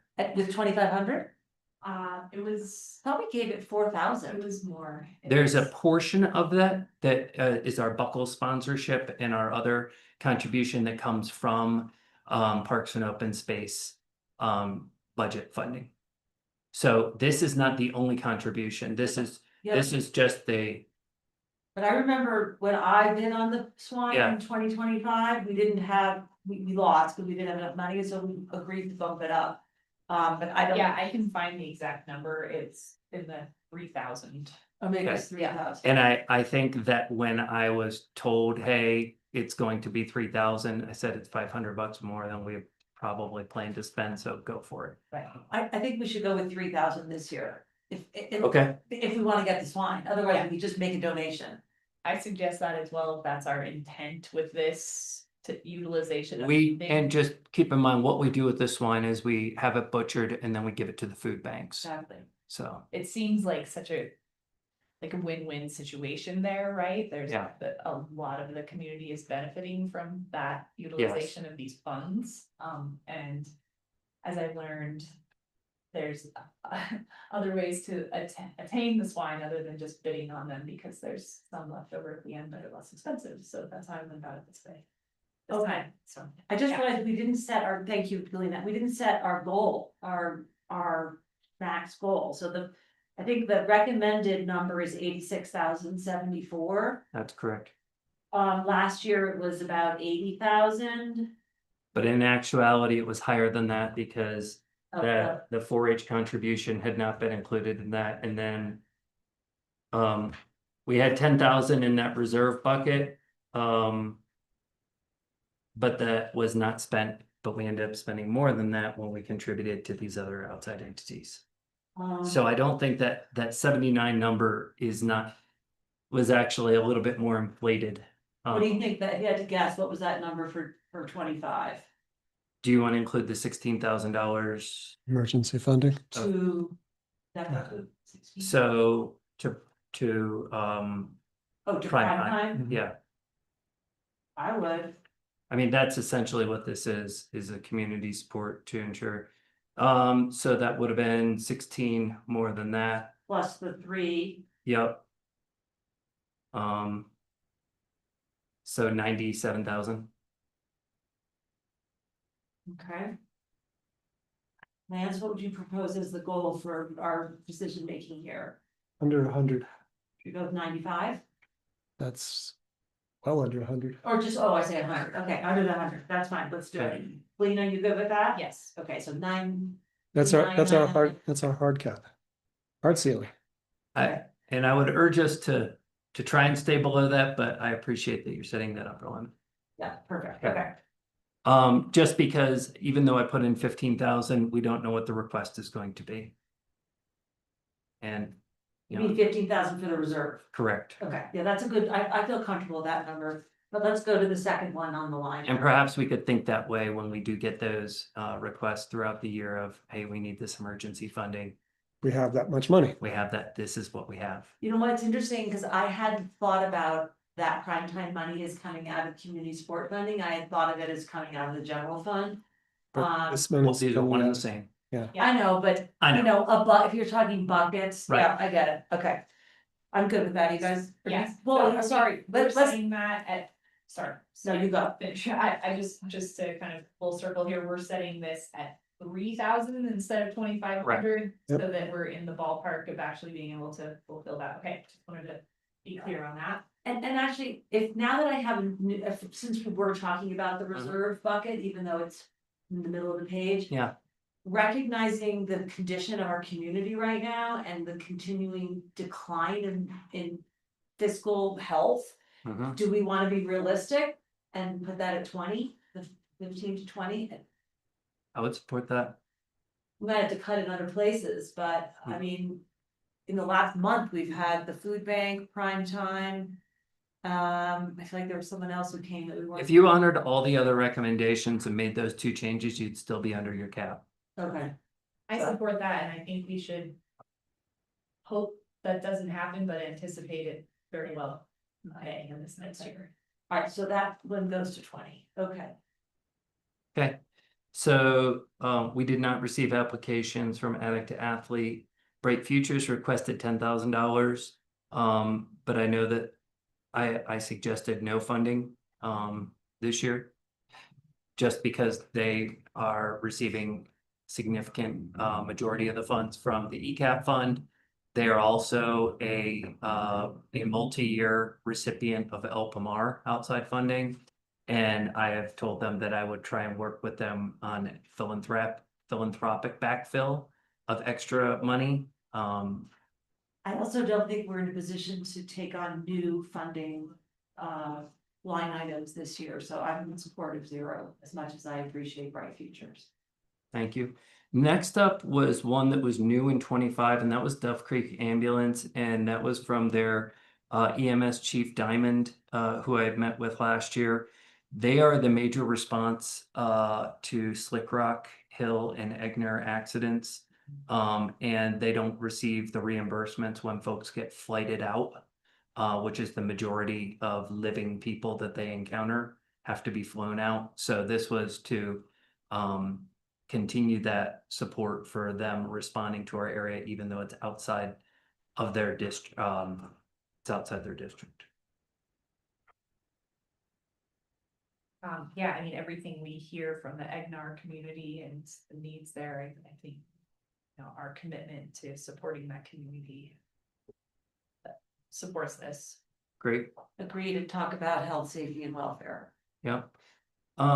Eco Action has since been moved to a separate, that's obviously a contract that we do with our natural resources.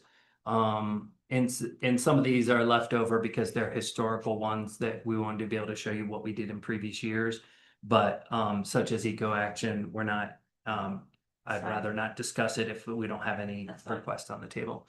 I did add back in the Loxon and Roof Memorial Scholarships at $500 each, even though that's something we've been putting in each year. That's not an outside agency request, but we've done this now. Same logic. Yeah, we've done this now as a $500 scholarship.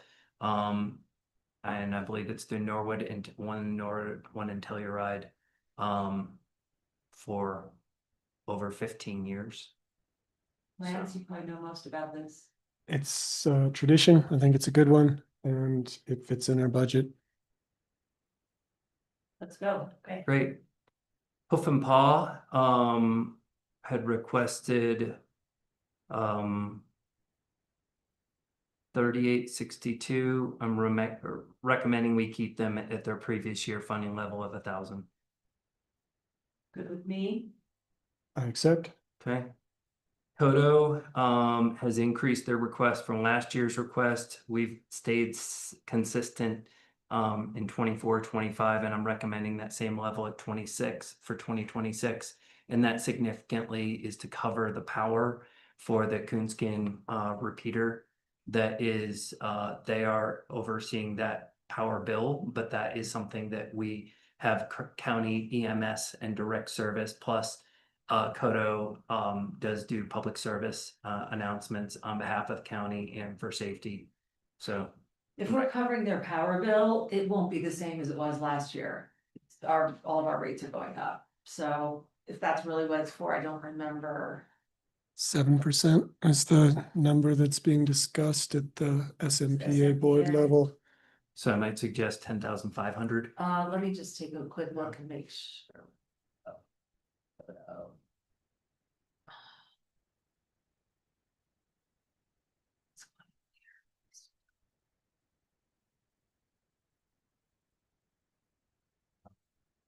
So do you want to do 10,700 for a 7% increase? I think Ann is trying to verify my recollection from a recent, It's general operating support is the request. yeah, but Mike's explanation is valid and that $10,000 number was arrived at some years ago after lengthy discussion about the. And it wasn't that the Coonskin power was 10, but the power was a significant portion of that. Yeah. 10. It That's was, fair. I was remembering it was roughly 8,000 of their previous request.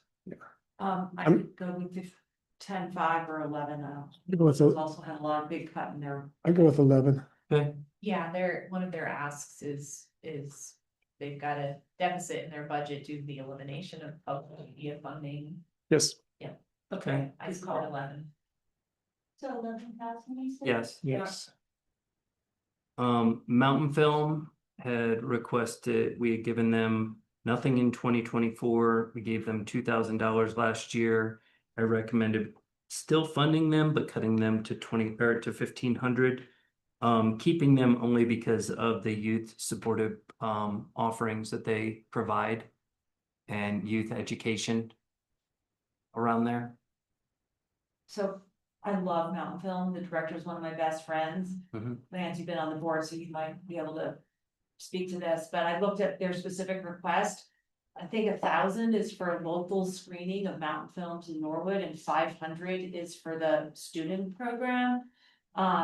This is where I got a little tough in terms of like, what are we really funding here? And my gut or my hunch is to just do the student program and not the screening, but if you keep a long history with them, so if you feel differently, I could be convinced.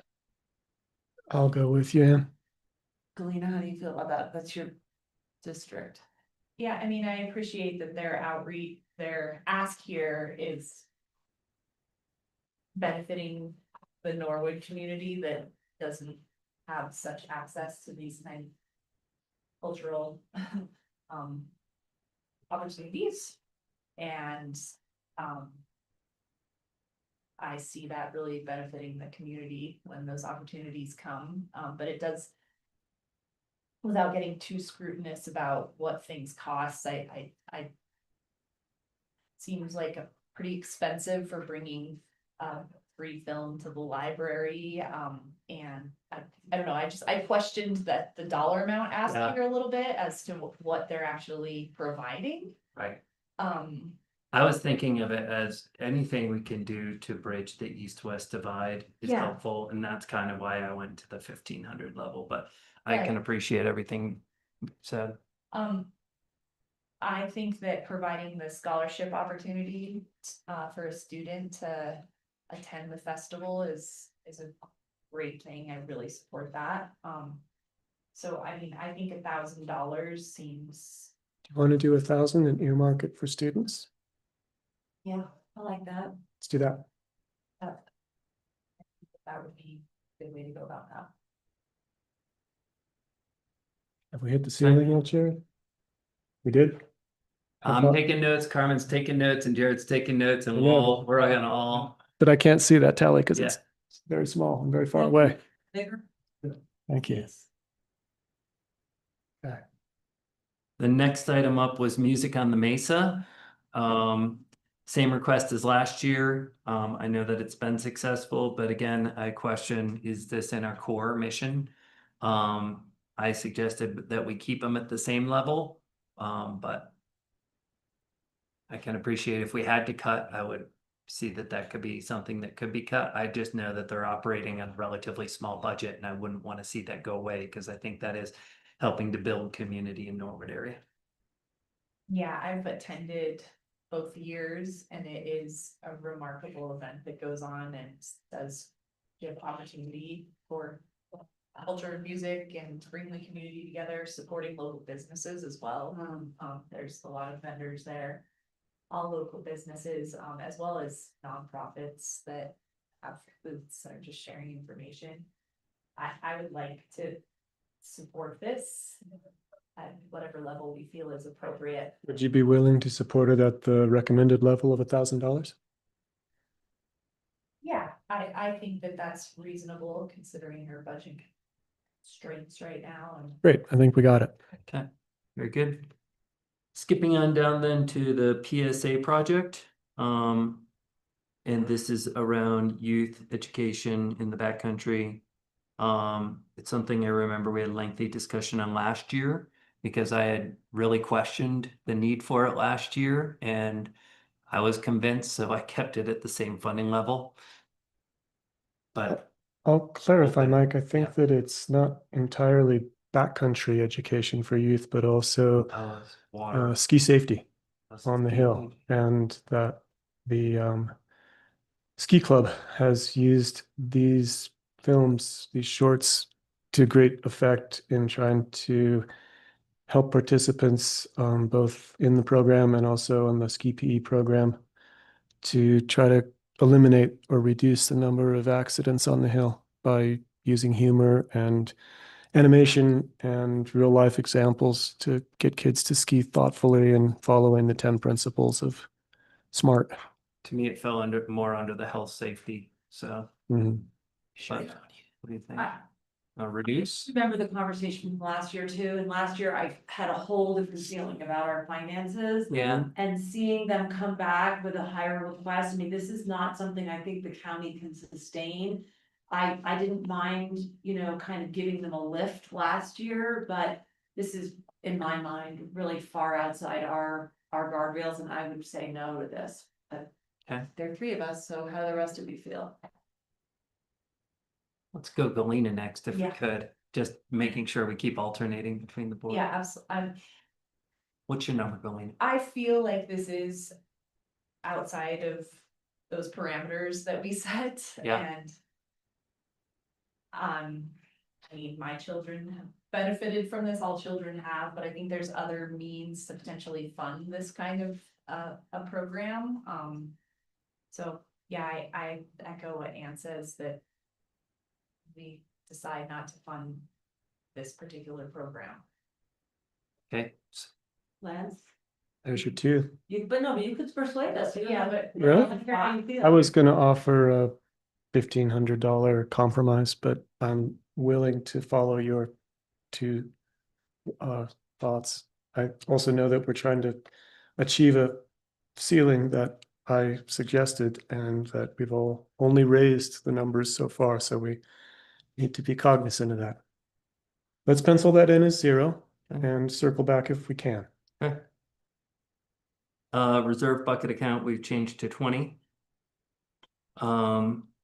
Nothing skipping down to, actually, we did have 2 requests, one from the Cellular Regional Medical Center. They are still in a repayment plan with us since the passage of their mill levy. So I would not suggest we give them anything. In fact, we should be receiving $300,000 more back. Are you talking about the 27,000? Yes. Yes. Request? I had a conversation with Grace about that and give you guys some more background. This is a request for sexual and reproductive health services. So you may recall that the county used to provide Title 10 funded services for the community for that in this area. And I can't remember the year exactly. I think it was 2020 or 2021 that we discontinued that with an understanding from the medical center that they would be applying for Title 10. And as I understand it, we had offered to provide some bridge funding for these services until that Title 10 program was established. For 3 years, the medical center was in disarray, as we know, in terms of leadership, and they never applied. They did finally apply this year, were approved, but there's no funding. And so they are coming back to us for this request. Grace feels like this is something that we handed off to the medical center quite a while ago. So here's the thought. Yes. What if we asked for this year's repayment portion to be $73,000 and to use 27 of it for that purpose? I think my feeling from the conversation with Grace was that this is their program now and that it is not up to us to fund it. I would also say that we have a policy generally on this board of not funding other taxing entities. And the medical center just got a significant mill levy increase the last couple of years. I know they're not, rolling around in cash, but neither are we. And so I am comfortable with, well, I will say what I'm comfortable with, but because I don't want to. Okay, shall we go to Commissioner Waring first? Yes, we But I'm can. a little bit confused by what I heard and I might. Well, I was just just trying to share information as Sure. opposed to my Sure. opinion. Did Well, I if we have were, that wrong? if you wanted to fund it and they still owe us $300,000, all I was saying was then they could fund it out of the portion. We could perhaps request lesser of a repayment if we wanted to essentially fund it, or we could give them this funding and then request the money back. Well, So we're we're still just. funding them $27,000. I mean, that's Right. an accounting thing. Right. So I think the question is, do we want to give them not give them, Mhm. contribute $27,000 to this? Yeah.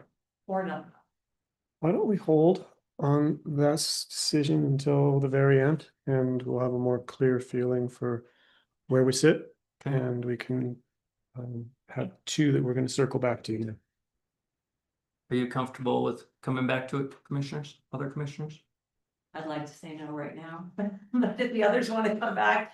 Okay. I mean, this was Grace's pretty strong recommendation. Yeah, I'm willing to follow Grace's pretty strong recommendation. Trust her judgment here. Yeah, I mean, when we circled back, I was going to say that, so. Let's save the time. Yeah. So we are going to fund them at 27,000? No. We are not. Thank you. We're gonna Okay. leave it So you as- stuck with the recommendation. Yes, we're Good. stuck. Okay, great. Telluride Volleyball Club, again, this was a new request. I think that's outside of our purview and what we do. Much as I like volleyball, I agree. Agreed. Palliative care, support services. I think knowing that we have an aging population is really critical. And Tri County is the only provider in our neck of the woods for this, so I don't want to see any disruption, so I was recommending that funding level. Are you comfortable with honoring the request? I also felt like it was a judicious request. It wasn't like they were asking for the moon. Yeah, Agreed. I Okay. agree. Thank you. I appreciate they provide that service. Someday I'll need it. Next up is the Uniweep Tabawatch Scenic Byway, $1,000 request.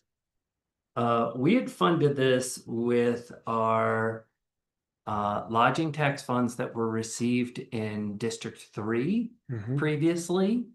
And so even though I put this in, I've since had a kind of a change of heart of saying, maybe we just commit to saying whatever lodging tax dollars we get from short-term rentals that happen in the far west end, that would be our contribution to this group.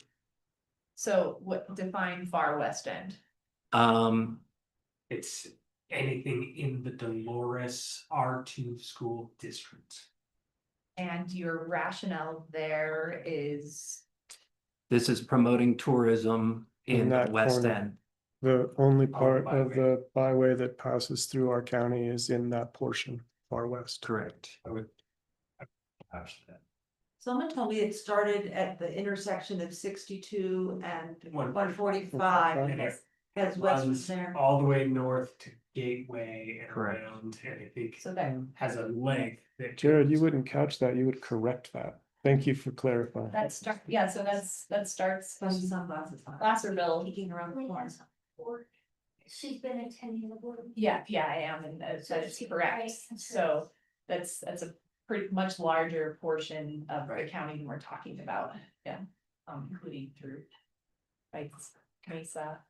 Do we want to Okay. include, Okay. Okay. I didn't know I don't know who that individual is. I like Mike's effort to kind of link this donation or this contribution to the relatively small but ever-changing amounts that we receive from tourism in that portion of the county that does have that road. Galena, would you want us to try to carve out a little bit of the R2 lodging tax funds as well? Yeah, I mean, if that's our rationale for funding this is, I just think we need to understand that where the Uniweep Tabawatch Scenic Byway is. It starts in Placerville and goes clear to within San Miguel County. It ends Ramona has her right hand up. at the She's gonna tell us what it can. Ramona. right at the county line there past Norwood. Maybe Ramona's gonna tell us we can't do this. Okay, yeah. Ramona, you go. All right. We can hear you. Now you can hear me? Okay, thank you. So just a couple things about this. We have some money and I'll have to pull the records, but we have had dollars that we've been accumulating for 2 or 3 years since the lodging activity has picked up in the Egner area. So before we go much further, I'd like to see like what that is, because it might be more than this $1,000 and you might want to decide if you want to contribute it all to what we're sitting on the books or if how you want to distribute that. So I would like to get you a little bit more information if that's what you're intending.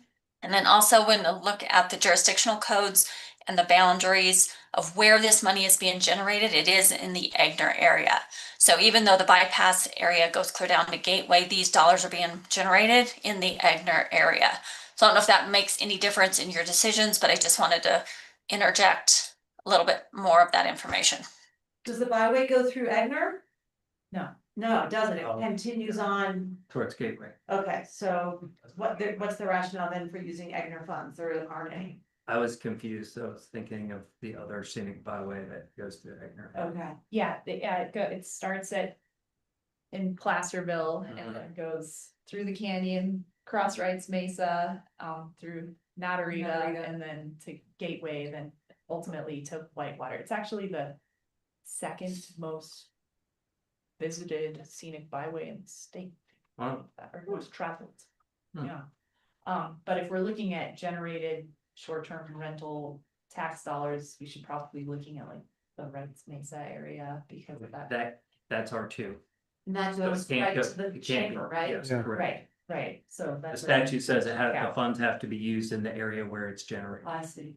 I mean, I made a note here, tourism board. I mean, I know we have funded this in the past and it's only $1,000 is for economic development, really. Mhm. But I could go either way. And just one other quick point I wanted to mention is that that is in the Egner, or I'm sorry, in the Dolores County School District. Egner sits in that school district, so it is outside the R2 boundaries. And there isn't a current marketing company or a marketing agency that is promoting that area. So that was one of the reasons we were holding that money, unlike the money that was being passed through to Norwood Chamber for the R2 collections and marketing Telluride previously for the R1. So that's how we came to be holding these funds per that statute, that it's to be used for economic development and marketing. And there isn't an agency currently doing that for that particular area. So do you feel comfortable if we use funds from that area for this scenic byway? Well, we have before, and it wasn't, it was like, I think $500 or it was less than $1,000. So at the time, that was if the decision was made that it wasn't appropriate use of those funds. So if you're comfortable with that, I think the intent is that it is promote the tourism along that area, and it is with that overlap. It's hard to say. No, do they turn at the junction, Highway 145, or do they continue on to Gateway? How do we know that data? So. Fair point. $1,000? Yeah, I think that helping support the economy out in that area and keeping the scenic byway funding whole is beneficial to our West End residents. Great. Okay, what's our next one? Grade Medical Center. Yes, also requesting 10,000, and I had similarly as a special district. Suggested not. But they're not a special district, are they? They're No. an FQHC, Mm. which is different. We don't have any tax dollars locally going to that, is that correct? Correct.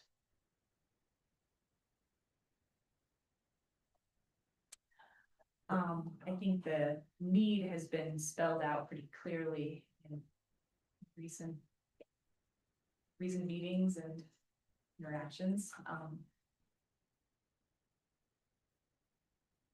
I was wondering if this one should be considered under the Health and Human Services Fund, and not just because that's really what it is as opposed to general fund, even though I know it's all kind of the same money. Jared? And we did move all of the Health and Human Services Fund requests into the general fund this year. Because Because of even that though logic. even though they are a health and human service, so to speak, we're backfilling So the But Health and Human. I'm just saying it should probably be considered in the context comparison. of that third spreadsheet. I would just move it over there, but we could make the same decision. Yeah. Let's do that. Let's bump it over there and we can have this conversation In in a moment. a, yeah, perfect. Is that okay? Does that make sense to you, Galina? It does, yeah. Okay. Defer. Youth reconciliation. Okay, I have a lot of questions on this. I probably could have spent more time on it, but it seemed to me there were a number of different applications from Tyrant Institute, which included youth reconciliation. And then if we go to the Parks and Open Space one, the watershed education, anyway, is there someone in the room who has a clear understanding of the, maybe two, no, here's another one, Terra Environmental Science and Engineering Laboratory? Like, what are the what's the full program of requests from the Institute, and is it up or down or sideways from last year? I think that this $30,000 request might be a typographic misunderstanding. And I am basing that on reading the reconciliation request. And as I recall, Mike, you and I emailed about this, their total budget was 30 grand and they were requesting 4 from us. I need to pull up that email to confirm. Well, they also requested it's duplicated. This request is also in the Parks and Open Space request for $30,000 as well. Actually, okay, I have the grant request that's under, it says BOCC and Parks and Open Space. It looks like 8,000. Oh, so maybe you. So last year we split it. You Yeah. get 4,000 from the BOCC, and that's what paid for Chairman Hart's visit and stay and other ancillary activities if we wanted to take field trips. We didn't spend a majority of that 4,000, but then the 4,000 that came from Parks and Open Space was for the ski day. Okay. And I know that Maria had additional ideas for more involvement and trying to get funding for more activities with youth reconciliation. So if this is the part that has to do with intergovernmental relationships, 4,000 is probably appropriate. And then we can talk about the youth ski day when we get to Parks and Open Space. Does that sound right? Yeah, we've had in the commissioner's budget a standing line item of $4,000. Yeah. It was requested to make it a line item versus a community support request. Oh. That was going back 3 years now. So does that line item remain? Yes, So this could be 0 here. correct, And then we look at the other stuff with Parks and Open Space? correct. Let's do that. Does that make sense to you, Galena? Yeah, it does. Okay. Yes, thanks. I'm just following all, but this one is really. And you can see that they again requested in Parks and Open Space, their environmental and science and science and engineering laboratory, Telluride Institute. This is because they want to establish a science campus with Let's satellite. wait till we get there. Sure, Okay, yeah, there are a bunch of Telluride right. Institute on ones under Parks and Open Space. Okay, so we've agreed on 0 there because it's covered already in our budget. Okay, moving on to, where are we? Dark sky. That's good. Yeah. $5,000.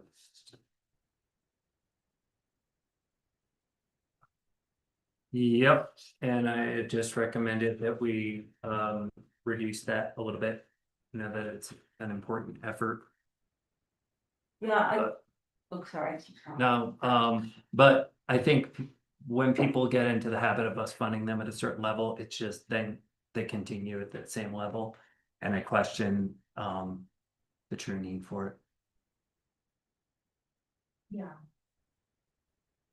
What I liked about your recommendation, Mike, is that it provides $1,000 for operating expenses, which is, real money, but not over the top. And then it would also pay for $2,000 for that continued effort towards making San Miguel County a dark sky reserve. So Yeah, that felt right to me, okay, so but Yeah, I hear from others. I agree. I think it's appropriate for this moment and what the organization is trying to accomplish, and the efforts that the county will continue to make to establish the countywide dark sky designation is another way we can contribute, in my eyes.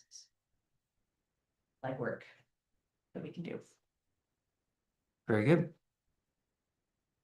And the number is 78,570. Because we were really good. But does that include, that does not include UMC, right? right. And it does not include the one, okay, wait, no, where was the other one we were gonna? PSA was the other one. Was we it were- Agre? Moving. We were gonna circle back to the PSA. If we include the UMC just in our minds, even though Anne is going to move it over to Human Services, and I think that's fine, we're up to 88. 88,500. And our self-imposed ceiling was under 100. And our original number was 8604.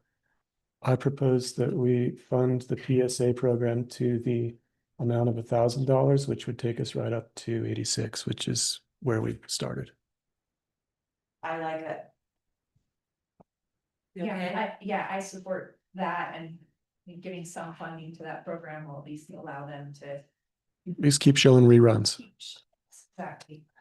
And with that, and we just included the UMC funding in that calculation that I made.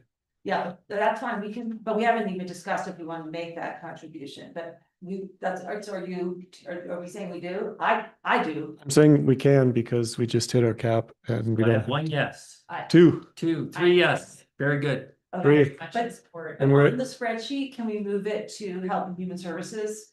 I know, We can, yeah, but the funding's still coming. I understand, but I like to, because I'm making these decisions based on the work that we are doing as a county, and Yeah. to me, that is a Health and Human Services work. Very good. Okay, so our actual amount is going to be 76 In this one, in this fund. so we'll have to be a little, maybe, 79, 570. Well, that's good news because I asked Linnea to reduce her expenditures significantly from last year, and she has recommended. So even with moving that 10,000 to here, we're still under her level from last year. yeah, it's on. Great. Hi, Linnea. Linnea, thanks for being ruthless for us.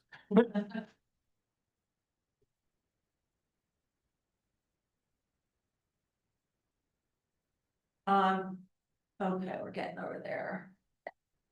So right now, the number that is recommended is, I think, 93, Correct? and I actually, this is an area that I feel like I want to be less ruthless because of the need. Mhm. And I just, yeah, I just know how our lower income families are, how they're. It's getting harder and harder. So, but it's nice to start in a place that where we are. Well, in my mind, all of these asks fall directly under our goals. There's Mhm. no kind of departure from what the county's needs to be. Looking at the differences between the requests and the proposed amount of funding, there's only 3 or 4 that are not coming in under the request. So I think if we go through line by line, we can identify those and decide if we feel like we need to backfill or if we're content. Let's Sounds do good. it. Okay. Angel Baskets and CASA did not request funding this year. I was kind of surprised that CASA did not. But we didn't receive it. Let me just see how long we've been funding them. They had to change over of directorship. We did send it to the new director, but I didn't hear that. I think we're gonna be hearing from them with a bigger ask. Yes. Yeah, regarding a safe house, I guess you call it.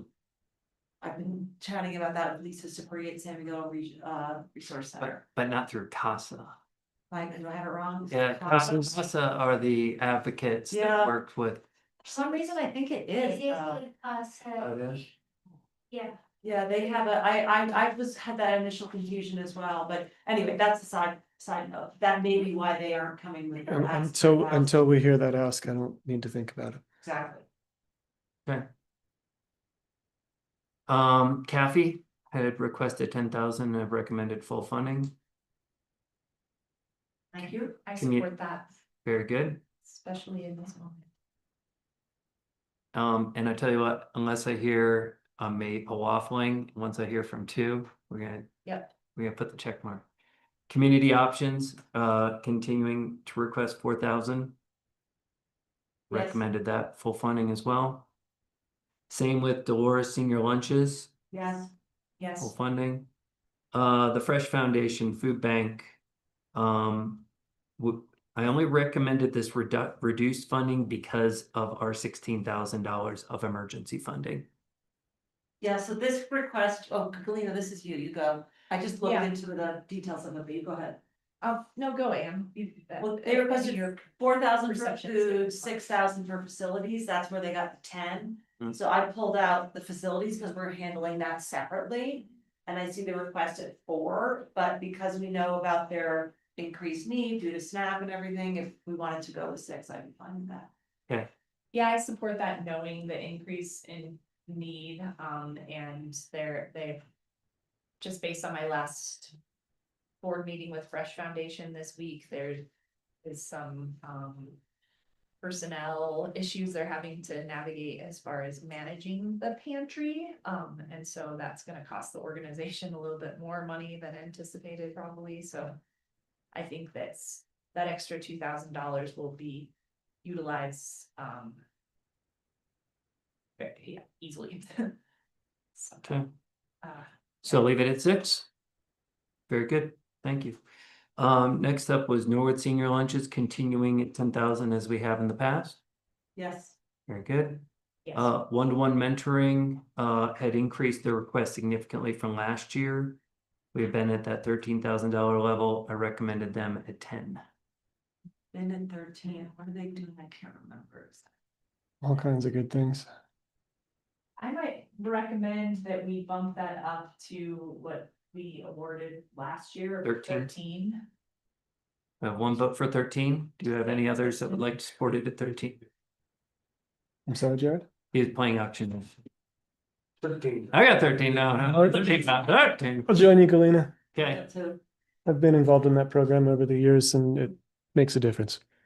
very good. Next up is San Miguel Resource Center, recommended full funding at 9,000. Similar to the last 2 years we funded them. Yes. Yes. Okay. After that was Telluride Senior Lunch. We had actually, even though we've been allocating 30 each year, I believe we had expended more than that, and I suggested a different process that Linnea and I talked about, whereupon it's not the restaurants just invoicing the county, but that we give the money to the organizers and that they pay the restaurants rather than this way of us just getting bills ad nauseum. Yeah, we've discussed. And it was this. also based off of kind of the equity factor of how much we're supporting the other senior lunches. Do we know how much they've actually been charging us, if you will? Just Ramona, are you able to answer that question if you can hear? I do not have that information because that goes through their general ledger and I don't have that detail. All the more reason to give them a chunk and they can run it through their general ledger. It makes perfect sense to me. I think the general ledger is Health and Human Services, or is it? Yes. Yeah. Linnea, They pay it out like. Did we lose Linnea? she's on. I don't know. Sorry. Linnea, are you able to hear us? If you are you able to comment?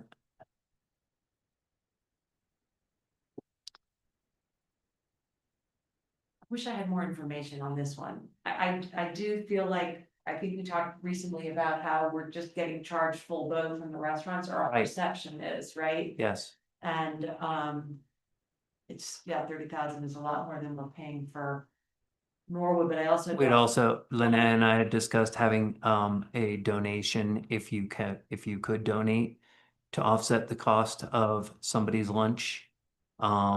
Because we're charging, is it $4 or $6 for the meal and then getting billed full price for it from the providers. And we know that in Norwood and at Dolores Senior, that's very different, where they are cooking the meals in-house versus our folks are essentially getting takeout meals from restaurants. Should we just go with 20, and then if we hear back that we've crippled the program, we could revisit? I can't imagine we have. I think that going with 20 is fine. Very good. I do as well, and if this is crippling the program, perhaps there could be a reinventing of the way that they're offering this service. Very good. Next up is True North. We funded them 11,000 2 years ago, 12,000 last year. I know that they do good work, so I suggested 10,000, but not their full 15 of requests, as they've requested 15 every year. This is another one where I feel like we should meet what we awarded last year based on the same ask Okay. of 12,000.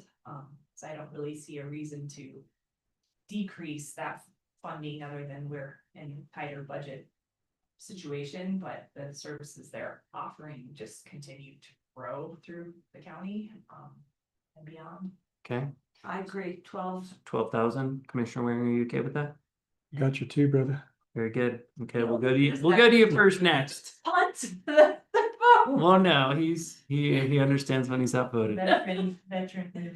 Okay, You have such good arguments. persuasion. I don't want to convince you. I was with you. Try, right? I would stand up if I was concerned. Yes. Colleen and I don't wanna, okay, sorry. Punchy after lunch, okay, go. Uncompahgre Legal Aid, I had suggested a slight increase from their last year. It's been now 2 months since I read their request. No. So I don't remember, but I remembered in their breakdown of the 8,700, it did seem valid, and it is a pretty important service for our residents that have no other financial means to help themselves legally. So that was one of the few I recommended increasing to 7,000.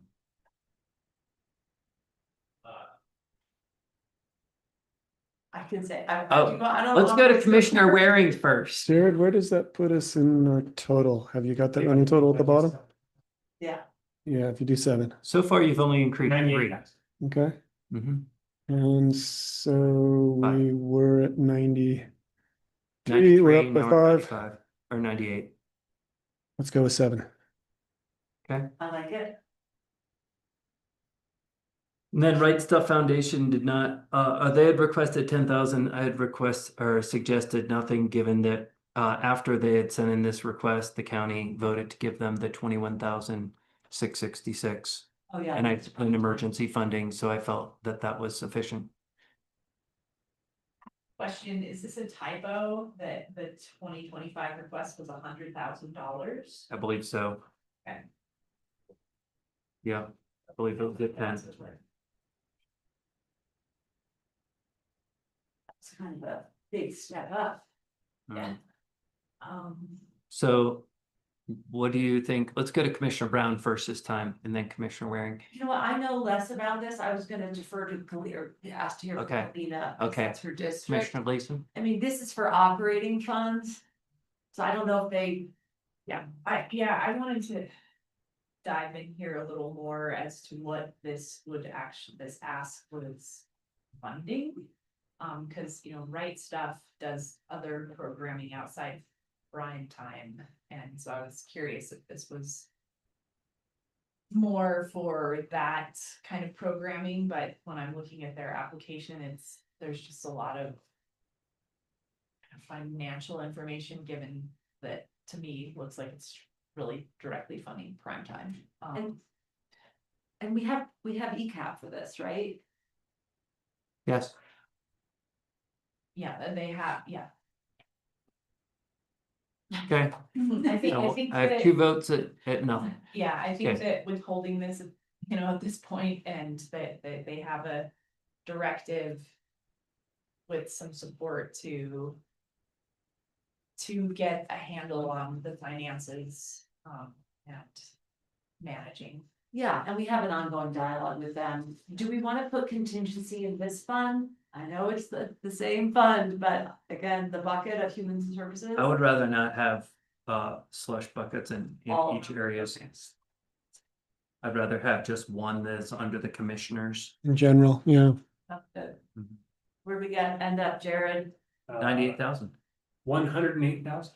And that includes, we have to talk about UMC. Oh, we already did. We already did. We just moved it over. 108,000 because we approved the 10K for Uncompahgre Medical Center. Moved it over. Suggested moving it over.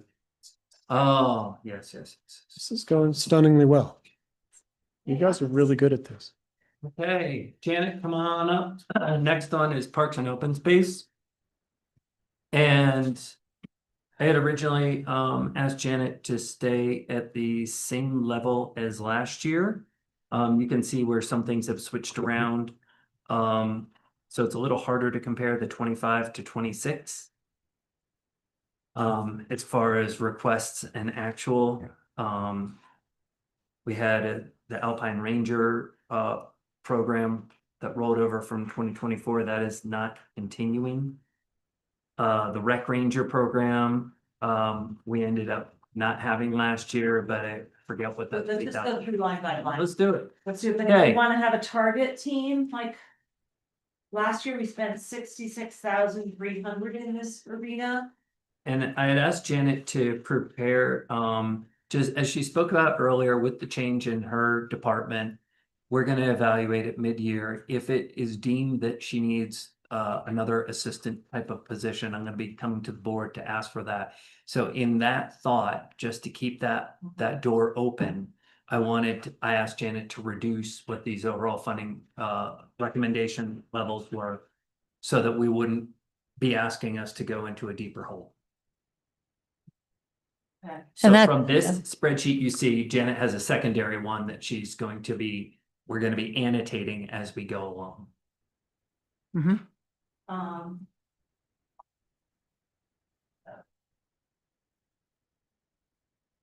Okay, so Mike, how does that impact our, target bottom line? You're saying let's not, What I would like to do is, so in the proposed funding overall, I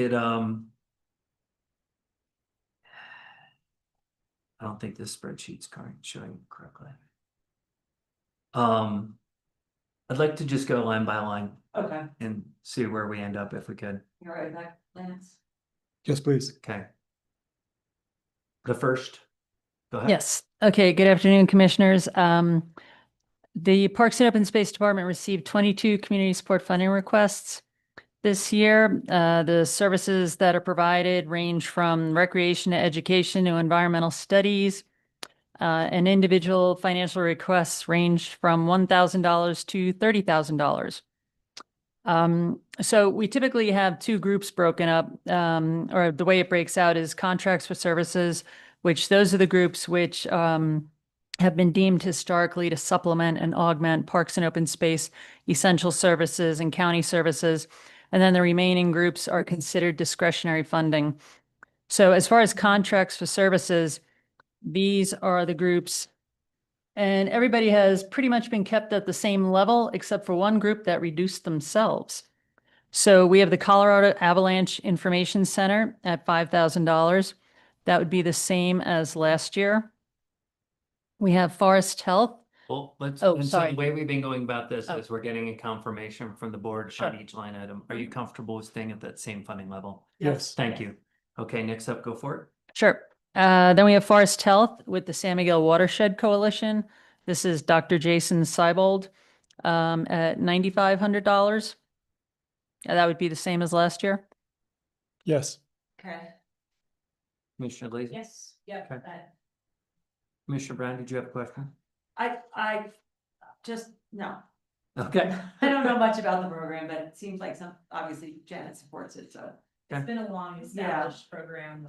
Yes. In Bear Creek. Yeah, okay. Yeah, the studies focus primarily on the East End. Yes, that's okay, thanks. Okay. And then we have the Telluride Historical Museum. They are at $4,000.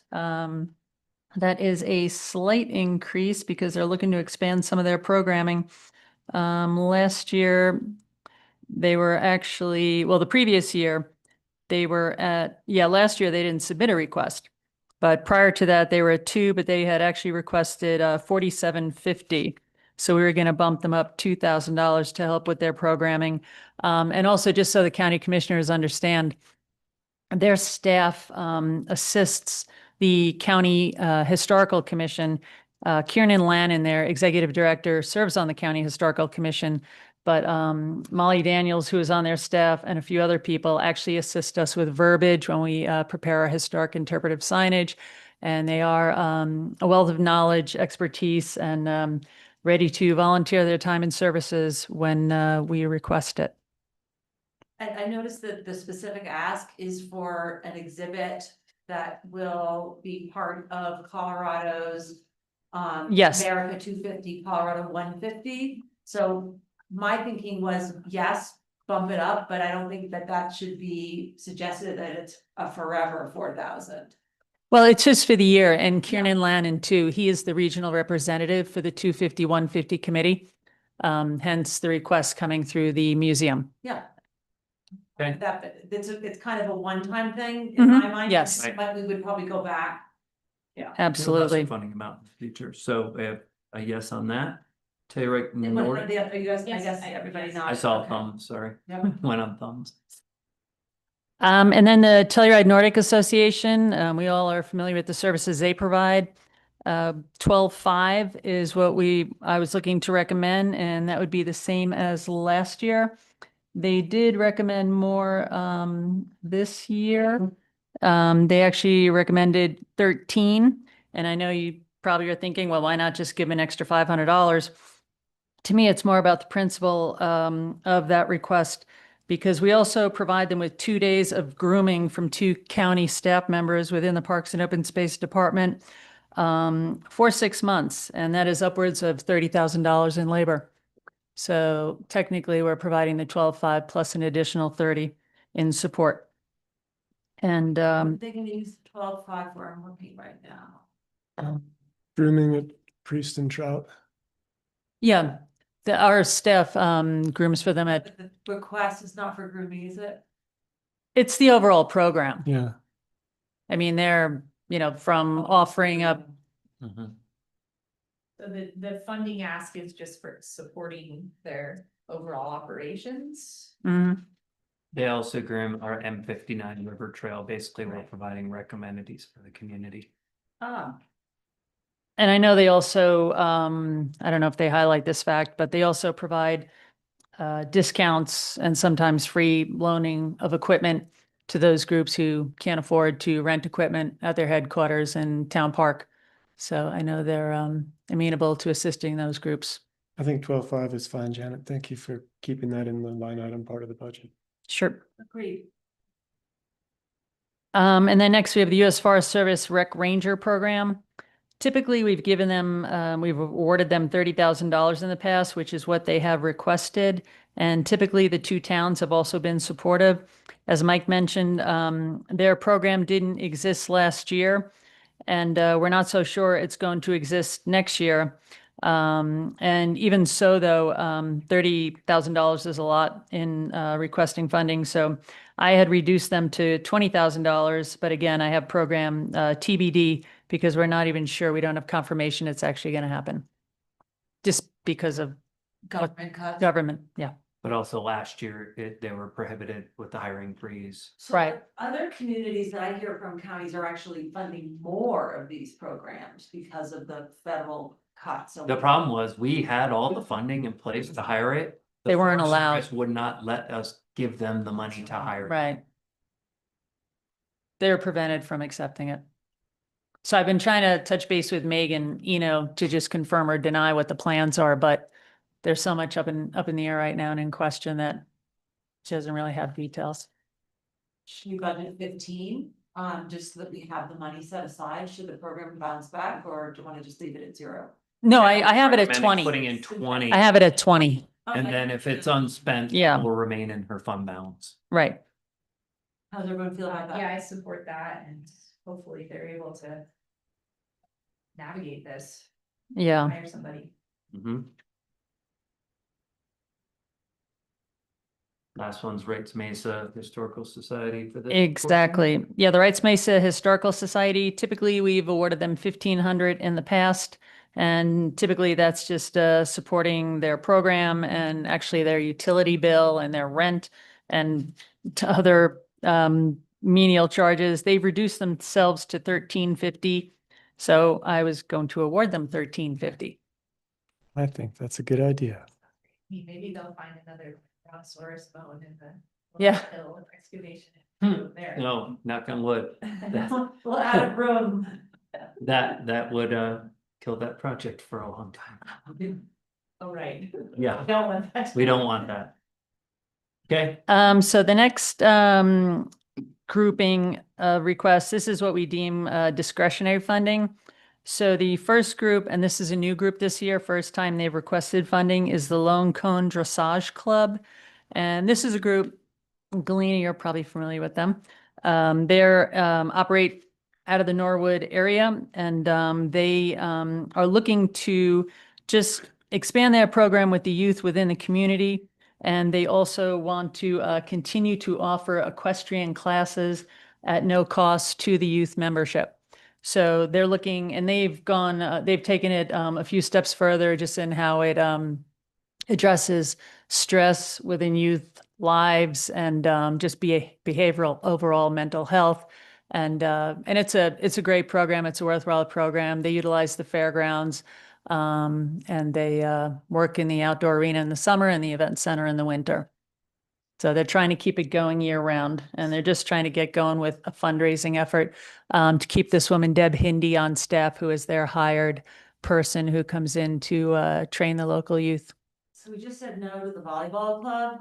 I was thinking about this in the context of like 4-H and roping and other things that we are sponsoring. Is dressage like a historical kind of ad producer? Well, this group has been in existence for 15 years. Again, they're just looking to help offer these youth lessons at no charge. I mean, they have a long-standing presence within the community itself. They focus on horsemanship, horse training, and different equine skills. Yeah. Do you guys have a strong feeling about this one? I'll defer to Galena. I mean, I see it different than the volleyball club. Tell me about that. Yeah, that's what I was asking. Well, I was filling out their application. Oh, okay. Oh, I have it. For a moment. But and it's interesting which buckets these fall in, because they're the dressage club's piece about mental health is something pretty different in my mind. As far as the way that programming is applied and taught. I mean, it's similar to the volleyball club ask in that it is asking for opportunities for youth in the area. But I see the dressage club as falling more under the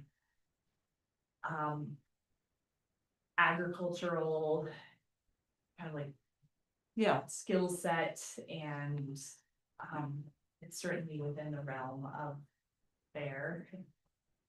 Is it a fair event?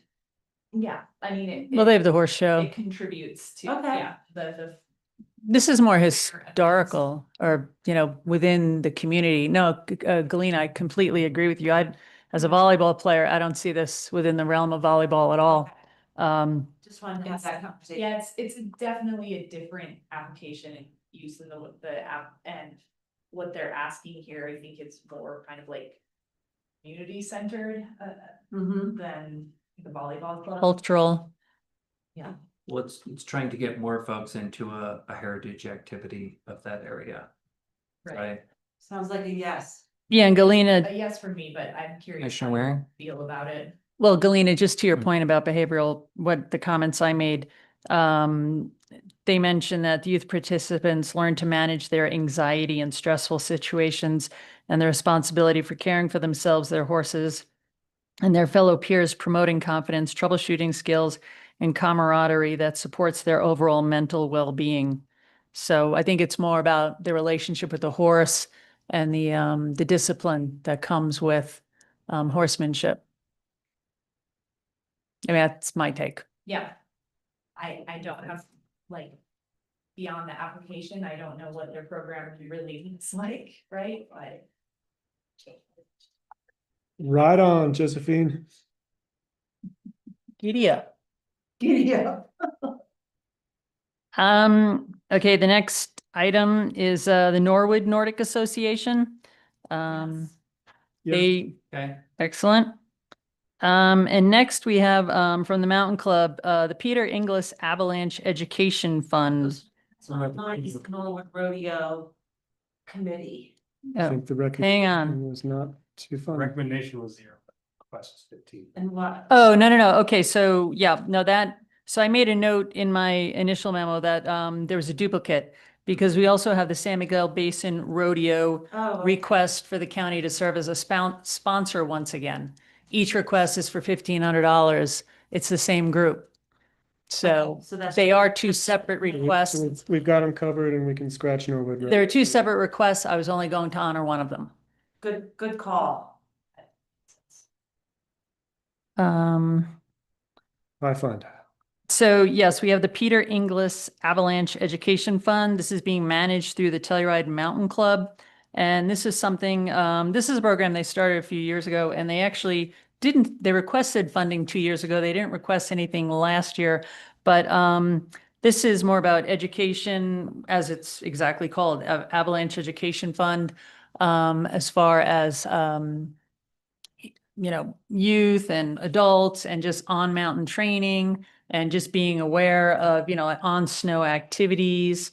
I can pull out their actual application and my apologies. I didn't remember Yeah, each and every one of these. Some steps and say that I support the $3,000. Okay, thank you. request. Commissioner Gleason, I also support. Commissioner Brown. Don't feel strongly, so. Okay, we'll keep it at 3. Yep.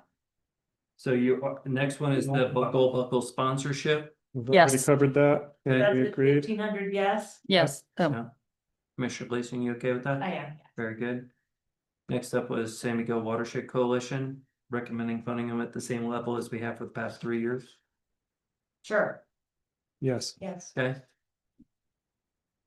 then we have the Pinhead Institute in there. I mean, I'm not sure how. Ours is Sea of Trees. Seas of Trees, okay. Had my list alphabetized here. So Seas of Trees, they've been requesting funding the past few years.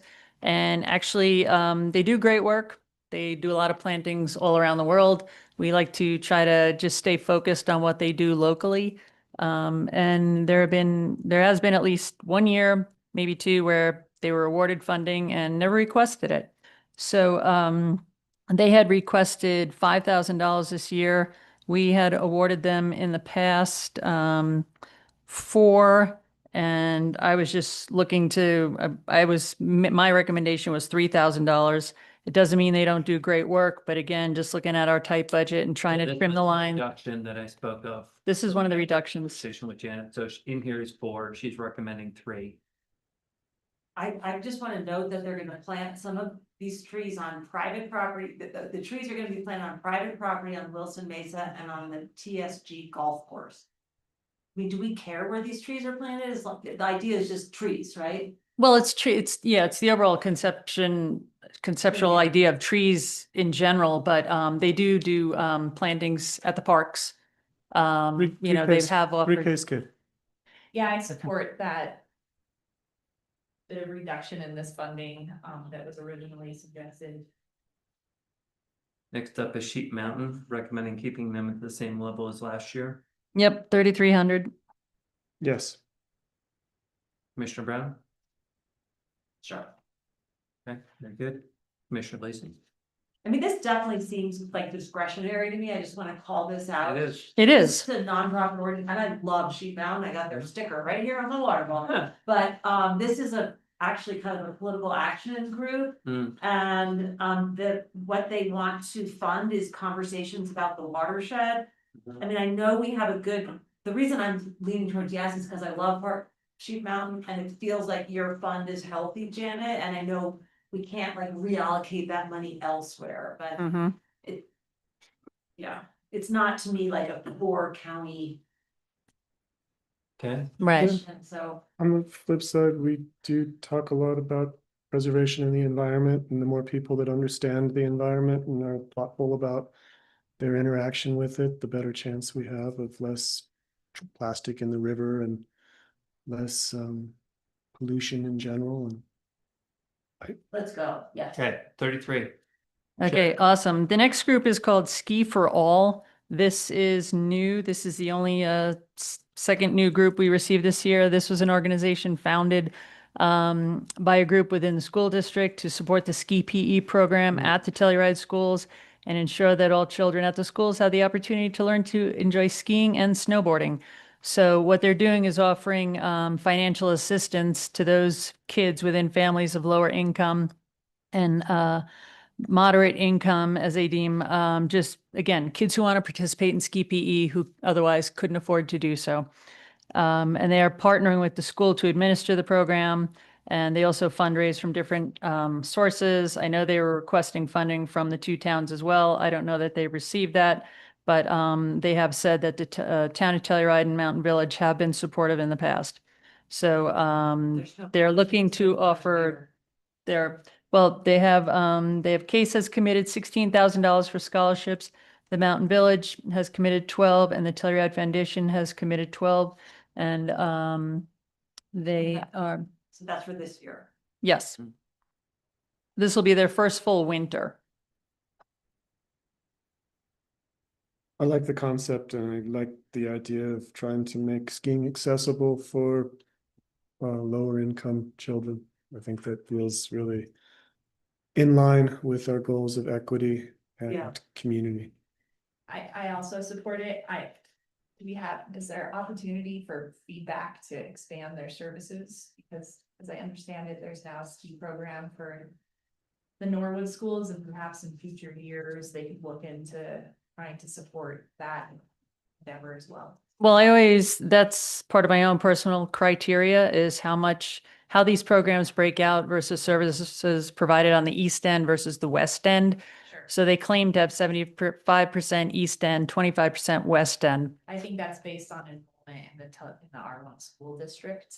Oh, all right. Well, I Yeah, I that's what I can read in request. the Okay. Is good. What do you guys think? 10. Yeah, Very good. yeah, if there is opportunity, Janet, maybe you could just. Okay. make that Suggestion, and if I happen to run into them, I think they're actually planning on doing this in like multiple communities. Yeah, it's a good ask. So, all right, I had redone my memo, so I had actually reduced them to 8.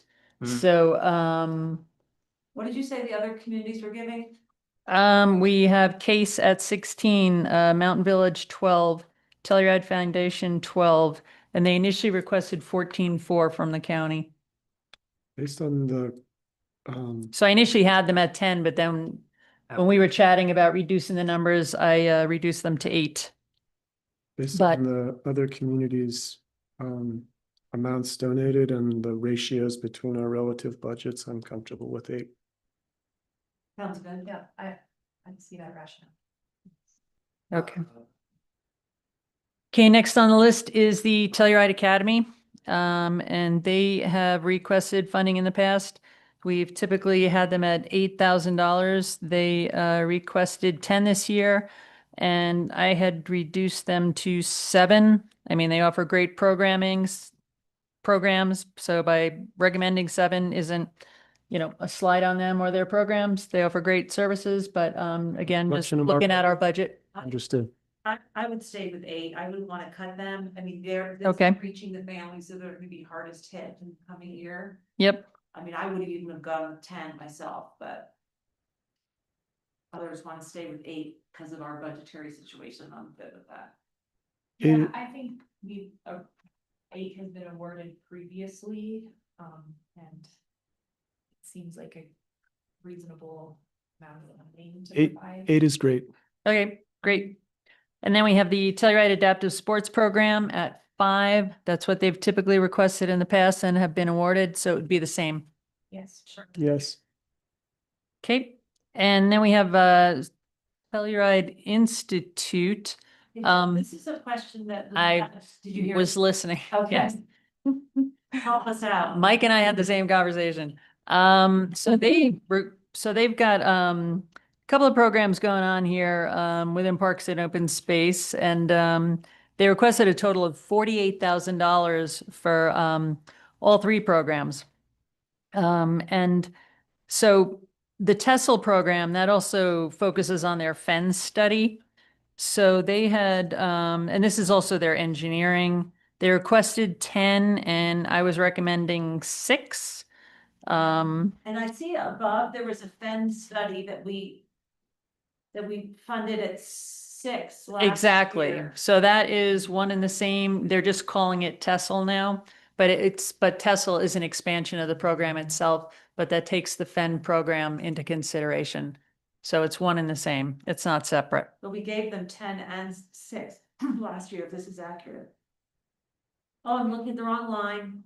Quiet, Ann. Yeah, no, the TESOL is new this year. Got it. That listing. And I follow, or sorry, Janet, I follow your logic that we can continue to support the FEN studies and monitoring program at 6, and the additional ask, we aren't really looking for new responsibilities this year, new programs. So good work.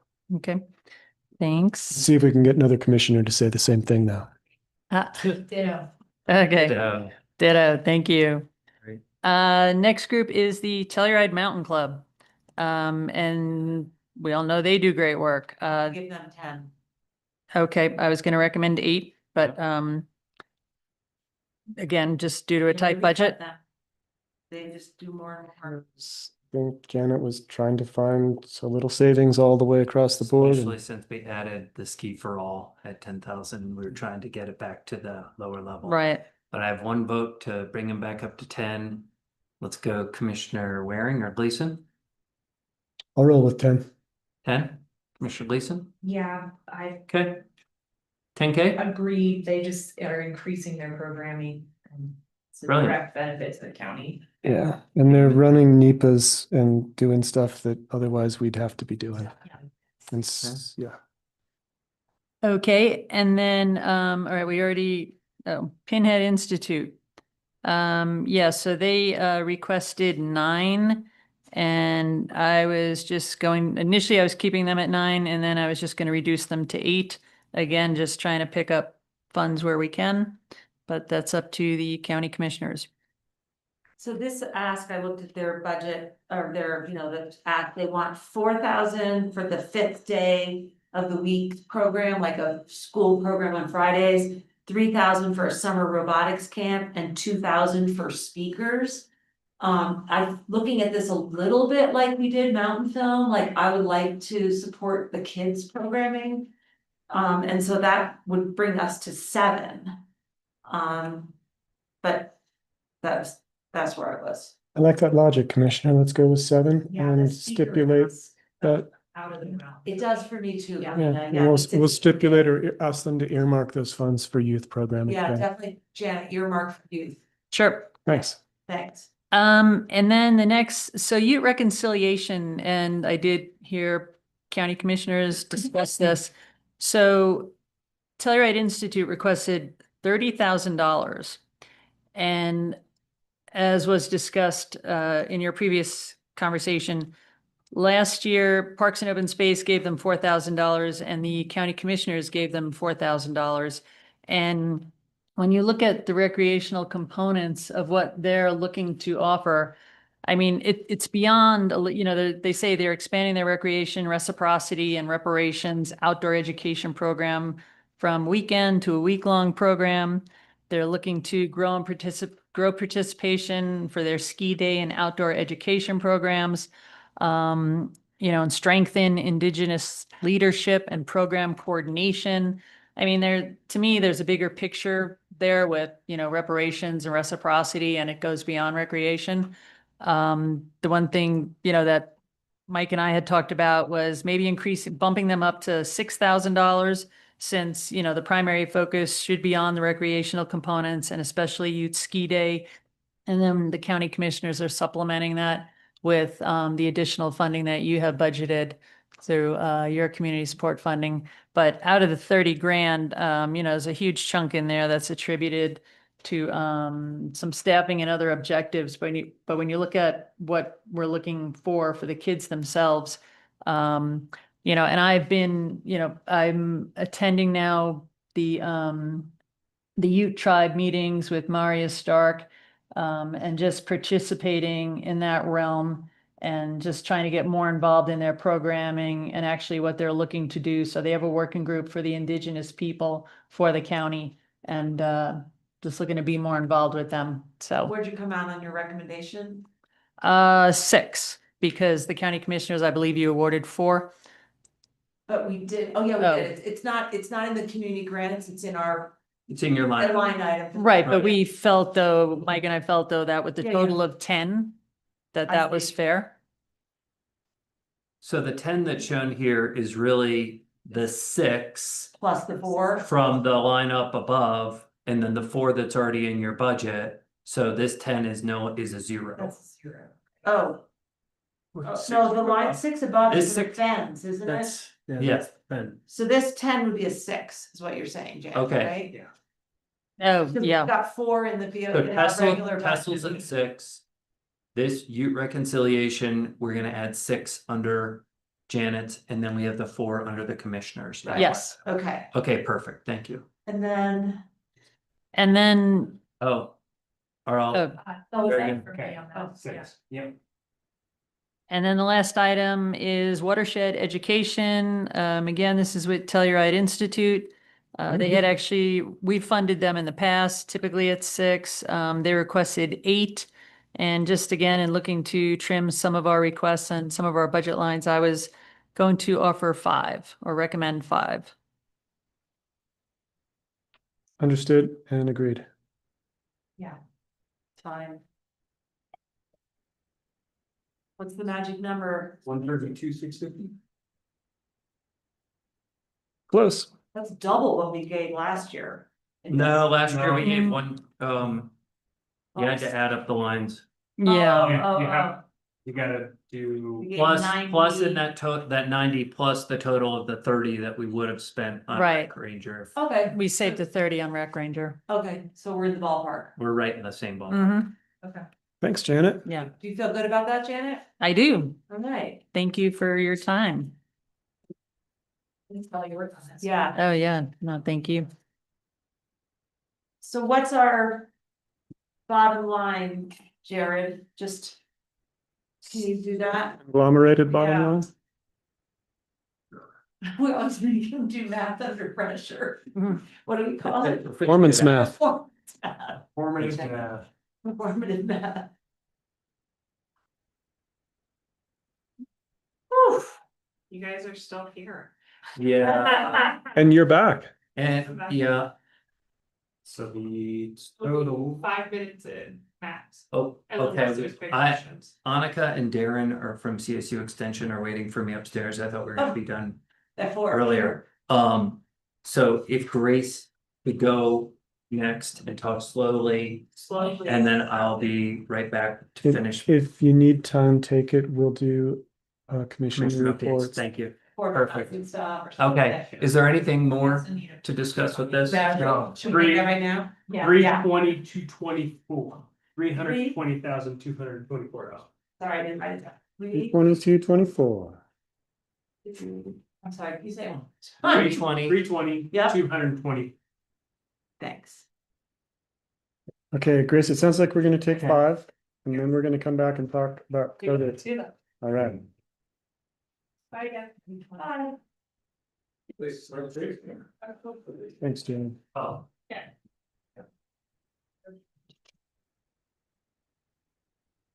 I'm gonna just. Date the plat was recorded or date the.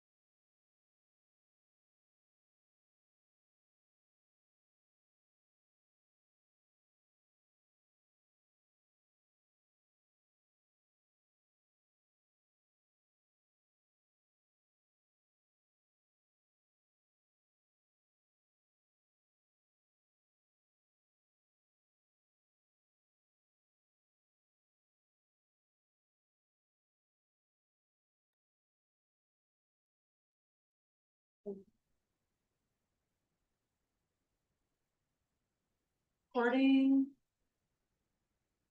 I didn't want to step on your. Hello, San Miguel County. It is almost 4 o'clock and we are back to our October 29th special meeting. We are bouncing back to an item we missed earlier, which is a conversation with our public health director, Grace Franklin.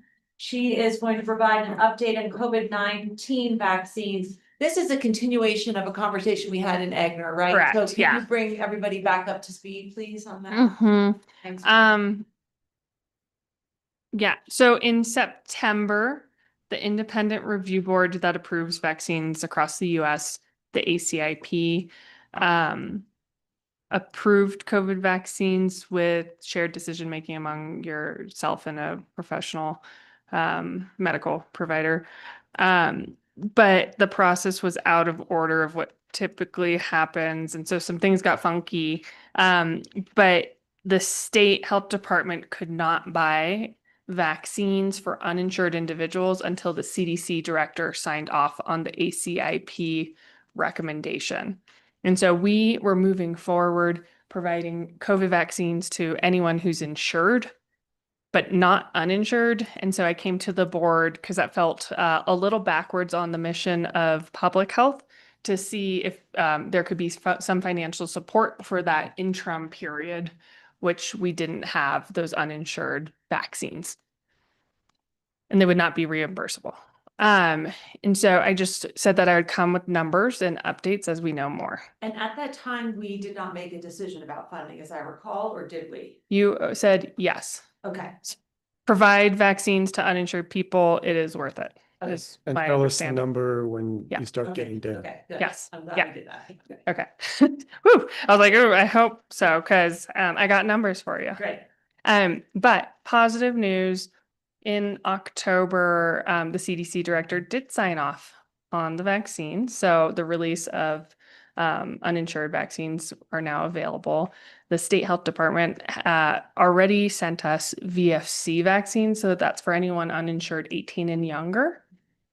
There was a delay on the 317 vaccines, uninsured adults 19 and over, just because it takes time, but we'll be able to purchase those in November. So November 1, we can make our order. Hopefully they arrive in 2 days or so. That's typically an vaccine shipment timeframe, but if not, we'll have them shortly after. So there's positive news. So in the meantime, we are vaccinating people who are uninsured and the county is paying for those Mhm. vaccines. Yeah. So as of today, we vaccinated a whopping 17 uninsured people. So that's about $2,000 that was spent that won't be reimbursed. We do have a vaccine clinic November 5th that we currently have 13 people registered for. I would say we'd probably anticipate 20 people showing up that are, the target was for uninsured people from a vulnerable population. So that's kind of where I'm like, oh, it's going to increase potentially to 40 unreimbursable vaccines. So about I don't know, $4,000 or so max. I think we estimated up to 15,000 depending on the demand. But if we get the vaccines before then, hooray, and that'll make our lives easier. But we'll just run with logistics as quick as possible, as long as you all are still in support of that process, rather than rescheduling them until we receive our vaccines. How hard would that be? Is the word already out? Are the posters made? This is a tougher one. Yeah. Tougher group of people to reach in general. And we've already started. Yeah. Yeah. But you're feeling pretty confident that the ordered vaccines will arrive. It either will or won't. Like it's one of those things that when we order, if we ordered on Monday, because it opens Saturday and nobody will do anything over the weekend on the processing side. Sometimes vaccines show up in 48 hours, so no sweat. And then other times, if there's just like delay, I don't know why there would be a delay. Maybe everybody ordered it. It could take up to a week. And so that's kind of the, But if we just postponed the clinic 1 week, that we can probably be covered, right? Mhm. It's just an issue of rescheduling those 13 or 12 Yeah. people. And I can check with the staff. That is definitely a group where we have walk-ins as well. People who aren't really tech savvy. Because we were hopeful. We were like, November is usually a pretty good guesstimate on this. But Kind of need your vaccine at that time too. yeah, which I can check with staff and see if we can wind it back and if that seems feasible. I think we could definitely make that change if it's not if they think it's realistic. more than $2,000 worth of heartache. No, it won't be. Yeah. And I think that we should be clear with Grace that if you start to realize that we may miss people or that it's impossible to reach them and tell them that we want to reschedule, that's probably worse than keeping the commitment that we've got and perhaps spending a couple grand. Okay. So that's fair. In the interest of public health. In the interest of public health. Cool. And simplicity. I'll double check first just to do my due diligence. See, because I think Andres will have a good pulse of, because we're reaching our Spanish speaking, Chu speaking population that does not use the internet well. Yeah. That's our target for this one. So if Andreas can unwind it with a minimum amount of effort, great. And if it's going to require him knocking on doors and finding people and hustling, save Andreas is time for more things. He'll be honest. So good. Yeah. Awesome. Okay. The only other thing I wanted to flag, just so Lene and I spoke a couple days ago to tag a couple different crossovers with our funding. Some WIC patients are SNAP recipients as well. It's a hard number to dial down, but WIC as well is in a funky funding space. There's only partial funding through the state for November that's secured right now. We'll find out sometime tomorrow. The state said that the governor will give an update by the 30th, but what time on the 30th, we'll find out, on if additional funding will be earmarked to continue WIC through November if the government shutdown continues. So either way, or if it's full funding, we'll continue as normal. People get their food benefits, people will get educational support and staffing. If it's a partial funding, there's a possibility that either clinics will be shut down at a certain date where we can't, and shut down is really subjective depending on the clinic. But the one that I'm concerned about is that then no food benefits will be available in November as well. If it's a partial funding, they're just going to cut out food benefits as a whole to keep clinics open for a little bit longer. I see. For our county, San Miguel County, we have 42 families currently enrolled in WIC, and food benefits per month is somewhere between $150 to $300, depending if the family has prescription formula. That's part of their food benefit plan. Most are about $150 per family. Yeah. So 42 families on the high, like if everybody was receiving formula, which it's not, it'd be about $14,000. If nobody was receiving formula, it's a little over 6,000. It's somewhere in the middle.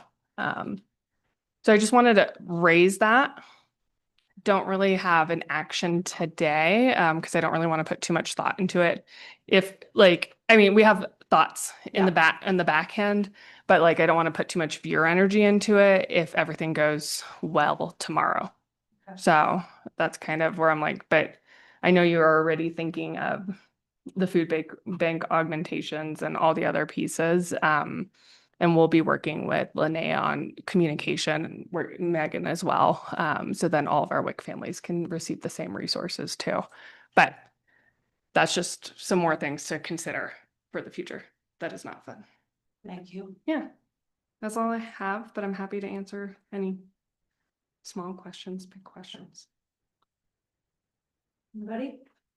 I think what you just told us, Grace, is similar to what we talked about in Egnar with COVID vaxes, which is that there's a problem looming. It might solve itself, but if it doesn't, here's the maximum and the median cost. And so it's as you said, an alert, something to tuck away. And I think that we've all made peace with the fact that not only is our federal government less supportive of some of our programming, and we've made a commitment months ago that we would try to backfill that, but also that our federal government's now closed. And so we'll want to continue to keep our people fed. So if it comes time to come back and tell us the number, I'd like to think that we'd be able to find it and make it right until things open back up. I appreciate the consideration and the added piece to that as well. For the food benefit side, it's like a credit card through the state, so it gets super tricky. It's similar to SNAP. And so it's, we So can we can't always really do figure that. something out, but it's much harder. Yeah. Got it. Well, let's hope we don't have to do that. Yeah, same. But I do Yeah. appreciate your support and the mission of the board. So thank you. The thing that makes me the most concerned is that prescription formula. Yes.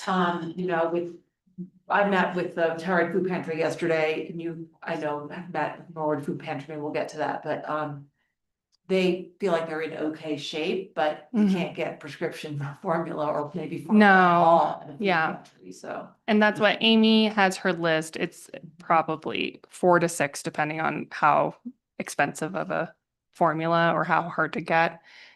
Which we can definitely pull that data really quickly on Monday.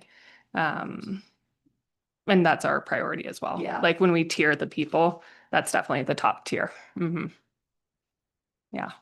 And then too, with the food bank, our staff are happy to help if that's the need too. Oh, thank So, you. yeah, folks at that. So, That's cool. nice. Okay. All right. Thank you all. Thanks, Appreciate it. Grace. Good luck. Thanks, Grace. Thanks, Mike. Thank you. All right, friends, we are now on to item 12, manager matters. Are we still comfortable with this order? I see Drea's here. Yeah, Jared, Everybody, I'm reading the wrong page. wrong page of the agenda. You want updates first or last? Well, if Drea, are you here for the housing update?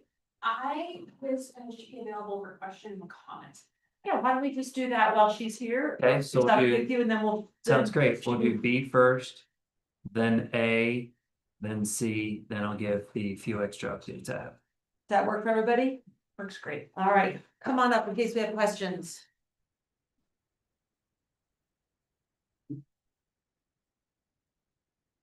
And just for the other commissioners, I had asked why we weren't doing this in the standard format of Brad making a presentation, and there's tons going on, even more tons than usual in her department with the SSR, housing code update, and so forth, so they had requested just a memo and a briefer conversation. That's correct. Right, so, thank you, commissioners. I know that Drea had sent the memo your way. And that was sent last week on the 22nd. I think that was last week. Yep. And you know, it kind of itemized all of the things that we are doing, including the LEM housing project, Deep Creek housing project, both of which we're seeing some moving parts, which is great. The Pathfinder housing project, we're continuing to work with Bright Water on getting that testing scheduled. And we've got a meeting with Jonah. Next tomorrow. Oh, Tuesday. it's next Tuesday. You think it's possible that test could get done this fall? It's our hope still. Okay. It's one of these things that just rests with the well testers. Gotcha. The people who will come and drill and test. We're preparing a pumping plan, and there's a few moving parts of filling up the tank. That way the community has water while we test the well for 24 hours. So that planning is going on right now. So, just a quick summary that we continue to have the housing needs assessment report. We had a meeting with the state, which was really fruitful. And we continue to work with Town of Telluride and Town of Mountain Village, assessing some numbers before we send that in actually. Because once we send it in, we're kind of locked in a certain way. So we're making sure we understand all our options, which was kind of the point of our meeting with the state. Then she identified really well our grant deliverables. The big item over the last month has been the code consultants effort with Logan Simpson, the SSR, the listening sessions. We had reported on that. And I think we are now actively working on our next meeting, which is, December 8th. so that's gonna be our next SSR meeting. And there'll December 8th. December 8th, there will be some homework that goes out ahead of time, and so, you know, and again, I was really heartened again by that SSR meeting. It was a really well done meeting, really appreciate the efforts, so. There was one piece under here. The report on the housing code update, which I really appreciated. In particular, anyway, it's on page, the last page at the top, under ideas for housing action planning that are unrelated to the housing code update, right? And one of them was desire for a rebate program. And I wondered if that wasn't something, oh, maybe it's not a code, but it is, could potentially be a county program, right? Correct. Because that could be like rebating of building fees or development application fees. Is that what that was? Yeah, that's the thought behind I that. see, but it's not related to the code. Got it. Thank you. Right, we are gonna amend land use code to implement a rebate Yeah. program. It would be something to augment, you know, as you say, if our building department is receiving $300 for a building permit. But we were to rebate 100 of those dollars if it's a deed restricted ADU. And maybe that magnitude is like a sliding scale of how the big house is. But those are, again, there are great ideas coming up as part of these meetings that aren't necessarily housing solutions, and it's great that they're being captured. Agreed. I think Drea and her and their team to really pull those together. So with that kind of was the big broad summary, and we just wanted to be available if there were other questions. What's that next round of meetings gonna kind of look like? We're still working through the logistics and the details of all of that, but the confirmed date is December 8th from 3 to 6. So we're going to do a longer meeting this time. We're going to do another round of community listening sessions as well. So we're working through that schedule. So should have more of that in the coming weeks, and that will be published on our website. And we're also taking online feedback as well through the first week of November. So that's still available online. And we'll publicize those listening sessions beyond just on the website, right? Right. Push that out. I have one question. I got really excited at the bottom of page 1 where it said the Deep Creek housing project might have 78 units. Is that a typo? That is, I think that is that. Okay. That was Pathfinder. Yeah. I swapped my numbers. Pathfinder says 73, so I don't think it's a swap. I Yeah. But Yours correct on here. think Deep Creek was 30s, right? Yeah. And I think 7-3.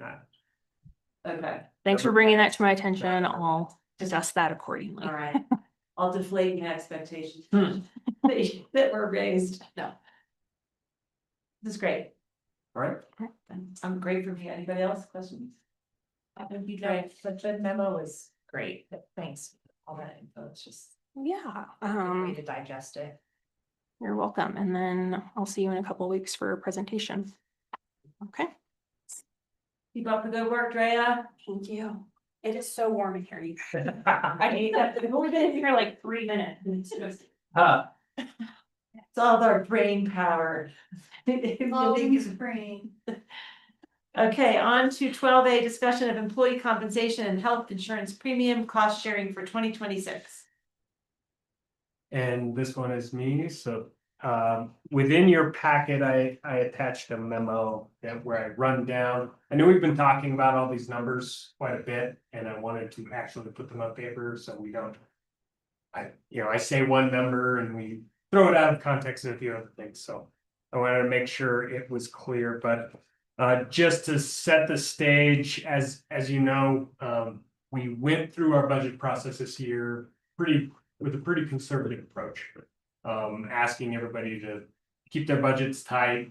We talked about on September 10th, I believe, the class and comp study. And at that point in time, we kind of got the direction from the board that yes, going with our traditional 80-20 split of benefits and using the kind of graduated rate or class and comp reduction kind of methodology that we presented at that time was the way to go. So we baked that into the current draft budget, and those two pieces, the implementation of the classic comp and the benefits total $804,829. So that's at the last paragraph of page 1. Now that we have gone through our draft budget and it is a rosier picture slightly than what we were expecting, particularly within the general fund where most of our employee costs reside. We just wanted to ask, and I think we foreshadowed this at the previous meeting, if the commissioners want to change any of that ahead. And the scenarios that we ran, you'll see on page 2 of that memo, I did summarize as you requested all of the funds, across the board. That does include some of the funds, many of those funds are restricted. So, early childhood fund, mental health fund, we know those we can't just use for anything. Road and bridge fund, so on and so forth, those have specific purposes. But to give us that really big county-wide budget picture that we have a healthy fund balance, we have revenues of $35 million or a little over, $35.8 million for the year. We're expected to spend $36.5 million in the year. So that puts us at a net negative across all funds of $792,800. We were expecting in the general fund to potentially be in the red, and that's really the big flip that we were talking about. And so the question before you today is, do we want to change any of the recommendations for the class and comp implementation or benefit implementation? And I put those scenarios, you can see under fiscal impact. Number 1 is exactly what we have today, baked in value. Number 2 is if we were to amend this methodology, with A being if we fully implemented the class and comp study, that would be another $193,292. And then the other scenario B would be if we, instead of doing the 80-20 split on the increased costs for healthcare or our insurance premiums, we were to accept the whole insurance premium increase. And Mike had mentioned that, particularly with the elected officials, this is more meaningful because their pay rate doesn't change, but their benefit costs do. Right. And so this would hold them to last year's values for both elected officials and frankly, all employees. And that would cost $94,878 additional. And when we had the thought of, could we just adjust the elected officials and not other folks, because they're going to be seeing an increase, the majority will be, it gets into essentially you're paying your elected officials more than you're giving them a benefit that you don't give to all other county staff, create some pay equity. It's technically illegal. Yes. State statute. So that's really the question of the day of if we want to stay on the really conservative track with the new information that we've given, or if we want to change any course with these two particular aspects of our budget. Lance? I'd like to propose a hybrid approach where we take 1A and 2B. I like that approach as well. Yeah, that's a good suggestion. If I reflect on that September meeting, we did make a state, we were under the assumption we were gonna be in a bit of a deficit of our budget. And so we kind of made decisions based on the class and comp study that we would take that stepped approach. But knowing that we have some more funds, I would like to extend something to staff. And so I think that assuming that 100% of the benefits for employees would be something to offer. That's kind of a middle ground financial approach as far as the numbers kind of pencil out here. Is it 100% of It's the benefits? 100% of the increase, right, not of the total. Does- Yeah, it's not like staff will pay Yeah, zero premiums, Right. right? The wording in the memo is a little unclear, but the answer that you got, Ann, is very clear. Right, yeah. You're correct, that's. Right, and inaccurate. that dollar amount may reflected that, but yeah, but covering 100% of those increases that are incurred. I like it. I agree. It's a middle ground. I would feel frankly a little irresponsible just implementing the full class and comp study, knowing what's likely ahead of us. And I feel like the proposal you made earlier was fair and fiscally responsible. The only thing that's occurred to me as we're sitting here is that historically, as I understand it, we've paid 80% of benefits generally. And if we take on the full increase, that ratio will change. Correct. And I'm a little concerned about setting precedent for that. That, okay, now we're always gonna pay 90% of the benefits. I mean, if our wages can catch up to where they need to be, then what do y'all think about that as those who have to? When I implement this? started, we have been doing that. We have been covering those benefit The increases 90%. year over year. And what we were hearing was staff was frustrated. Why isn't my pay higher? And they weren't recognizing the value that we were covering that insurance cost. And at that point, 6 years ago, I said, no, we need to start sharing that. And we did.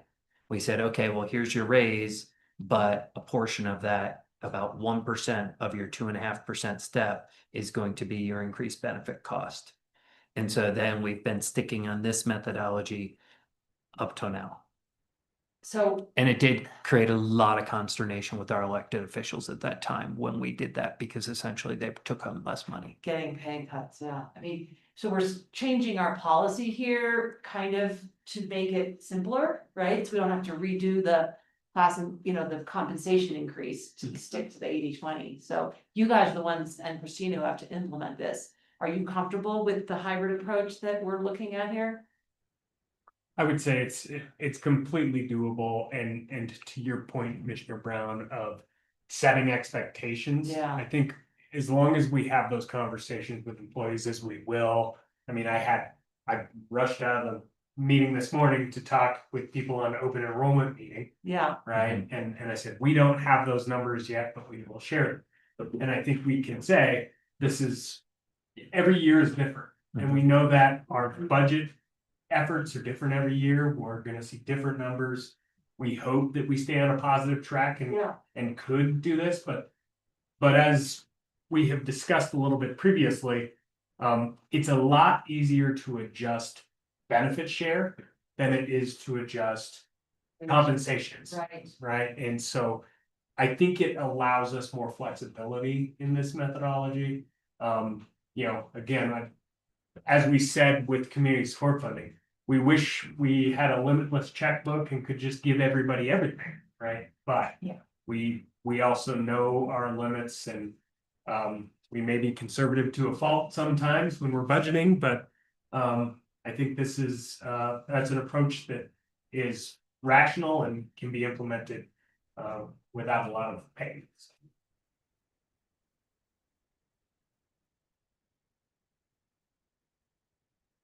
I agree. Well, knowing that no action is necessary, do you have the information that you need from us? If you are supportive of this, I heard Commissioner Waring indicate 1A and 2B. Commissioners Gleason and Brown, do you support that request as well, or suggestion? I do. Me too. Very good. Then that's the direction we needed. Thank you very much. Okay. Thank you, Jared, for everything you did to prepare us to be able to make a pretty efficient decision.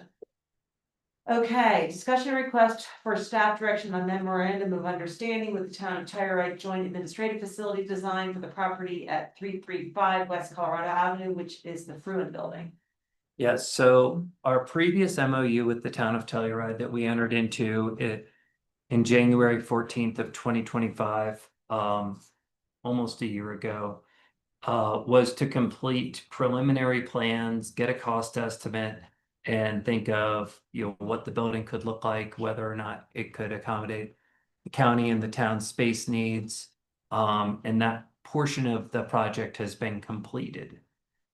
I was sent this MOU and because I had been the previous signatory of this, but I feel like this is now getting into a more political realm of rather than just exploring, is this feasible? How much would it cost? What would the county have to give up? And, you know, I'm the facilities manager. So in that role, I felt like, okay, yeah, we can, and I had said, you know, we explore this? The board said, yeah, go ahead and explore it. And I felt like we got through that stage.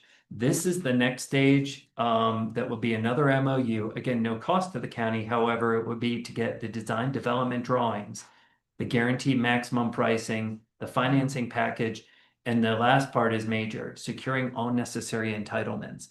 This is like, if we're a boat manufacturer, we designed a boat that we wanted to see if it could sail around the world. And yeah, we found, yeah, there's a boat that can do this. And now do we want to build the ship and have it set sail? And what I'm trying to say by this is if we were to engage in this and then choose not to move forward with the Fruin building, I think we would create a lot of animosity with the town as a partner. And so I wanted to pause on this, and it doesn't need to be today that we decide this, but I wanted to bring this for your attention and for your thought. I didn't know if you had definite thoughts already of, yes, we're still gung-ho about this project and let's keep moving. But this next stage is, even though it doesn't technically commit us to moving fully forward, it's a serious indication that we are still absolutely committed to moving forward with them. Yes. I know this hasn't been deciphered yet, but are there any ideas of how much this project will cost? The town's current estimate is 10 million. Because I'm just thinking about Proposition 300. Yes. what That would, you know, that. Yes. And so my assumption is that they would try and design it to a point of $9.9 million because 10 million is the threshold for them.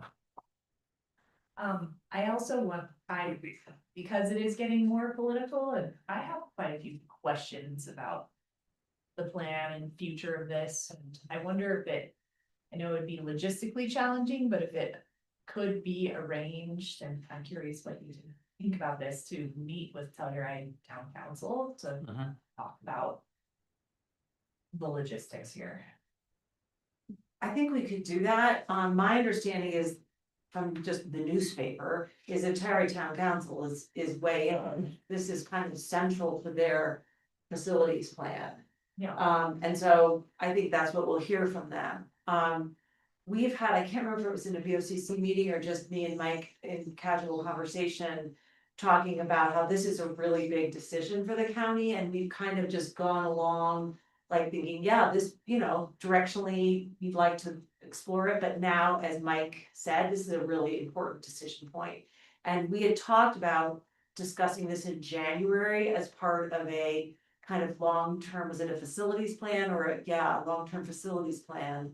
And I think that that's important. I don't think this is a decision that we can make in isolation of our big picture, longer term. And again, we weren't looking for a full-blown facilities plan, but kind of an idea of where we're headed in terms of Claxon and Sheriff and all Road and Bridge and all of the facilities we need to make. So January feels like a long time. It's what are we in? We're almost November. I mean, I guess it's 2 months and a couple weeks to put this off. How do you think we could do that? Or do you think that we should try to move up our facilities conversation, which is asking a lot? I think this can wait 2 months. I think what we're talking about is a 50 to 100 year investment and venture with the town, and taking and the other thing is they have a myriad of other projects in their capital plan that they could continue moving forward on, even though that you're correct, this is a very high priority in their capital plan. I don't think it's unreasonable to say we need to wait until we're looking at our future capital plan, which is in January. Okay. How do the other commissioners feel about that? I agree. I think that the logic for looking at the capital plan holistically may get down to assuming that the deal makes sense and that we want to proceed. We need to actually sit down and figure out who's going to office where during construction. And the only way to do that is to look at our existing spaces and the time frame for this proposed project versus our concepts of what we might be doing and figure out, can it fit together? Because even if remodeling the Glockson is, remodeling next door is a great idea. If it is going to eliminate office space that we don't have a replacement for, that's a problem we need to solve before we start. So, yes, please. So we need to go back to the town and just explain that Yes. we need some time to discuss this very large potential project. Yes. And that we anticipate an answer by the end of January. Yeah, and that's right. I'm just looking to see when we had scheduled that, our own facilities conversation. I think we did not put it. But we just have it as January, yeah. Yeah. So I think Lance, the idea of we'll come back to them by the end of January for these reasons is good. Yeah. Well, I think You okay with that, Galina? we can. I am, yeah, I have a lot of questions about this. Me too. And I did ask that question of the town of potentially how long a construction season would be from the demo. But we'd have to move out our server rooms and things like that are. Parking, yeah. Parking is, but we're looking at essentially 2 years. 18 months was the most optimistic, so to me, that's 2 years where we don't have use of that parking or any of those meeting spaces. Lance? Galina, in response to your thought about trying to have a joint meeting with the council, I don't know exactly what your questions are, but I think that many of mine, Mike and I have talked about this offline, and some of the ones he just brought up and a few others really nuts and bolts logistical questions and food bank questions and parking questions are some of the non-negotiables that have come up for me. And it seems like maybe we don't need to meet with town council, but we do need to meet with the town manager and generate a list of what we feel might be missing from the original sketch plans and what changes we are able or ask for, but could live without, and sort of negotiate a bit more before we, well before January, so that we've decided whether or not this is worth consideration or if we hit a brick wall somewhere earlier on. Does that seem reasonable? It does, yeah. Okay, in that case, I think the next step for you and me and probably for Anne is to sit with Mike probably individually and just get him to understand our group concerns, parcel them together where possible, and yeah. We've had a couple of those meetings ourselves, right? Yeah. Mhm. And I would suggest that we would want to invite James Van Hooser, who's their project lead Mhm. on this. James and Zoe to join us at a meeting Mhm. potentially, or I could do this individually with them and report back to you. If time is of the essence for them, I'm willing to authorize you to have that meeting solo instead of waiting for our meeting cadence. If they are able to wait for our next regular meeting or two, then that's okay too. Meeting, you're talking about actually looking at the plans again and providing feedback on those? If that is where Galina's concerns lie, I know that in talking with Mike, some of his concerns were plan related and some of them were parking related and some of them were first floor usage related. And as he mentioned them, I started to share them. And That it's worthwhile, like, going back and talking about specifics of the program or the building until we've decided whether we even want to move forward. Unless you think those are deal breakers. I feel like we could probably, I think that some of them could be. is that right? Well, Thought we were there's pretty another close. conversation we're going to need to have with Emil, our coroner, soon. That's Be- where. oh, Because sorry. Emil, even with the revised plan, where the initial plan showed his office operating out of in the size and space, he was in extreme disagreement. He is advocating for, he needs an expanded space. He wants to be able to have the autopsy folks rotate and do the autopsies actually at the space, which, in understanding that we're talking about 30 to 35 autopsies in a year. You do those autopsies in San Miguel We County? don't, we send them to Montrose or to Cortez currently. He would like to have them performed here by rotating people, but to do that, we would need to create almost a medical room that would be a larger expansion. So he's asking for a significantly larger space. I went back to the town and I said, okay, let's switch this conference room, which is bigger than what you had with his. And that we could give him a little bit more space, but it still doesn't assuage his major concern, which is he wants this large facility and is pretty ardent about that. And I think that's a conversation We need to have that with we need Emil. to have with him Yeah. before we get Ooh. together with the town. Yeah, that sort of brings me back to the conversation that Jeff Hurt said, like, what's realistic to serve in a rural area? And I would like to hear from Emil why he thinks it's so important that we perform those autopsies on, Main Street, Telluride, But there must be a reason, he's a reasonable man, so I just need to know what that is. Yeah, well, hearing those concerns is really important and in my mind, it's without understanding the details, nuances. Kind of comes back to the facility conversation that we're gonna be having in January, just thinking about our big plan and what can go where and how, and there's So is it a lot of. priority to have a meal and facilities plan first and then worry about the possible design concerns afterwards? In other words, if we hit an interior brick wall where Emil convinces us that we really have to have autopsies here, and that's not possible in the square footage footprint available, then game over. Or if we start doing our musical chairs with office space and server space and realize that we can't pull this off for 2 years with our other facilities, then do we decline and just keep what we've got? And is that the trigger point for declining to continue to discuss it? Jared, response to that or to help with that? I think we're gonna have this during the facilities discussion of current need versus, and we have it, housing, all these things, right? Current need versus future needs, and right sizing future needs is kind of the discussion that, as you kind of made the analog to what Representative Hurd mentioned, like, what is the right size for the future?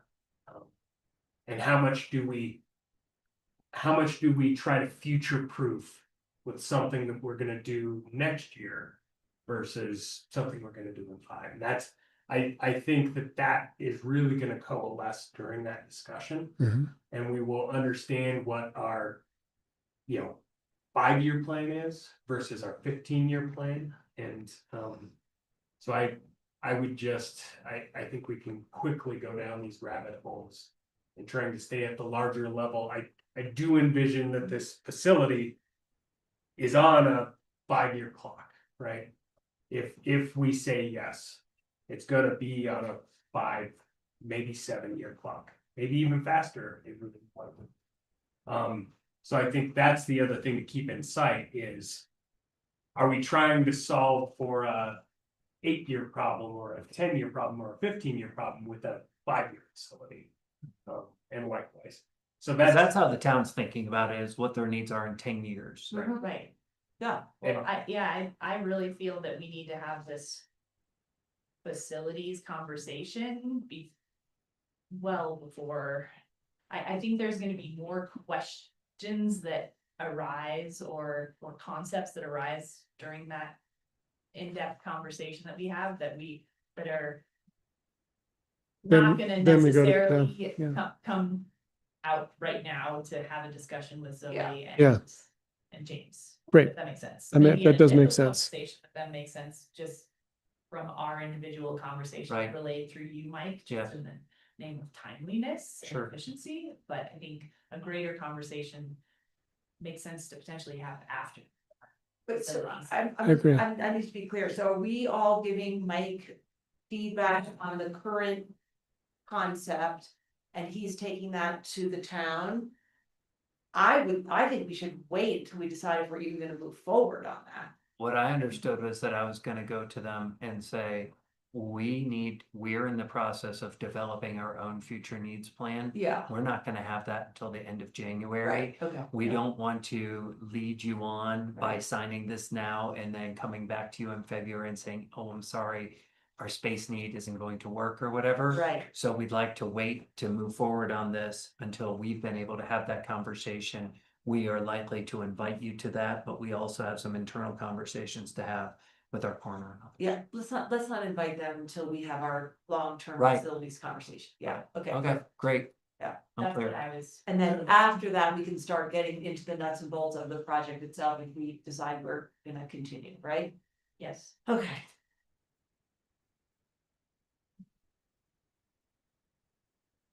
Okay. Is there anything more with this topic?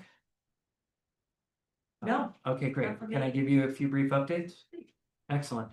Today, I stepped up and I met with Darren Parmenter and Annika Christensen with CSU Extension. We received notice this morning from Jacqueline Hudson, our admin at CSU Extension, that she's going to be stepping away from that role. And so I talked with them about where the county's financial position was overall. They were strongly advocating for an ag and rangeland specialist, but they also want an admin person. We understand that these are likely to be two different people because they're very different skill sets. I had given them the total of what we're currently spending with benefits for Jacqueline's role because she is full-time with us. And set that as their not to exceed number is to structure a independent contractor contract for an ag and rangeland specialist. And then to have a part-time admin person. And so I'm gonna be working with her on job descriptions for both. So that we're gonna try and stay within our existing budget, but try and accomplish this increased need. I was notified by Paul Weiser, as you may recall, we've been exploring from an IG meeting, a rec center RFP. There were 11 responses received from Mountain Village's RFP proposal. But after I finished my review of them, I received word that Mountain Village Town Council had given direction to cease any further exploration on this. And so that is put on permanent hold. Do you know what their rationale was for that? I got no explanation for why, other than their council's direction has changed and to stop what we're doing. I have been able to secure a grant, but luckily. Does that mean we get the 20 grand back? Or did we ever? We did send not it? spend any money. Our Okay. contribution was going to be the DOLA grant that I had secured for them, or for all of us, but we have not actually received those funds, so I can easily say thank you, but no thank you to DOLA on that.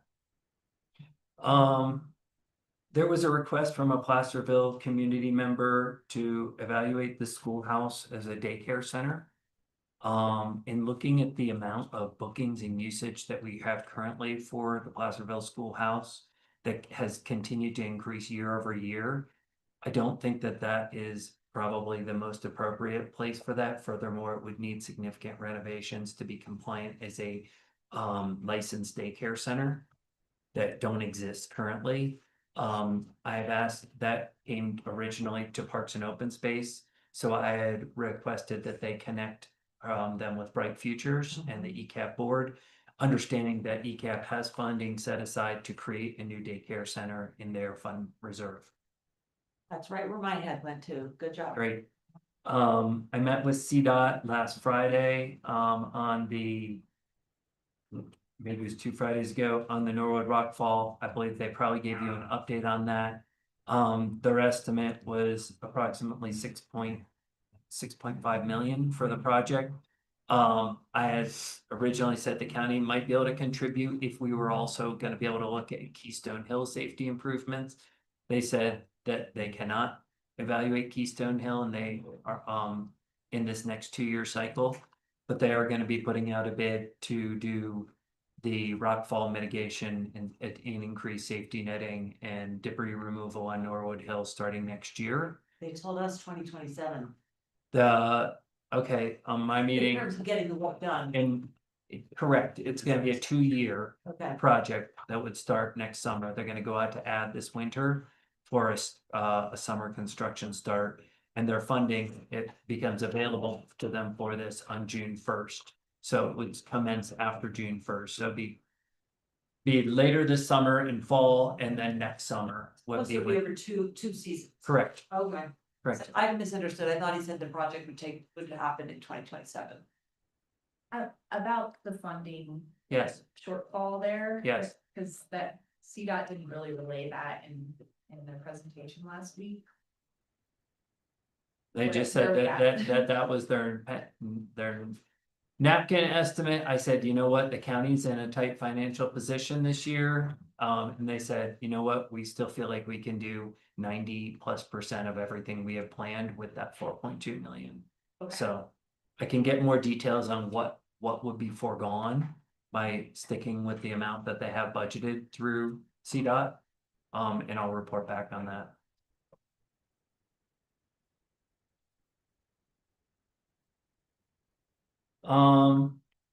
Open enrollment today in Norwood and tomorrow here in Telluride. Thank you to Jared for jumping on and giving the high level budget overview for staff. New T-Mobile phones are 70% deployed to our county staff. I just got mine yesterday. So far it seems awesome. Fiber is being brought to the Roden Bridge Deep Creek shop for our trade of the use of conduit with Clear Networks. So that is occurring as we speak within the next 2 weeks. They'll be connecting that with fiber, which will be great. Met with, as Janet told you, had 2 meetings with Idorado's new legacy site representative. And what is excellent about Justin Radlin is that he is not as spread thin as Devin Hornstebbit, his predecessor, was. Furthermore, I was just blown away at their willingness and interest. They were talking about construction next summer of supplying materials and equipment and manpower East End Connector Trail. for the right? East End Connector Trail. They did not want some of the additions of recreation facilities and things on their property, which to me makes total sense for their liability. But between their efforts and what we can supply through Roden Bridge, it seems like we could realistically see this trail constructed next summer and getting people off the road, which would be great. The Mountain Club is in response to some of the East End congestion and Bridalveil parking concerns going to be convening a stakeholder group of town, county representatives, and the Forest Service and Idorado. No date has been set for that yet. I had informed that Commissioner Waring had participated in that last time. I know Commissioner Brown was interested also, but who wants to be our rep when we find out when it's gonna be? Maybe we find out when it's going to be and See, whoever's available. But I mean, if Glenn has some of that history, I would say carry on, but yeah, it's whatever your preference. I think Mike's plan is great and I'm happy to be in first position. Fantastic, thank you. Before that meeting, can we touch base on a couple ideas? Yes, please. Excellent. November 1st is the date we're gonna be making the shift of Greg. Well, he hasn't officially accepted yet, so I shouldn't say anything. Yeah. Cat's out of the bag. Yeah, but we'll be moving Fleet and Facilities to where the maintenance office is now. That will be the area for Fleet and Facilities Department right Right next here to behind this you? room. The second floor. We did have one applicant. We've made that offer. and I shouldn't have said as much as I did already. And there's still gonna be some overlap through the months of November and December as he transitions, as this person transitions out of their role with Parks and Open Space. But we're very excited to see this become its own area to have, success. Mountain Village use taxes were received on October 21st. You may have already heard about this. My apologies if you No. have. We did receive 35,000 from Mountain Village plus 1.8 million for the Four Seasons use tax. What was So the 35 for? That's just regular other. General building. other construction materials, use tax. We have a 1% use tax. It came as a surprise to Jared and I because DOLA and Department of Revenue didn't show, but Mountain Village also has their own 4.5% use tax on top. So they're going to be collecting a significant amount of their use taxes on that project as well. Vince Rogowski, who has been a stalwart, he was our State Transportation Advisory Committee member and the chair of the Gunnison Valley Transportation Planning Region, is retiring in full on November 13th. We have a Gunnison Valley Transportation Planning Region meeting that day from 1 to 3, and then there's a retirement party at the Camp Robert for him. You are all welcome to join if you would like. 3:30 at the Camp Robert in Montrose. And I had connected Rico and Norwood fire departments with a wildland firefighting grant through El Pomar, and they both were able to receive $5,000 each. To it's not a lot, but it's a little bit of supplement to their equipment needs.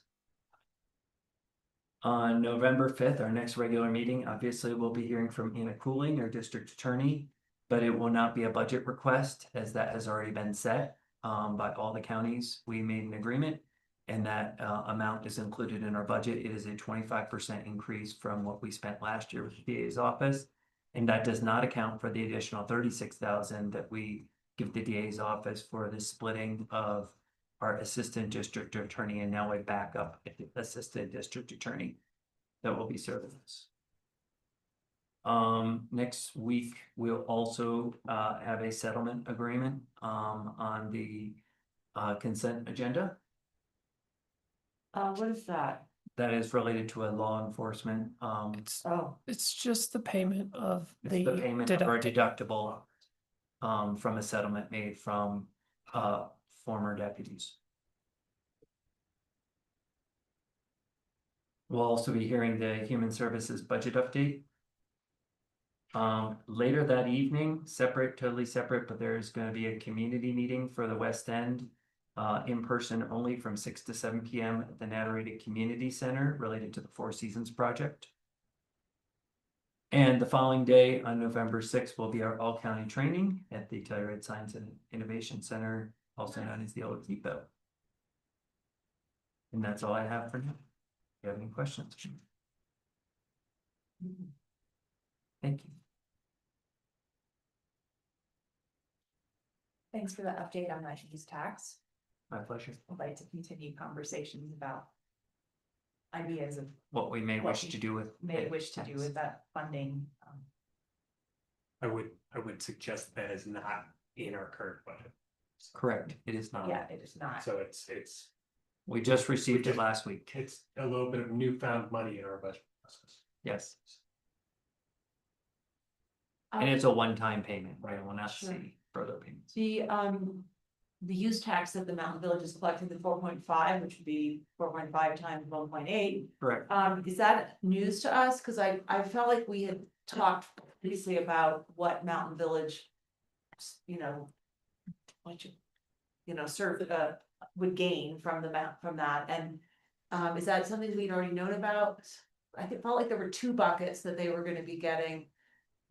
And we don't have to talk about this right now, but I think it's interesting, it's food for thought for your conversation or the West End leadership conversation in terms of community benefit and. It's what was presented to the group at that meeting. Okay. That I gave you and the figures that they provided, which Okay. were not accurate, but that was their answer was that all of the fees and taxes that they will be receiving have already been pre-allocated and designated by their council for other municipal needs. Okay. I will forward you the breakdown of everything that is being received by the county, SMART, and Mountain Village as far That'd as be fees. interesting. You may have already sent that and I haven't. I had thought I time. have, but if not, I'll just resend it so Okay. that it's at the top of your inbox, but their use tax is 8.279 million. Okay. That being said, I don't think that we should just be like, cool, their funds are pre-allocated and designated by their council and end of story. I think following up with once we make some preliminary decisions on what we potentially might think about doing with those funds, we could return with a presentation of that and ask, say, what would you be willing to do in step? Thanks. If I may, commissioners, I have two things to update. Briefly, first, I think you know, but we have sent out deed restriction reversion letters to all residents who are being offered any sort of reversion. Those hit email boxes last Friday, and then we did send via mail as well, and I think letters started hitting people's mailboxes probably yesterday and today.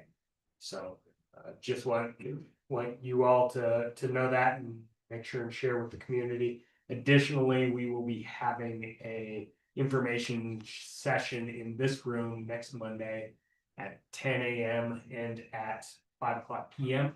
to discuss kind of the big picture of these reversions, the decision that was made.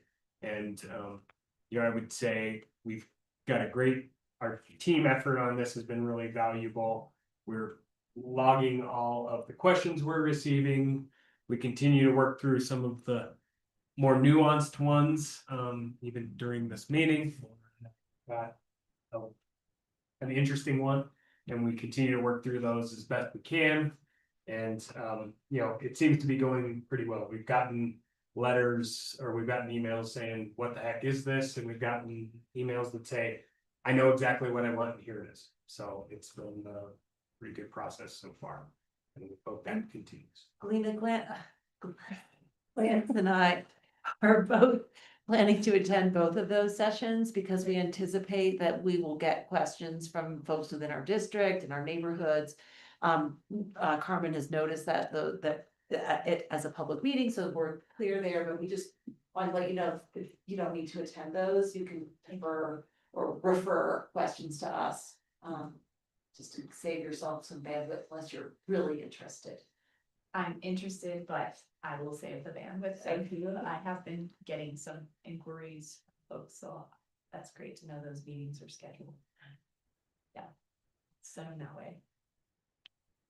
Galina, in prepping folks that are planning to attend those meetings, it's going to be really useful for them to click the link in the website, on the website, SMRHA website that's included in the letter, and research what their existing deed restriction is, so that when they're in the meeting, they can key in on the part of the meeting that affects them and understand their portion instead of trying to grasp the whole complicated snarl and at the same time being on their phone trying to figure out what their deed restriction is.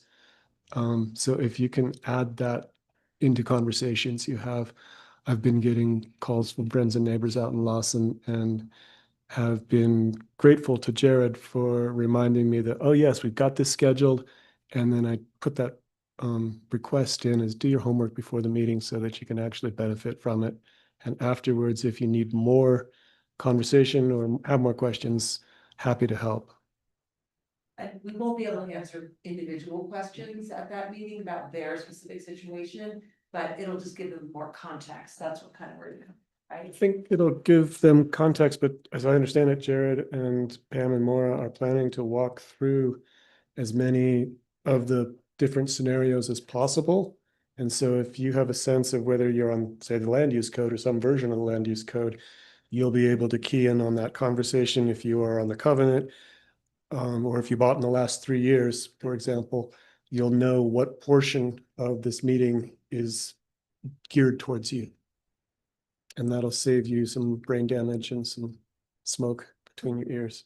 Jared. And I just wanted to mention with this in mind, we've kind of talked about what our recommendations are for anybody today, right? When we get these questions, based on the questions we're getting. Number one is to read the letter fully. It is a long letter, admittedly, but due to need. But there are a lot of aspects in that letter that include what you're currently on based on records, where you can look those records up, how you can do that, what option you have, right? And so the letter has a lot of really great information. We're finding that people are missing some little pieces. So our number one recommendation is read the letter carefully. Number two, read your own deed restriction, right? I presume people would read the letter. Yeah. Sorry.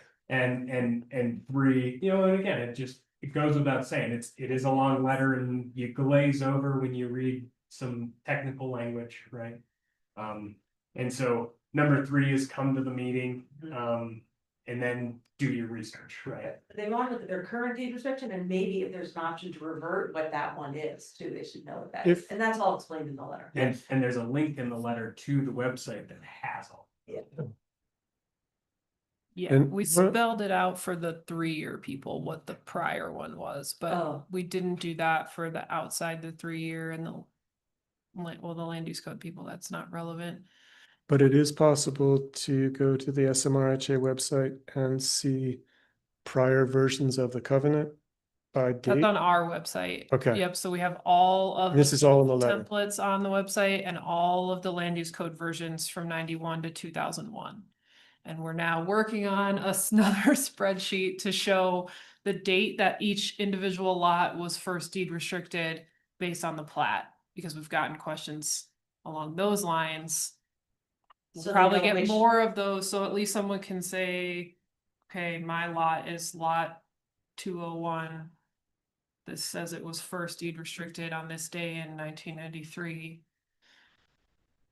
That's the starting point. I think that's as close as we can get to like property specific information when it comes to land use code. Yeah, we're continuing to evolve this process. We're gonna know more before next Monday, right? Based on the questions we receive. And again, that's where we're like, read the letter, read your deed restriction, do some of this research with the documents we've provided online. And then, if you're still confused, call us, we can kind of direct a little traffic. And ultimately, at the end of the day, the next step after that is you might need to talk to an attorney. Yeah. Right? So. All right. So, and one more, just, I would say minor item, but it's actually pretty meaningful. I had a discussion with Todd Bissell this morning. About the Norwood Food Pantry.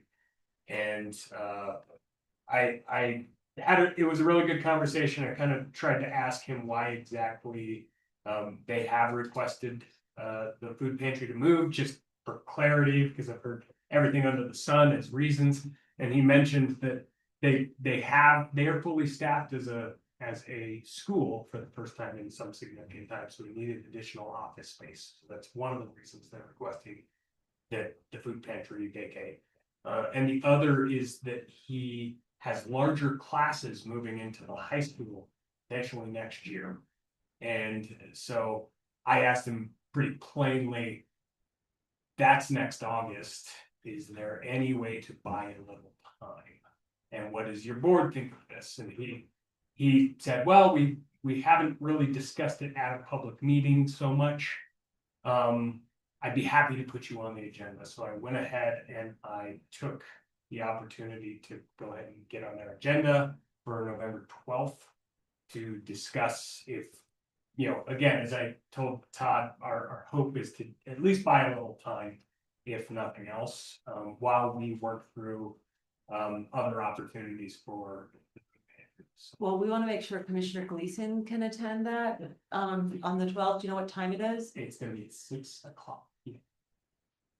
Thank you. So I just wanted to throw that out there.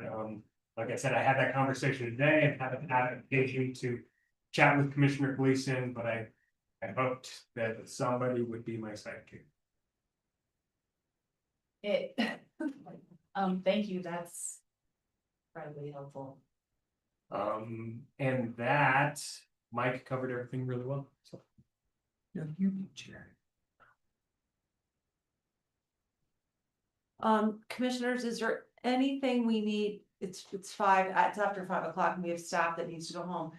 Can our commissioner updates wait till next week, or is there anything we need to really cover today? Nothing pressing from me. Thank you. Galena, you? No, No? same, I kind of verbalized for other people, they covered what I had as the confidential event, the upcoming community meetings for the first season of development there. I guess really quickly, there's the one in Natarita that Mike mentioned on November 5th, and then there's also a community meeting scheduled for Norwood on November 8th. Okay, Yeah. great. And probably Megan can help you. If you have social media posts about that, we can get that on the county website as well. Yeah, there is one that's been circulating already, and I thought about recirculating it, but I wasn't sure I'll if just we send wanted you- to, since it's not, that housing, or some of it is not. It was specific to Natarita, the stuff that I saw, so I wasn't sure if we wanted to cross over into Montrose County, but I'm happy to. I'll send you the poster, and it calls out Natarita and Norwood for both meetings, and so I'll just send that right over to you. All right. Perfect, thanks, Lena. So Yeah. everything else we can just kind of carry forward to next week, just so we can get people on buses or wherever else they need to go. Yeah, absolutely. Okay, time for a motion. Attorney matters? Sorry, do we have any attorney matters? Nope. Okay. Move to adjourn. How do you vote? Aye. Aye as well. This meeting is adjourned. Thanks, everybody, for a long and productive day. Like we got some stuff done.